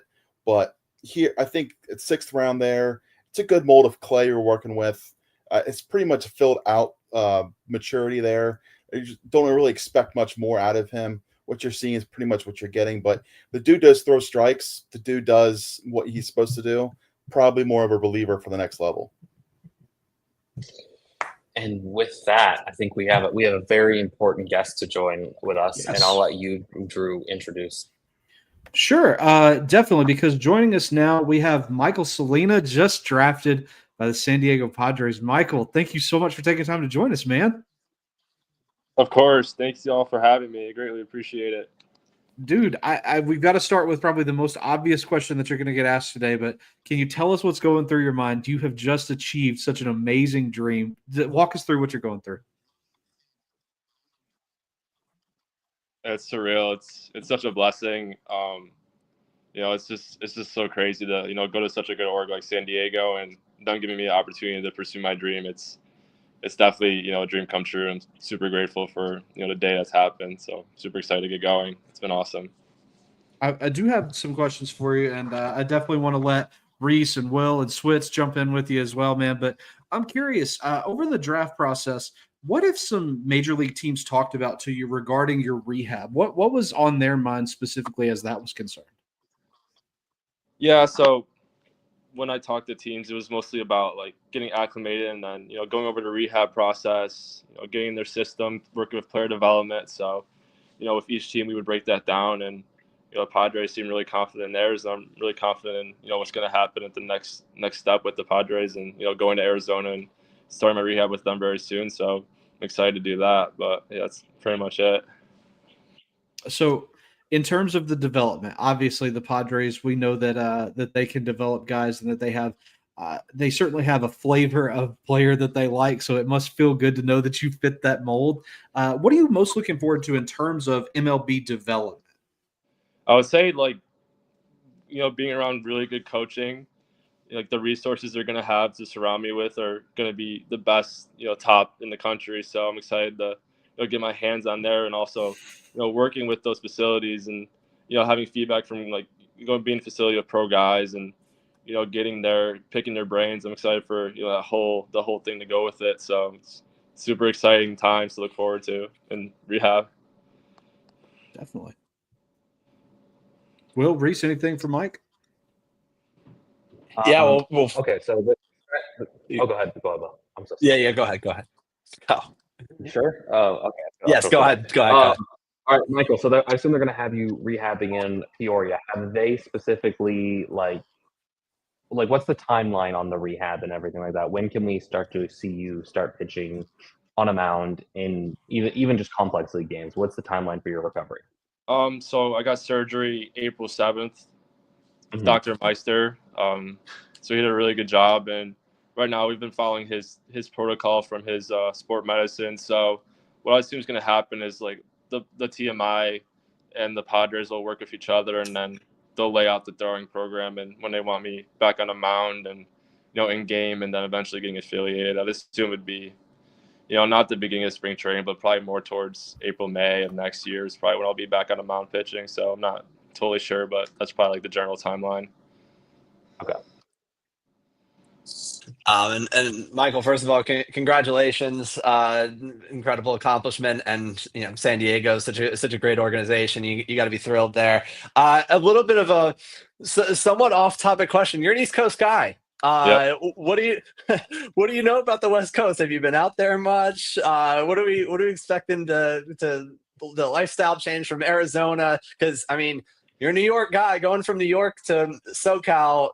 I mean, you don't need me to tell you. It's a lot different. What are your thoughts there? You're getting a massive Well, upgrade. It's let me tell you. awesome. I love being in the sun so much. So going from gloomy New York to sunny San Diego, it's night and day. So like, the first time out west was I was actually at the combine. So I loved it out west. So I'm excited to live out west and train out west. Especially being in Arizona, obviously it's sunny every day. So it's gonna be good for the body to be there. Absolutely. If you're a big foodie, I got some food Exciting. recommendations for you in San Diego. I'll have to get Drew to message you. But San Diego is like an underrated food city. So It really is. If you like Mexican food, it's the best in the country. And then they have a bunch of other really good stuff too. Just downtown San Diego is beautiful. But that's all I got for you for me personally. I just want to tell you, San Diego way better than New York City, like a million times better. Yeah. I feel like I'm more of a West Coast guy thinking about it after being in Arizona. It just agreed with you, huh? Yeah. Switz, any questions for Michael, man? Man, I think they took all most of my questions, so don't really have anything. Michael, I'll tell you one thing for sure.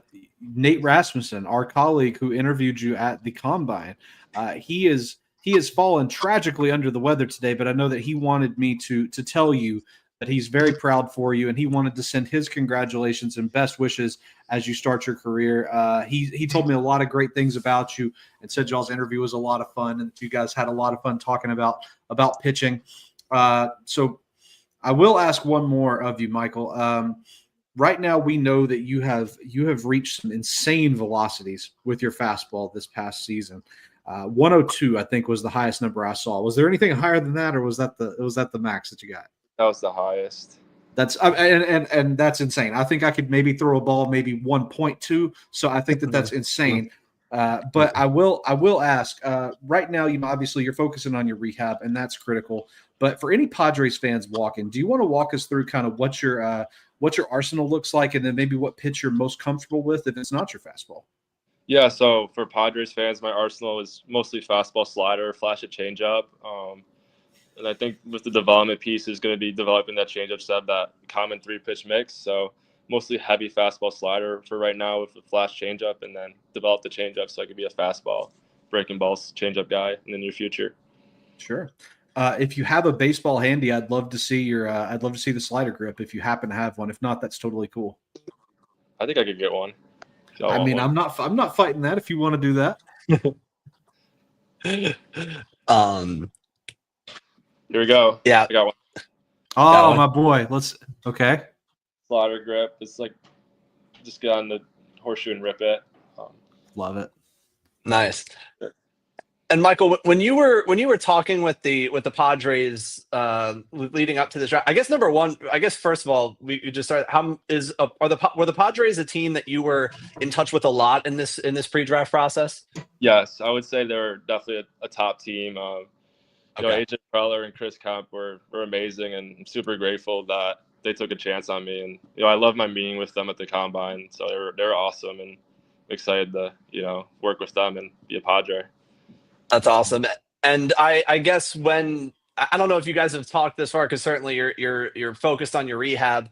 How have they talked to you about anything regarding like starting, relieving, anything like that, or when you come back from rehabbing? Is the plan starting? Have you guys talked that far yet? What is that? Have those conversations been like with you guys? We haven't gotten that deep yet. Okay. I'd say. I'm sure once I get down there and acclimated, they'll have a whole plan set out. So nothing along those lines for right now, but I'm sure I'll know very soon. Gotcha, man. Let's see. Mike, I think I've just got one more question for you, man, and we'll let you get back to it because, dude, it's obviously such an exciting day for you. I'm curious. You've just achieved a dream. The Padres have picked you. What's the celebration plans like now? Like, is this going to be like the throwdown of all throwdowns at the Selena house or what?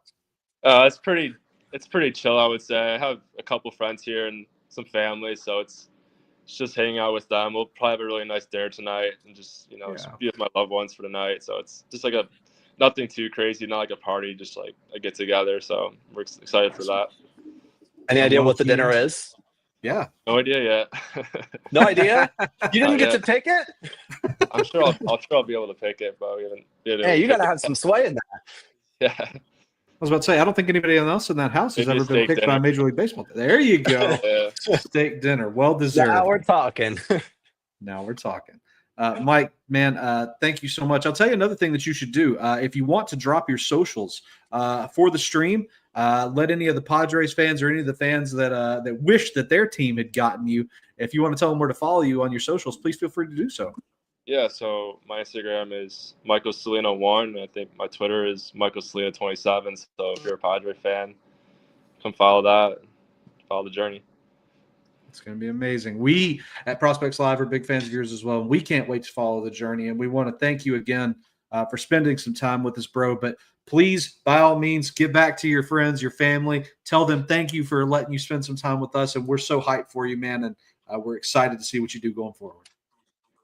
Awesome. Thank you all so much for having me on. I greatly appreciate it. You bet, Michael. Going Take care, on, man. Thank you. See you soon. Congrats. Incredible stuff, guys. Such a down-to-earth kid. And, especially after such adversity, to be so upbeat. I mean, this is, again, a dream come true for him. And so what a blessing for us to be able to talk to not only just him, but Matt Mira today as they achieve these dreams. Like such a blessing for us. Absolutely. He seems, and I love the fact that, it seems like the Padres were a team that was at the top of his list based on the conversations that he's had with them in their meetings. And it seems like he really hit it off with Preller and their staff. And also this is a prototype the Padres have had a lot of success with. If you don't believe me, go watch their bullpen. Every guy throws 104. So, I mean, you're right, Will. Switz, I see that you're commenting some tragic stuff for any people that dislike Texas A&M like myself. Shane Snow is going to be returning to A&M. Tragic stuff. Can we get him out of the SEC? Yeah, it looks like we're starting to get some word here from people that are withdrawing from the draft and heading back to school. I think on the good news side for the Knoxville fans, Brandon Arvidsson is telling individuals he's going back. Let's go. Hey, our bullpen has now got like 3 guys in it after everybody transferred, so I'm hyped. I do have a favor to ask of Reese. Reese, the Orioles have just made their selection in round 10. I'd love it if you could try to pronounce his name. I'm not doing that. No, Reese, no, I don't ask you to do anything. Can you please do that for me, please? We record 3 times a week. Well, I don't ask much. 4 times. Yeah, but I don't ask anything of you. This is either Prospects Live or Nate Rasmussen or Bally Sports Live. This is the one thing I've asked from you in a long time. Okay, Dalton. Good job. Attaboy. That's it. I love it. Hey, give it. There we go. Well done, Reese. See, hey, I have a very generic name. Not the first name. The spelling's a little awkward and weird. Some might say. I once had to show a teacher that it was my real name, even though they had it on the roll sheet. So, yeah. Well, I'm taking a look at the 10th round here as well. Some interesting names in the 10th round. Nick Rodriguez to the Angels. He had a really strong year at Missouri State. He had a great year. How about the Nats? They were looking for power. Hunter Hines is going to bring it. So there's going to be some swing and miss. But if you're looking for big left-handed power, pull and lift, swing with a lot of loft, Hunter Hines is your guy. He's into the Washington system now. Ty Doucette, guy, or a Rutgers first baseman. He's a guy I watched a lot last year. There's some power there as well. And Max Martin, he's a toolsy shortstop too. Isaac Lyon from Seattle. He's got a really good changeup as well. And Craig Counsell's son Brady. Brady Counsell just dropped. Brady Counsell, who had a nice year at Kansas. drafted to Arizona in the 10th round. I know Switz, any guys in that list that really stood out to you as well? Pretty much the guys you named are the ones I would probably say too. Boston with Maximus Martin, pretty good athleticism, good utility player. He had a really good season this year. He's a guy I'd watch out for out of that 10th round. Former Rutgers guy too. If those who don't know, I love Rutgers. So love Rutgers, love New Jersey. So Rutgers they had some. Trevor Cohen went earlier to the Giants too. So to join Josh Kuroda-Grauer in the Bay Area. Well, not physically in the Bay Area, but with Bay Area organizations. They're all there. They're just all out there. Yep, they're all hanging out. It's just the one Bay Area. Yeah, exactly. There's only one of them. Guys, 9 more picks in the 10th round. We're going to have a ton more content, I'm sure, coming out with just draft analysis in the next couple of days. But the Braves are currently up. We just saw Zach Daudette of the Cal Poly San Luis Obispo drafted to the Astros. Lots of stuff going on. Before. Do what, buddy? I've never heard of it called San Luis. It's Louis. I've never heard that. San Luis Obispo. I've been living out here since I was 12. That's a good one. Well, I like that a lot. Thanks, Drew. Reese. I'm done someone else can mess something else. Someone else can get some pronunciation wrong. Reese, do the locals in California say the full name, or do they just say Cal Poly? Cal Poly slow. Because we have Cal Poly Pomona Slow, in okay. Pomona, California. SLO. Notable alumni. This guy, Matt Adams, Smutta, some might say. Wow. I don't know if I didn't just dox his first name on the internet. And then I believe Brandon Payne went there as well. I know that they're boys. They're best friends. And Brandon Payne always, whenever I need someone, Brandon Payne's going to be the guy if I ever get thrown in jail for who knows what. I'm going to call Brandon because Brandon's always reliable. Not that other people on site aren't reliable, but I was just over the years, Payne has been someone that I've really but yeah, it's Cal Poly Slow, or San Luis Obispo is what it's called, by the way. But yeah. So the school that he goes to is called Cal Poly. Is that right? California Polytechnic University, San Luis Obispo. Yes. I said Cal Poly Slow, so I said Cal Poly Slow. Yes, I know. I'll be here all day, Reese. Thank you. Well, listen, I had to do that after some of these pronunciations, so I'm glad I'm not the only one. Oh, one of Nate's teams in the tournament too. Slow. Nate was like one of their biggest fans. Yeah, Probably one of he did. He liked them more than Oregon. Yes, he did. Luke Martin. Well, Atlanta has finally gotten their SEC arm, Cade Woods from LSU, selected, and then the Royals right after that. UC Irvine's Max Martin. I do like I like the pick that the Brewers just took from UTSA, a team that went to the Super. Braylon Owens, who had a really nice year in their rotation. He's a bigger guy, probably he's going to be a reliever at the next level. But there's some stuff there on a UTSA team that had a really good. As Nate Rasmussen picked 301, hit a homer off me. That's Justin Stransky for the Cubs now. Shout out. That's amazing. It's great content. You can only get that from Prospects Live, baby. Nate Rasmussen, the guys that hit homers off of him. Mm-hmm. The list is Justin Stransky and none others. Oh yeah. Trying to see if there's anybody else that catches. I'm gonna scroll back to round 9 too, see if there's anyone at the end of round 9 I missed. No way. Nate, anybody else get a home run off you in this draft? Let's just keep going with that. Other guys in this draft who have bombed off of Nate, yeah. Yeah, I think Nate was sending some video and I gotta say, you know what?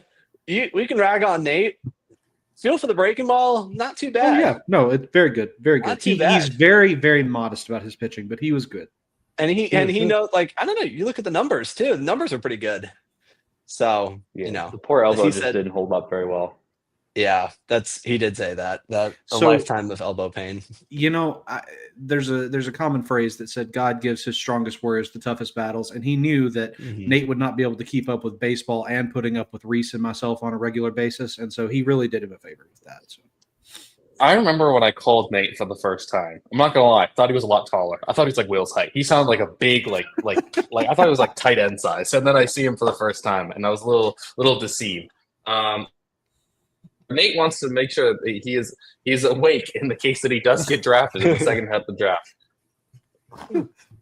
Some team, please take Nate. That's the best thing you can do right now. Switz, do you have Nate possibly going in the 15 to 20 range? He probably should be calling for some UDFA offers here. Nice. Oh, Nate also throws in this other amazing stat here. He had a better ERA than Cade Anderson. Switz, what's the scouting report for Nate Rasmussen? What do you know about this guy? I gotta pull up the TikTok. Well, I'll have to get back to you on that one. Okay, that sounds good. We'll let you do your research, and we'll expect a full article sometime soon. 4 picks left, guys, in the 10th round. Cole Gilly of Indiana just selected to the Philadelphia Phillies. Justin DeCriscio, the shortstop from NC State. Shout out our boy Tyler Jennings. That's his favorite school. Edian Espinal, the catcher for Central Florida. And just now, here's one.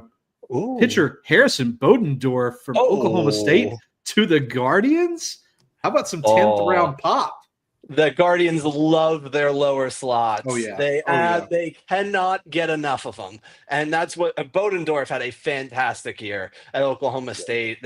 He really knows how to pitch, man. He throws strikes. He's a gamer. And the velocity ticked up a little bit from where he was at Hawaii and in the summer. It ticked up a little bit, 90, 92 more at Oklahoma State. And great kid as well. Love Harrison Bodendorf. Lots of Contuit representation today in this draft. Yeah, you're getting an op to talk about a lot of your guys, huh, Will? Yeah, a lot of them. A lot of them, which is very cool. I don't take it for granted. Every year, there's a lot that'll run out at some point. But I've been fortunate. There's a lot of good guys that have come through there.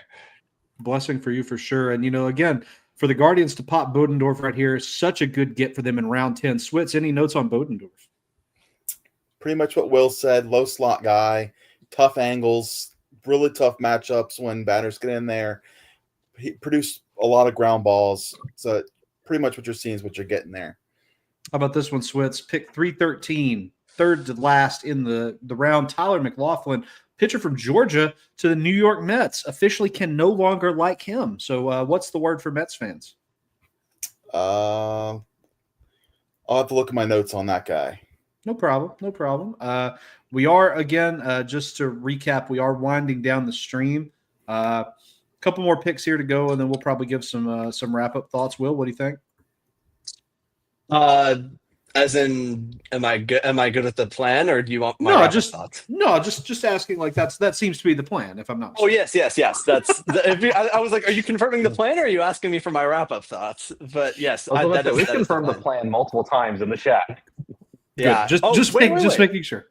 Hold on, wait, before we wrap up the end of the draft, we need home run derby picks. Ooh, who's in the home run derby? I don't know. Should I start with my pick? Yeah, start. O'Neal Cruz. There is no way that dude doesn't absolutely annihilate the Chop House tonight. No way he doesn't. He's going to put on an absolute show. James Wood, I'm interested for. I think Wood is really intriguing. I think O'Neal Cruz is going to win it though. But I'm so excited. It's going to be a great derby. Do you know what'd be the single funniest thing if O'Neal Cruz, if not O'Neal Cruz, if James Wood only hits pull side homers in the home run derby, because he isn't pulling the ball as much as you would want him to as in the major leagues yet, but that's the next step coming for him. Once he does that, this dude's going to go from like star to superstar, if he's not already a superstar, honestly. I'm going to go with Cal Raleigh. The dude can't stop hitting home runs. Maybe he carries that into the home run derby today. Greg, with you taking the big dumper, Cal Raleigh. Switz, who you got in the home run derby, buddy? I'm going to take the hometown guy, Matt Olson. I think he's got competitive advantage there. I think the crowd's going to be behind his back. I'm going to go with him. I think I'll take the – go ahead. Sorry. The only one all these guys are pretty prolific power hitters. And then there's like Jazz Chisholm. Not that he doesn't hit for any power. He just doesn't seem to fit in this archetype of player, you know? Well, Reese, it may surprise you. I'm going to take Jazz Chisholm. I'm going to take the dark horse in this one. I think that I just got a good feeling. Got a good feeling about Jazz. I know that the guy throwing to him is a guy that he's had pitching BP for quite a while, and he is pretty excited about that. Nate says he's taking Junior Caminero. So there's one who's having their dad throw to them tonight, and I'm blanking on who that is. It's Raleigh. Cal Raleigh is. Oh, man, I'm sorry. Okay. Well, I hate to bring back recent trends, but I cannot pick anyone that has their dad throwing to them in the Derby. I don't trust it. Is he going to throw cut fastballs like Bryce Harper's dad dude? Bryce Harper's Cano. dad was just slinging cutters at him. And I was like, that is one of the wildest things. That's just his pitch of choice, by the way, just out of nowhere. And Bryce Harper's dad, like, jacked, too. So he probably had some good velocity on some of those cutters, too. Spin rate, horizontal movement, everything must have been fantastic. I think you know what? Cal Raleigh should have just had some of these American League West pitchers that he's been going against in his BB who he throws against. What an incredibly disrespectful and amazing thing that would have been simultaneously to ask somebody in the Severino. He was like, "Hey, Louis Severino, could you please throw to me in the home run derby?" That's Miles Michaelis. Miles Michaelis probably could make quite a bit of money in the next couple of years, just being a home run derby pitcher. But that's neither here nor there. We did see the last two picks of the 10th round guys come in. Connor McGinnis, second baseman from Houston, to the Yankees, and yes, pitcher Jacob Frost from Kansas State to the Los Angeles Dodgers. Cost a lot. Pitched really well for Kansas State. He was just a consistent, 6 innings, felt like 5 or 6 strikeouts. Just, actually, honestly, not even 6 innings. He was like a 7 or 8 inning guy. Gave them a lot. Jack Frost was doing fantastic for them. It's a good pick for the Dodgers too. They're gonna get him into being a really nasty reliever. All right, fellas, who is your favorite draft class? We're halfway through the draft. I'm gonna which team do I think had the best draft? What's best, favorite, and then if you want to do least favorite, you can. If you want to be negative, if you don't want to be negative, we don't have to be negative. I don't need to be negative. I think it's the A's. That's not new. We've talked about it. We've talked about it through all 9.5 hours of streaming over the last 2 days.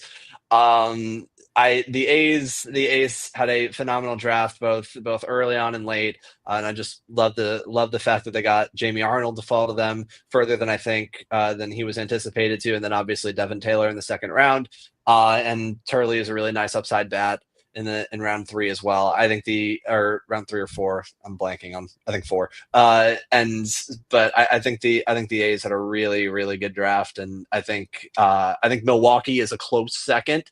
But I'm picking the A's. Okay, Switz, who was your favorite draft? I kind of agree with him with the A's, but not to be repeating here. Kind of goes back to yesterday. I really like Tampa Bay. Their first 5 picks of the draft, really like it. Up the middle profiles. They went young. They have certain model they're looking for here. They really like the bat speed. They really like the athleticism. The guys they got for the infield of Fleming and Pierce could play all over the diamond for the next level. Summerhill falling to pick 42 to me is just an absolute crime. However, do understand lost a unanimous decision fight against a water cooler, so that really hurt his draft stock. Dean Moss out of IMG, who was back in February, had a lot of helium. He's a guy that I really like. Dude just absolutely rakes. Dude absolutely rakes. Good bat speed. Gets out of the box very quick, but he's a smaller guy. I think that kind of hurt him a little bit. And then they went and got Titan Gray, big combine performer. They went on the upside of the power there. So I just really like the first picks there. Dominic Fritton, probably going to be a bullpen arm for them, but he was a really big workhorse for them at NC State. And James Quinn Irons pretty much was like the highest batting average guy of this year in the spring. He just constantly hit all the time at George Mason. So I really like what they put together in the early phases there. Drew. Who's your favorite draft? Tennessee? Yeah, no. I think that probably the best draft class. You guys have said a lot of them. Obviously, the Athletics, the Rays deserve credit. The Twins deserve credit. I like a lot of what Seattle did. I don't want to be a Phillies homer. The Phillies, they were on a deep stretch of just guys Drew likes. Could have very well been their plan for this draft. But I do want to shout out the Brewers. I think they had an incredible draft, a fabulous day one that's extended into today. Andrew Fisher, Riley Quick, J.D. Thompson, Jacob Morrison, Danny Dickinson.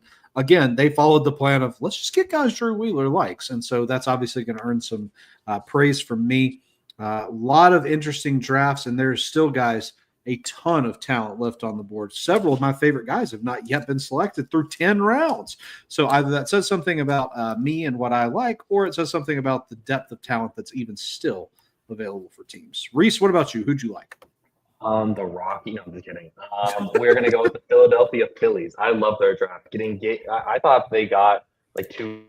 They got one first rounder in Gage Wood. I think Cade Obermuller was like a back end of the first type talent as well. So I'm going to go there. And obviously, like you talked about Matthew Fisher, floating him down to the 7th round. I assume that's going to take a lot of the money that they probably, saved. It's not like they saved a lot of money with each pick, but they saved, a chunk here, a chunk there, a chunk here, a chunk there. Sean Youngerman, Prospects Live favorite. If you probably could find a way to hack into all the mock drafts that I did when I was supposed to be working my day job, Sean Youngerman was picked in every single one of them by me. So yeah, I just like the way that this draft fell for them. I think they, I like getting Matthew Fisher. I like the fact that they also went in maybe in the 9th round with Matthew Ferrer, a high school shortstop. So depending on how things go. And the Phillies do a good job drafting. I think it constantly gets under discussed how well of a job Dave Dombrowski does at evaluating talent. And he trades talent a lot, but he also is a really good talent evaluator. So I'm just happy to see Dave Dombrowski still doing his thing before he gets the Nashville franchise, which it seems like that's his ultimate goal in life. So yeah, I'm super excited about this Phillies draft. And the drafts you guys all mentioned were also great too. I just want to say if we have any parting words, and then we'll sign off here, guys. This was a fantastic shout out to Nate. I know that he couldn't make it for the last little bit of this draft. Nate was dealing with some stuff. Let's just say that. I feel bad for the poor guy. I can't believe that he toughed it out as long as he did. He's tougher than I am. I wouldn't have made it 1/10 of as long as he did. So shout out to Nate Rasmussen. Shout out to everybody at Prospects Live.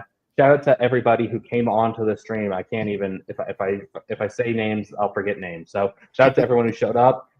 Drew, do you have any parting thoughts? And where can people find you on social media? Yes, let's talk that. I want to give a special shout out to the boys Matt Mura and Michael Salina for joining us on their huge special days. What a blessing it was again for us to be able to speak with them. Want to thank Nate, Will, Reese, Switz, Max, everybody, Greg, who's had such a big part in doing this stream, the work behind the scenes, the work to come on and analyze. And like you said, Reese, I feel like a terrible jerk because there's so many people that have put in work to this. If you did, just know that I see you. I appreciate you. And this has been one of the highlights of my year is being part of these two streams. It's been an incredible thing.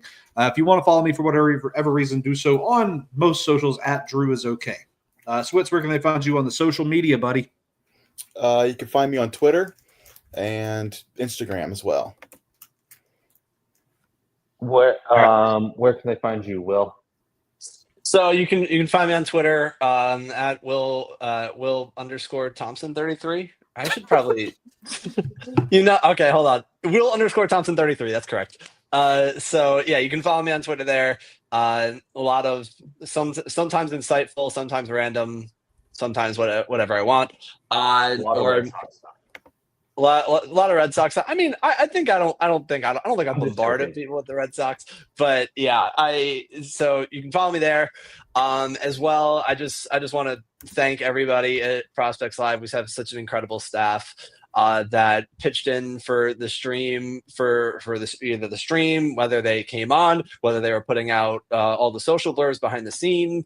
To summarize the prospects that went yesterday. There's a lot of work that went in there. I just want to thank all those guys as well. I want to thank everybody who is even on doing the behind the scenes work on our sheet, crossing off players off of our boards, because how on earth are Reese, Nate, and I going to try and keep track of everything? I want to thank Nate as well for toughing out, which just really, really brutal luck that he had to get sick. He toughed it out, and as Reese said, I don't know how I would have been able to do it. Nate has worked incredibly hard, but behind the scenes, coordinating guests, trying to get everything to time out, and he's worked incredibly hard over the last few weeks. So just want to give a big shout out to him. Switz, thank you so much for coming on. It's an honor and a pleasure to talk to you face to face through a screen for the first time.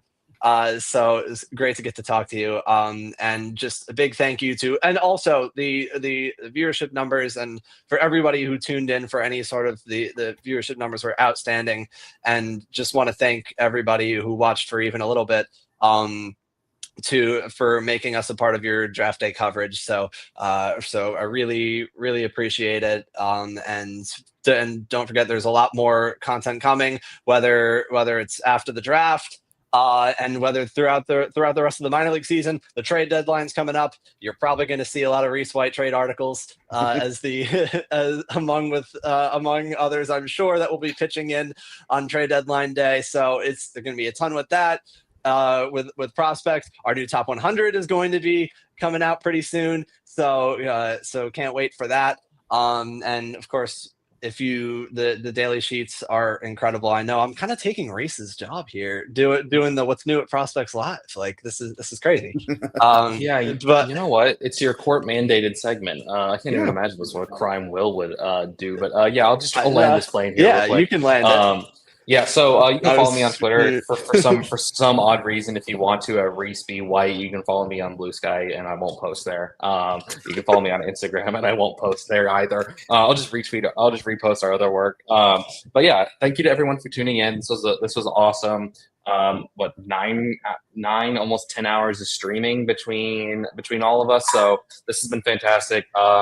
I want to just shout out everyone at Prospects Live. I can't thank you guys enough. Thank you to everyone who made this happen. Thank you to everyone behind the scenes. Thank you to everyone who showed up on stream. Thank you to everyone on the site. And thank you, most importantly, to all of our members at Prospects Live for the price of three-fourths. What the hell am I saying? 3/4 of a cup of coffee these days. You can get all the best prospect coverage. Honestly, you're getting bombarded. Your email is probably flooded on Sunday with draft content, and for some reason, stuff that I write. So yeah. Honestly, just thank you to all our members, and thank you. And if you're not a member, I would definitely recommend becoming one. For the price of 3/3 of a cup of coffee, you can become a Prospects Live member. And later.